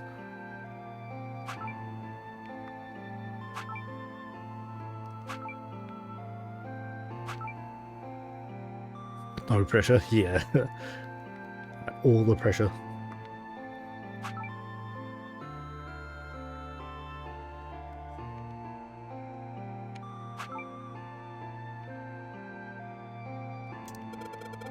Pushing the button again makes the number disappear. Turn the on and off. Some special meaning behind the two modes. What does that mean?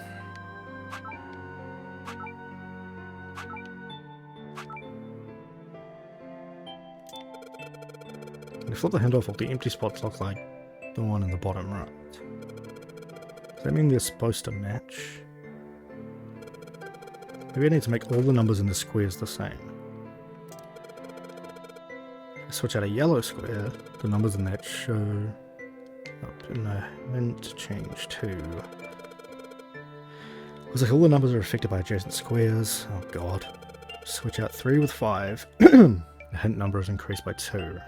Okay. Right. Okay. Assuming I need to get them all to 9.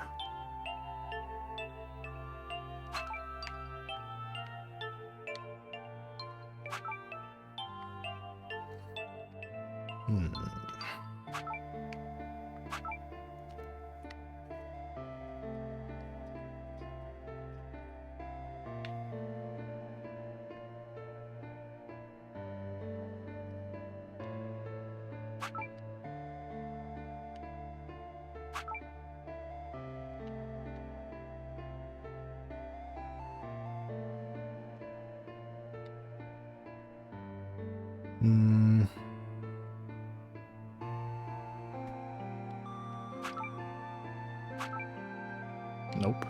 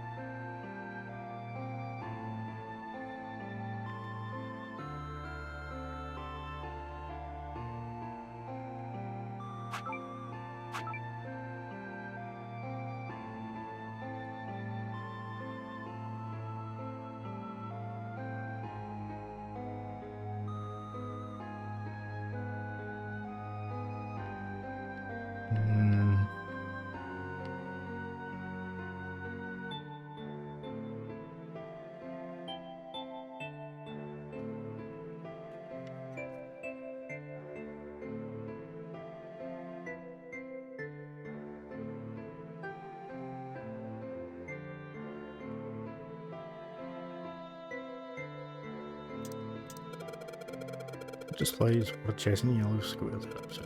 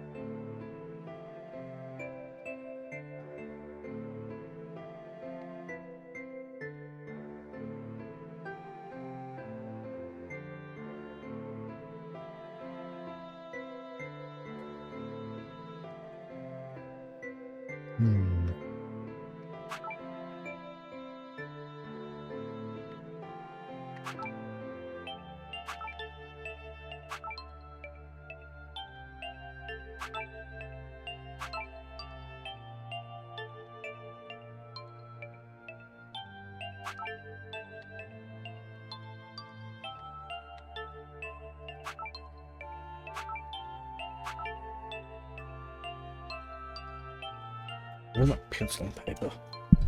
Oh, sorry.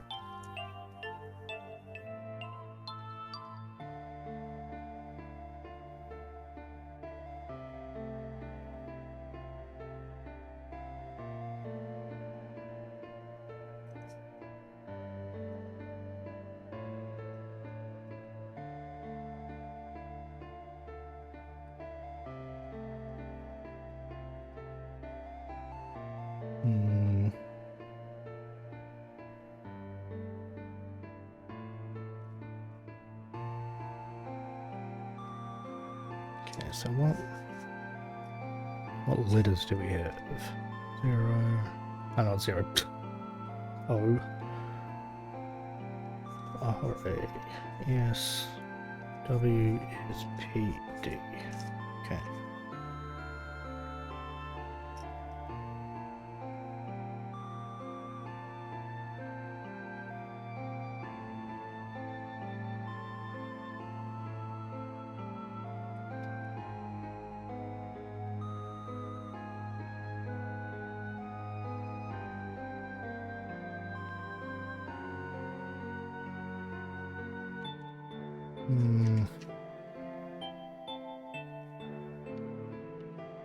Can I make anything with the letters?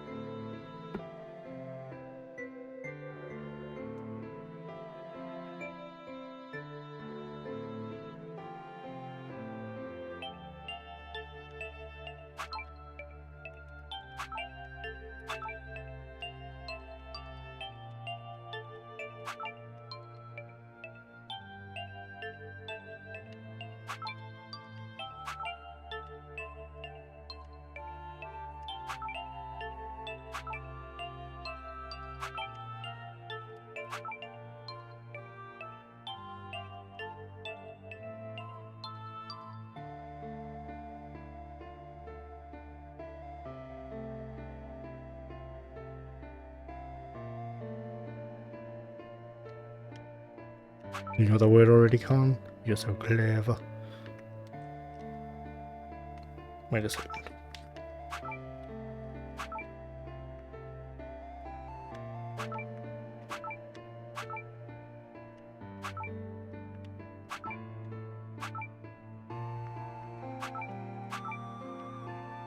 I see the word.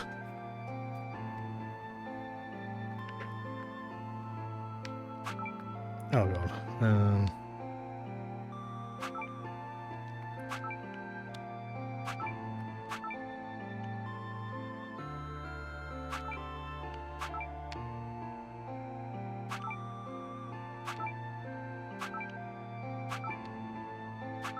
Yeah, you bastard. Okay. We have the word password. So now I just need to use the numbers.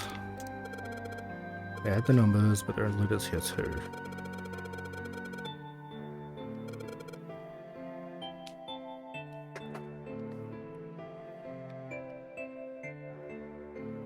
So I guess from here I just need to make everything 9.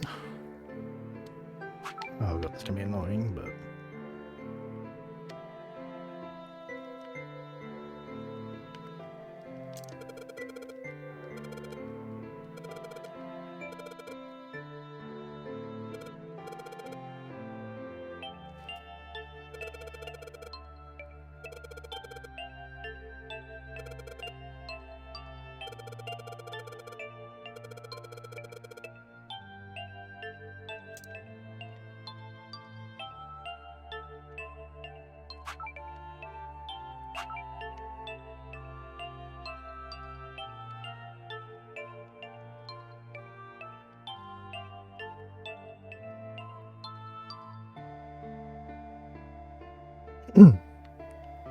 And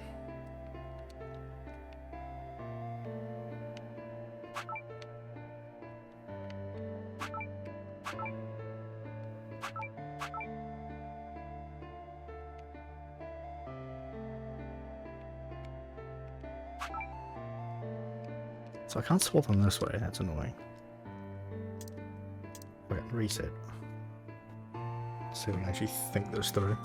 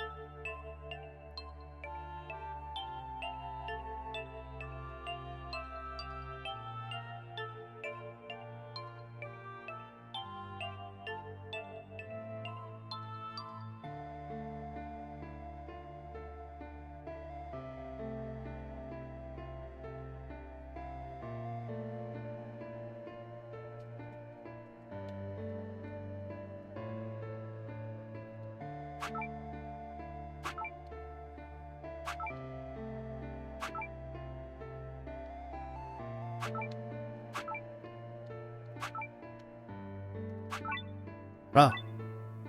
Okay, so I just needed to do it again from the actual default position.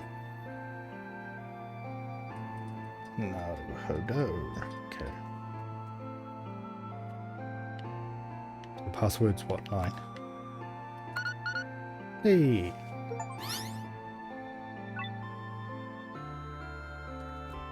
Yes, that's it. Okay, do it, yeah, so I guess it's because I moved everything around the first time that I had to do it from the stationary position. Akane, did you get it? Yes, I did! I solved it! I mean, really, you solved it for me, but I copied everything you did! You missed the whole thing? Basically what happened was, it was right, it was password down the bottom, but because I'd moved things around the first time, I needed to reset the board, so that way when I put the word password down, every number became a 9. Now I just have to press enter! Then what the hell are you waiting for? Push it! Okay, I will!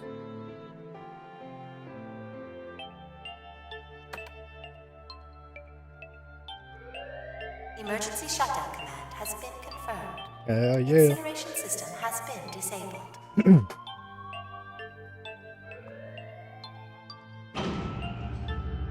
That is a child. She's not a waifu for another, like, 15 years. Jumpy! It worked! It worked! The incinerator shut down! It worked! Tears rolled down my face as I cried out to him, but they were a very different sort. Wonderful feeling of accomplishment and relief flooded my body at the same time. What strength I had left disappeared and I collapsed to the floor. I just lay there laughing, crying, and enjoying being alive. Every time I thought about him, my heart would burst. Whew. Can't quite believe I did it, but I am so glad. I feel like my heart's on fire.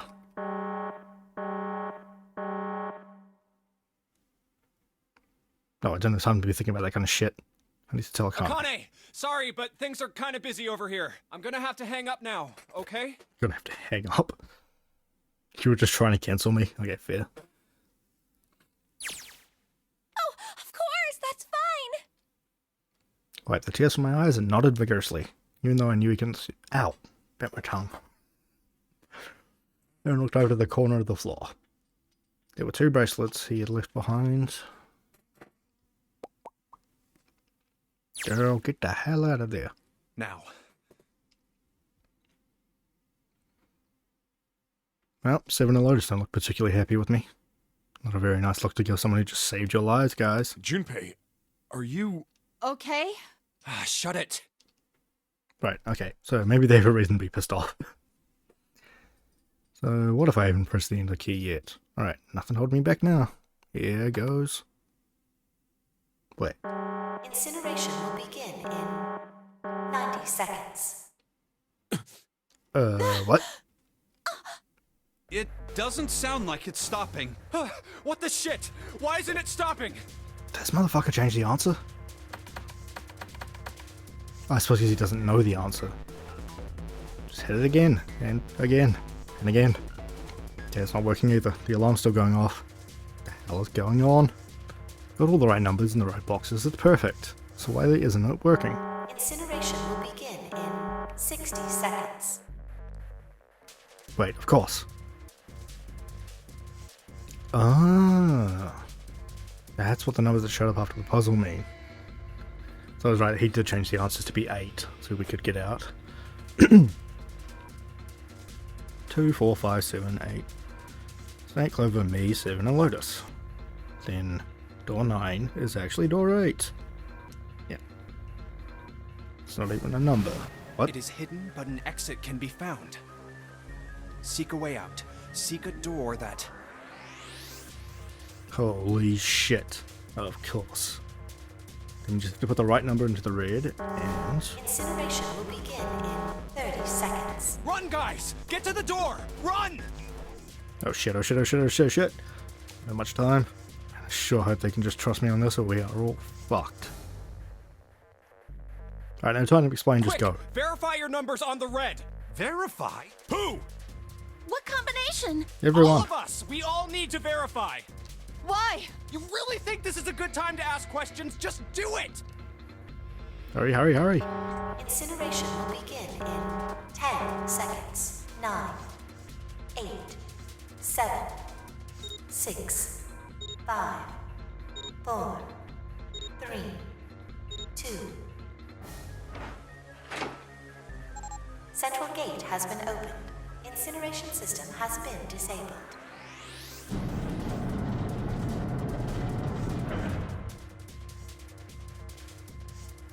Oh, thank fucking Christ.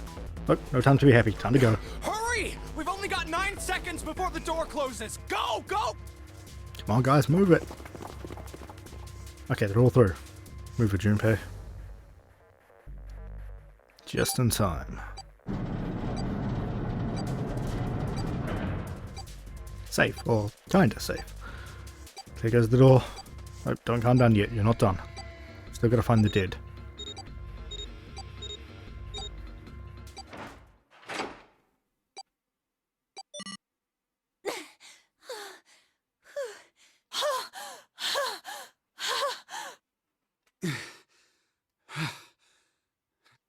Shit.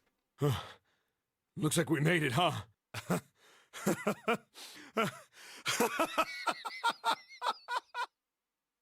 Man, that guy sure can laugh when he wants to. Looks like Clover and Lotus are totally out of energy. Snake is shaking his head warily. I just want to take a nap, but... Akane? Akane! Can you hear me? Akane! I want to tell her we made it. I want to oops. Whatever. Nothing. Probably wasn't important.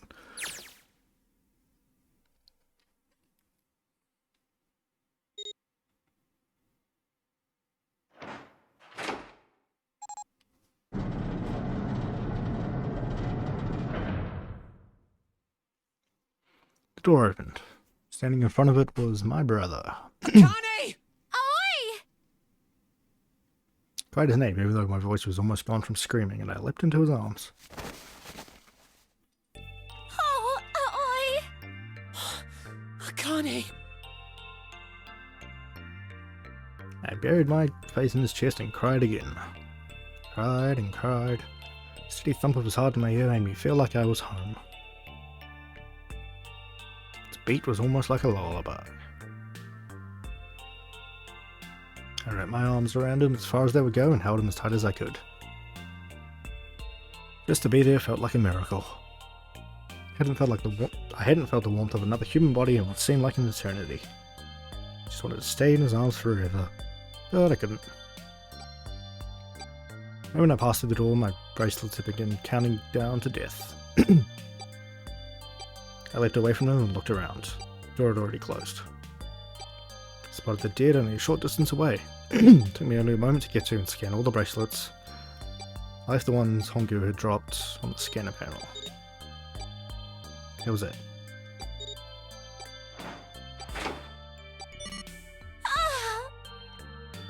Took a deep breath and looked around again. Huge detective, who we call 7 in 9 years, and Snake, the blind boy, were looking at me.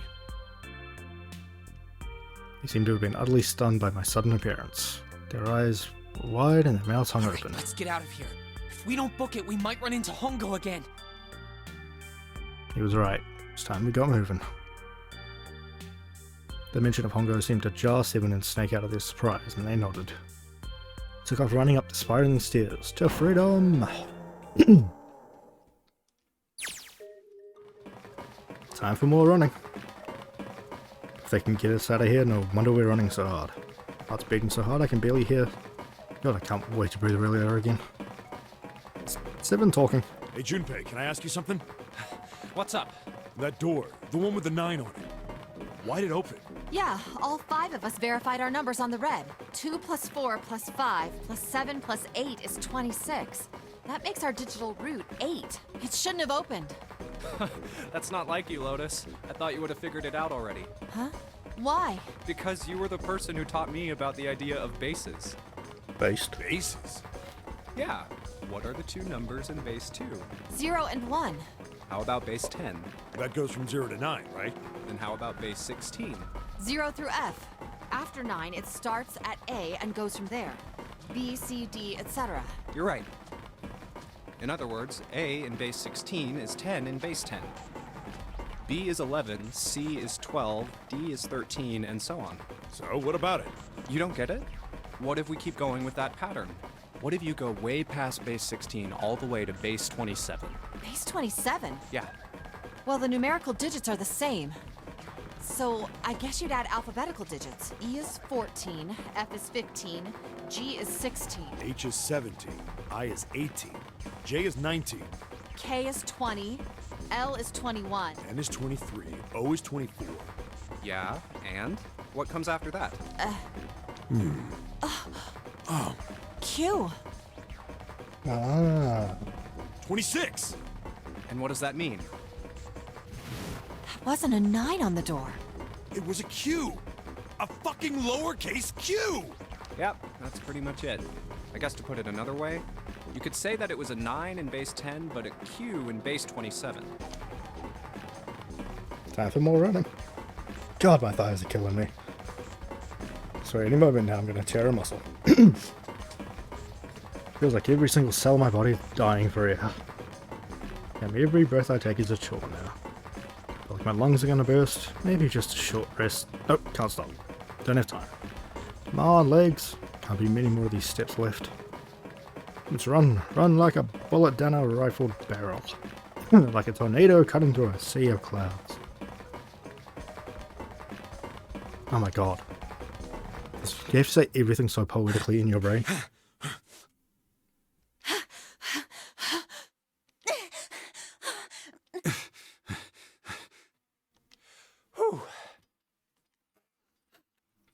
Jesus, I can barely breathe. Oh, no time to rest. Pull yourself together, you're almost there. All right, I'm gonna open it. Yeah. Yes, we're finally here. Please do. You sure? Sure, you look like a big, heavy door, but you're the only thing standing between me and my freedom. But even more important than that, you're the only thing standing between me and Akane. You're gonna open, and you're gonna open now.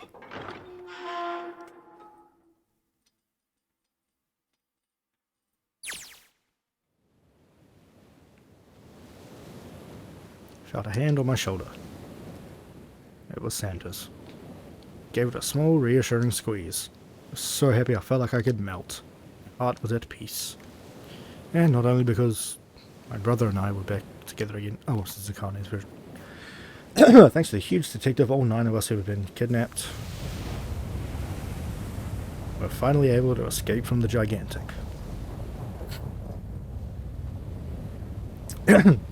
On the distant horizon, we could see the faint outline of the ship as it sank. It gave a thunderous roar as it finally slipped beneath the waves. Its last cry echoed out across the ocean, and then it was gone. It's over. Yeah. It was over. It was finally over. Or was it? Was it really? No, that was wrong. That wasn't it at all. I was sure of it. This wasn't the end. It was only the beginning. This was only a prologue to what would happen in 9 years.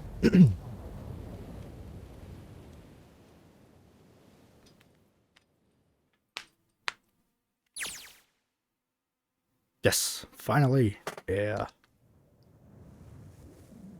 God damn, that sun is bright. Barely see anything. I gotta admit, this doesn't look quite like... Wait. No way. You gotta be shitting me. What? It can't be. This is...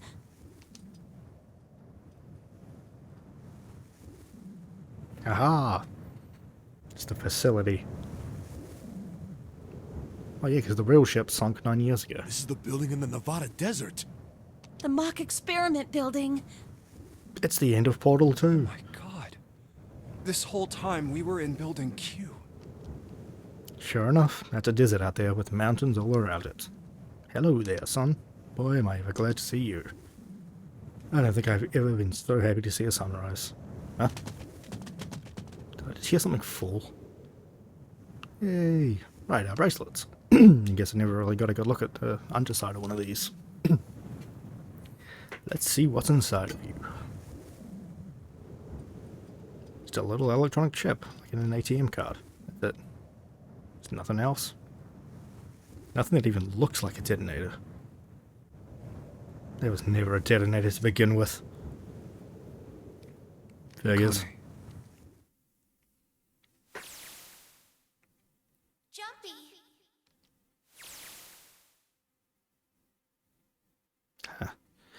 Guess I must be pretty crazy about the girl if I think I'm hearing her voice in the wind.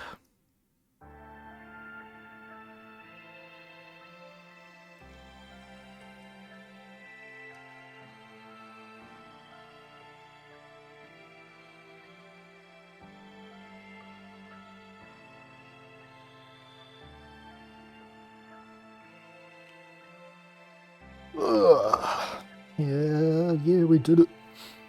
There is still another path, but I think that one's not actually needed. I think it just leads to another dead end. I mean, I probably need to do it for an achievement, but story-wise, we hit the proper canonical ending, so...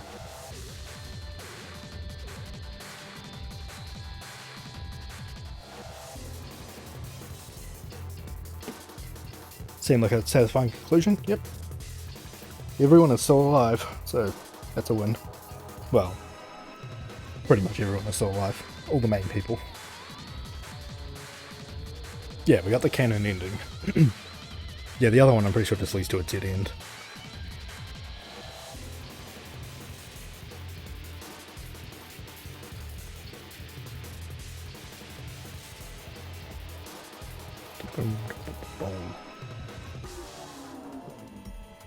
I definitely will play the other game on stream, just not anytime soon. Visual novels are long. Remind me to never become a side character around you. Oh, Con, you already are. You're my favourite little NPC.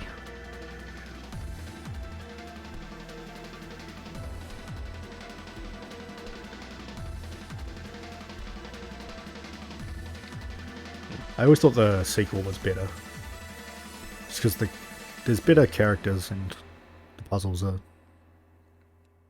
Oh. There we go. Are you okay? Oh, come on. This is nothing. Really? Yeah.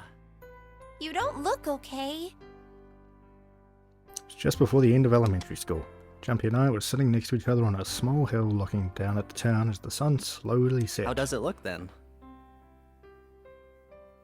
Sometimes a game takes an iteration to get to its peak. Yeah, the third game is not great. They tried something very, very different with it and it did not land. And the puzzles require a fucking PhD to solve them. It was half serious and half joking. I thought about it for a minute at first. Jesus Christ, kid. Let's see. It looks like you kissed a toad and got warts, but then they just kept growing and growing and growing. I was gonna say it looked like he ate a mouthful of bees, but I like your one better. What does that even mean? Junpei grinned and... See? I told you you're not okay. You're too reckless. You can't beat 5 8th graders, Jumpy. That's crazy. Yeah, but I couldn't just stand there. I mean, don't you think so? I had to do something.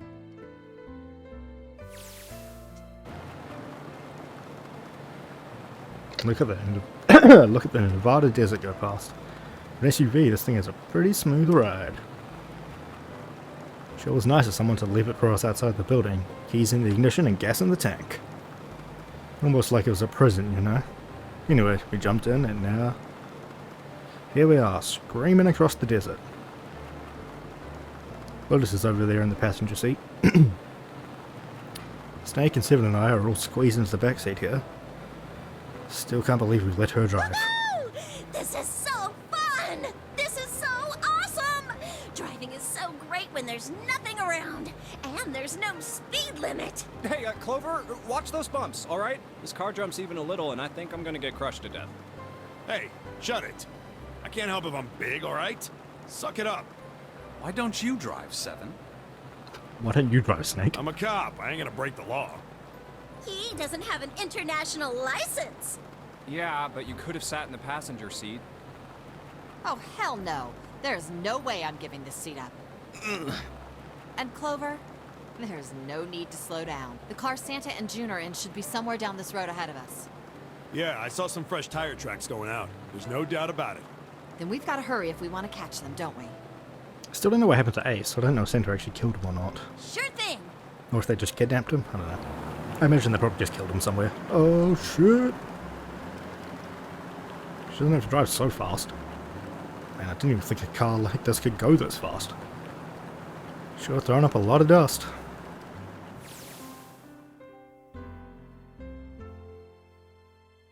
It's a couple of hours after we run into the junior high students. They've been hiding in the bushes in the back of one of the hills, drenching a kid in a gasoline. What the fuck? The moment we saw what they're doing, Jumpy ran up to them furious. Hey, what the hell are you doing? And he jumped on them. Quickly scooped up the kid and then tossed it to me. I caught it and ran for the police station as fast as I could. Help me! Officer, please! You have to come with me!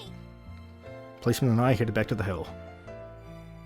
All we found was Jumpy, sprawled on the ground, with a face covered in big swelling Couldn't lumps. run away after you threw the kitty to me? I asked him. He stuck his tongue out through the hole in his mouth. A tooth had fallen out. Yeah, I guess I could've. Then why didn't you? I didn't want to. I wanted to beat him up. Beat him up real good. And how'd they go, champ? Because of what they were doing to the kitty. Yeah, that too, but I think they were the ones behind those murders our first semester. Remember? Oh, probably. Oh. The bunnies. You mean the bunnies. Yeah, the bunnies. Plucked some grass from the ground and tossed it into They the asked wind. me what elementary school I was from, so I told them. And then they said they'd do the same thing to you that they did to the rabbits. I couldn't forgive them for that, so I...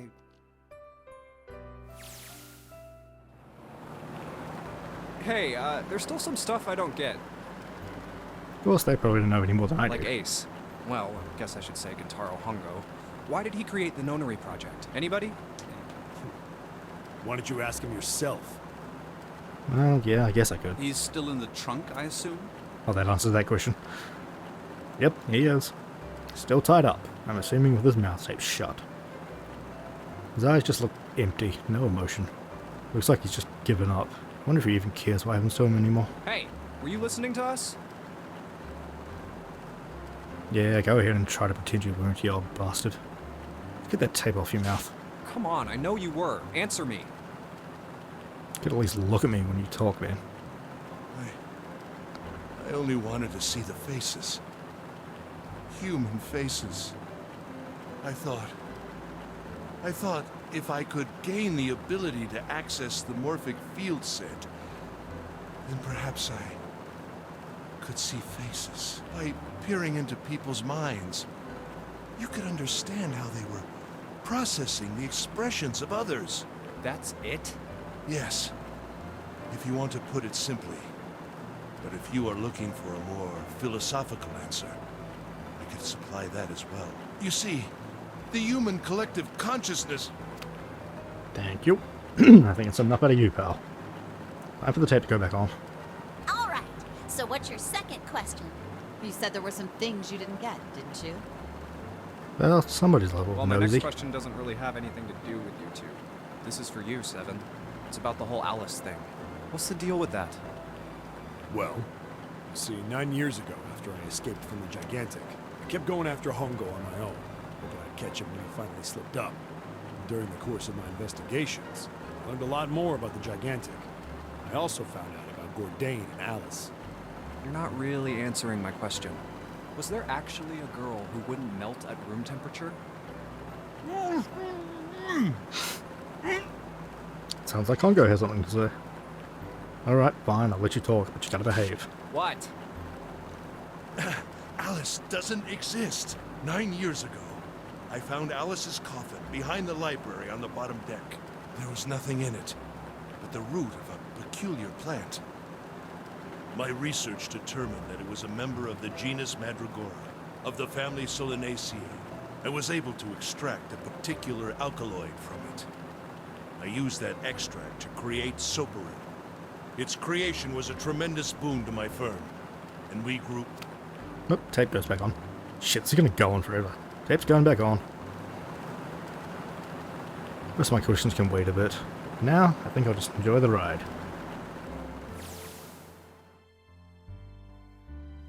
Here, this is for you. What's this? This is for you, doll. His name is Junpei. Jumpy pulled out something from his pocket and shoved out his arm toward me. His hand was a doll made of yarn small enough to fit in his palm. Jumpy, are you sure it's, for you, doll? Huh? Yeah, the lady at the shop said so, so that means it's for you, right? Are you sure it's not a voodoo doll? Oh, God. Oops, sorry. Smacked my mic. Wait, what? That's... Oh, man. Oh. Well, it sure looks like a voodoo doll. I mean, you do know what a voodoo doll is used for, right? Yeah, I guess calling it Junpei isn't a very good idea then. Why are you giving me this anyway? It just seems really sudden. Well, you know how after June, we aren't gonna get to see each other too much? I mean, we're gonna be in different schools, and I just thought I'd, Oh, okay, well, how about we call it June then? Okay. So, I wanted to give you this. You sound like some sort of tribal chief in a bad movie. Yes. I, head of tribe. This doll, traditional charm of tribe. So I give this, it me. So we always together. Oh, Jumpy. If something bad, then hold and pray. I go wherever you are. So here, take. I reached out my hand and picked up the doll gently. Thank you. Thank you so much, Jumpy. Before I knew it, I was crying. Tears streamed down my face and fell onto June's tiny yarn body. Oh, Jumpy. I'll never forget you. I promise. Jumpy looked straight into my eyes and said just 5 words. I'll never forget you either. The sky was a beautiful crimson red as it melted towards the horizon. Last golden rays of sunlight stretched out across the city and painted themselves across the hills. We sat bathed in the warm light of evening. Just the two of us, leaning gently against one another, shoulder to shoulder. The sun set and we still didn't leave. We watched in silence as the darkness deepened, and one by one, the lights of town began to flicker on.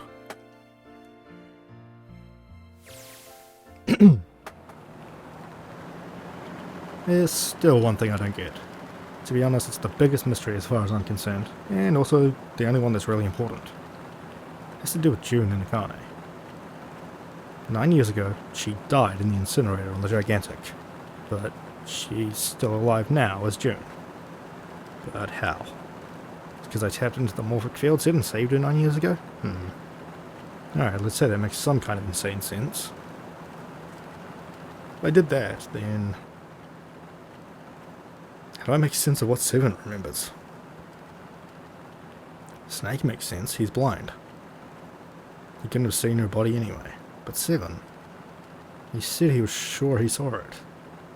Does that mean there's some kind of historical discrepancy? Well, wait. Maybe that's not it at all. There's one other logical explanation. Was what you told me the truth, Seven? You looked satisfied. No. No way. You couldn't. Hey, look! Over there! There's somebody next to the road. Huh? What?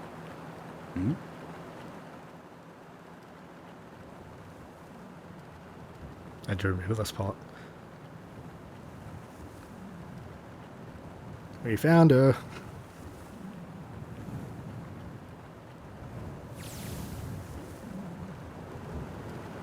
Burning gaze, the Nevada sun pounded down on her head. Desert around her rippled with heat. Standing there on that shimmering plain was a woman, her arm out and thumb up. Not be long before Junpei realized who she was.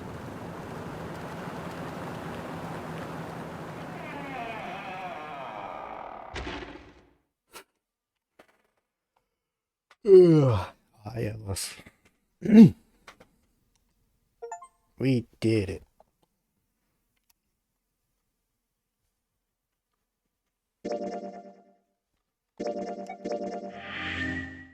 Okay, apparently I'm still missing 2 endings, but we got the canonical one, so that's all that matters. Right, okay, there's just a branch here, and a branch there. Those will be dead ends. So that's fine. Oh, gosh. Stretch. Yeah, okay. I am going to look for somebody to raid. Thank you for joining me. And thank you to Verdant Tree for the raid earlier. Much appreciated. So yeah, that's this game finally wrapped up, so we can move on to some other stuff. I have, I've been wanting to play some Fallout 76, because, you know, the show's really good and it's got me back into it. And Pacific Drive is also on my short list of games to play. Alright. I will look for someone to raid. Thank you for joining. Good night.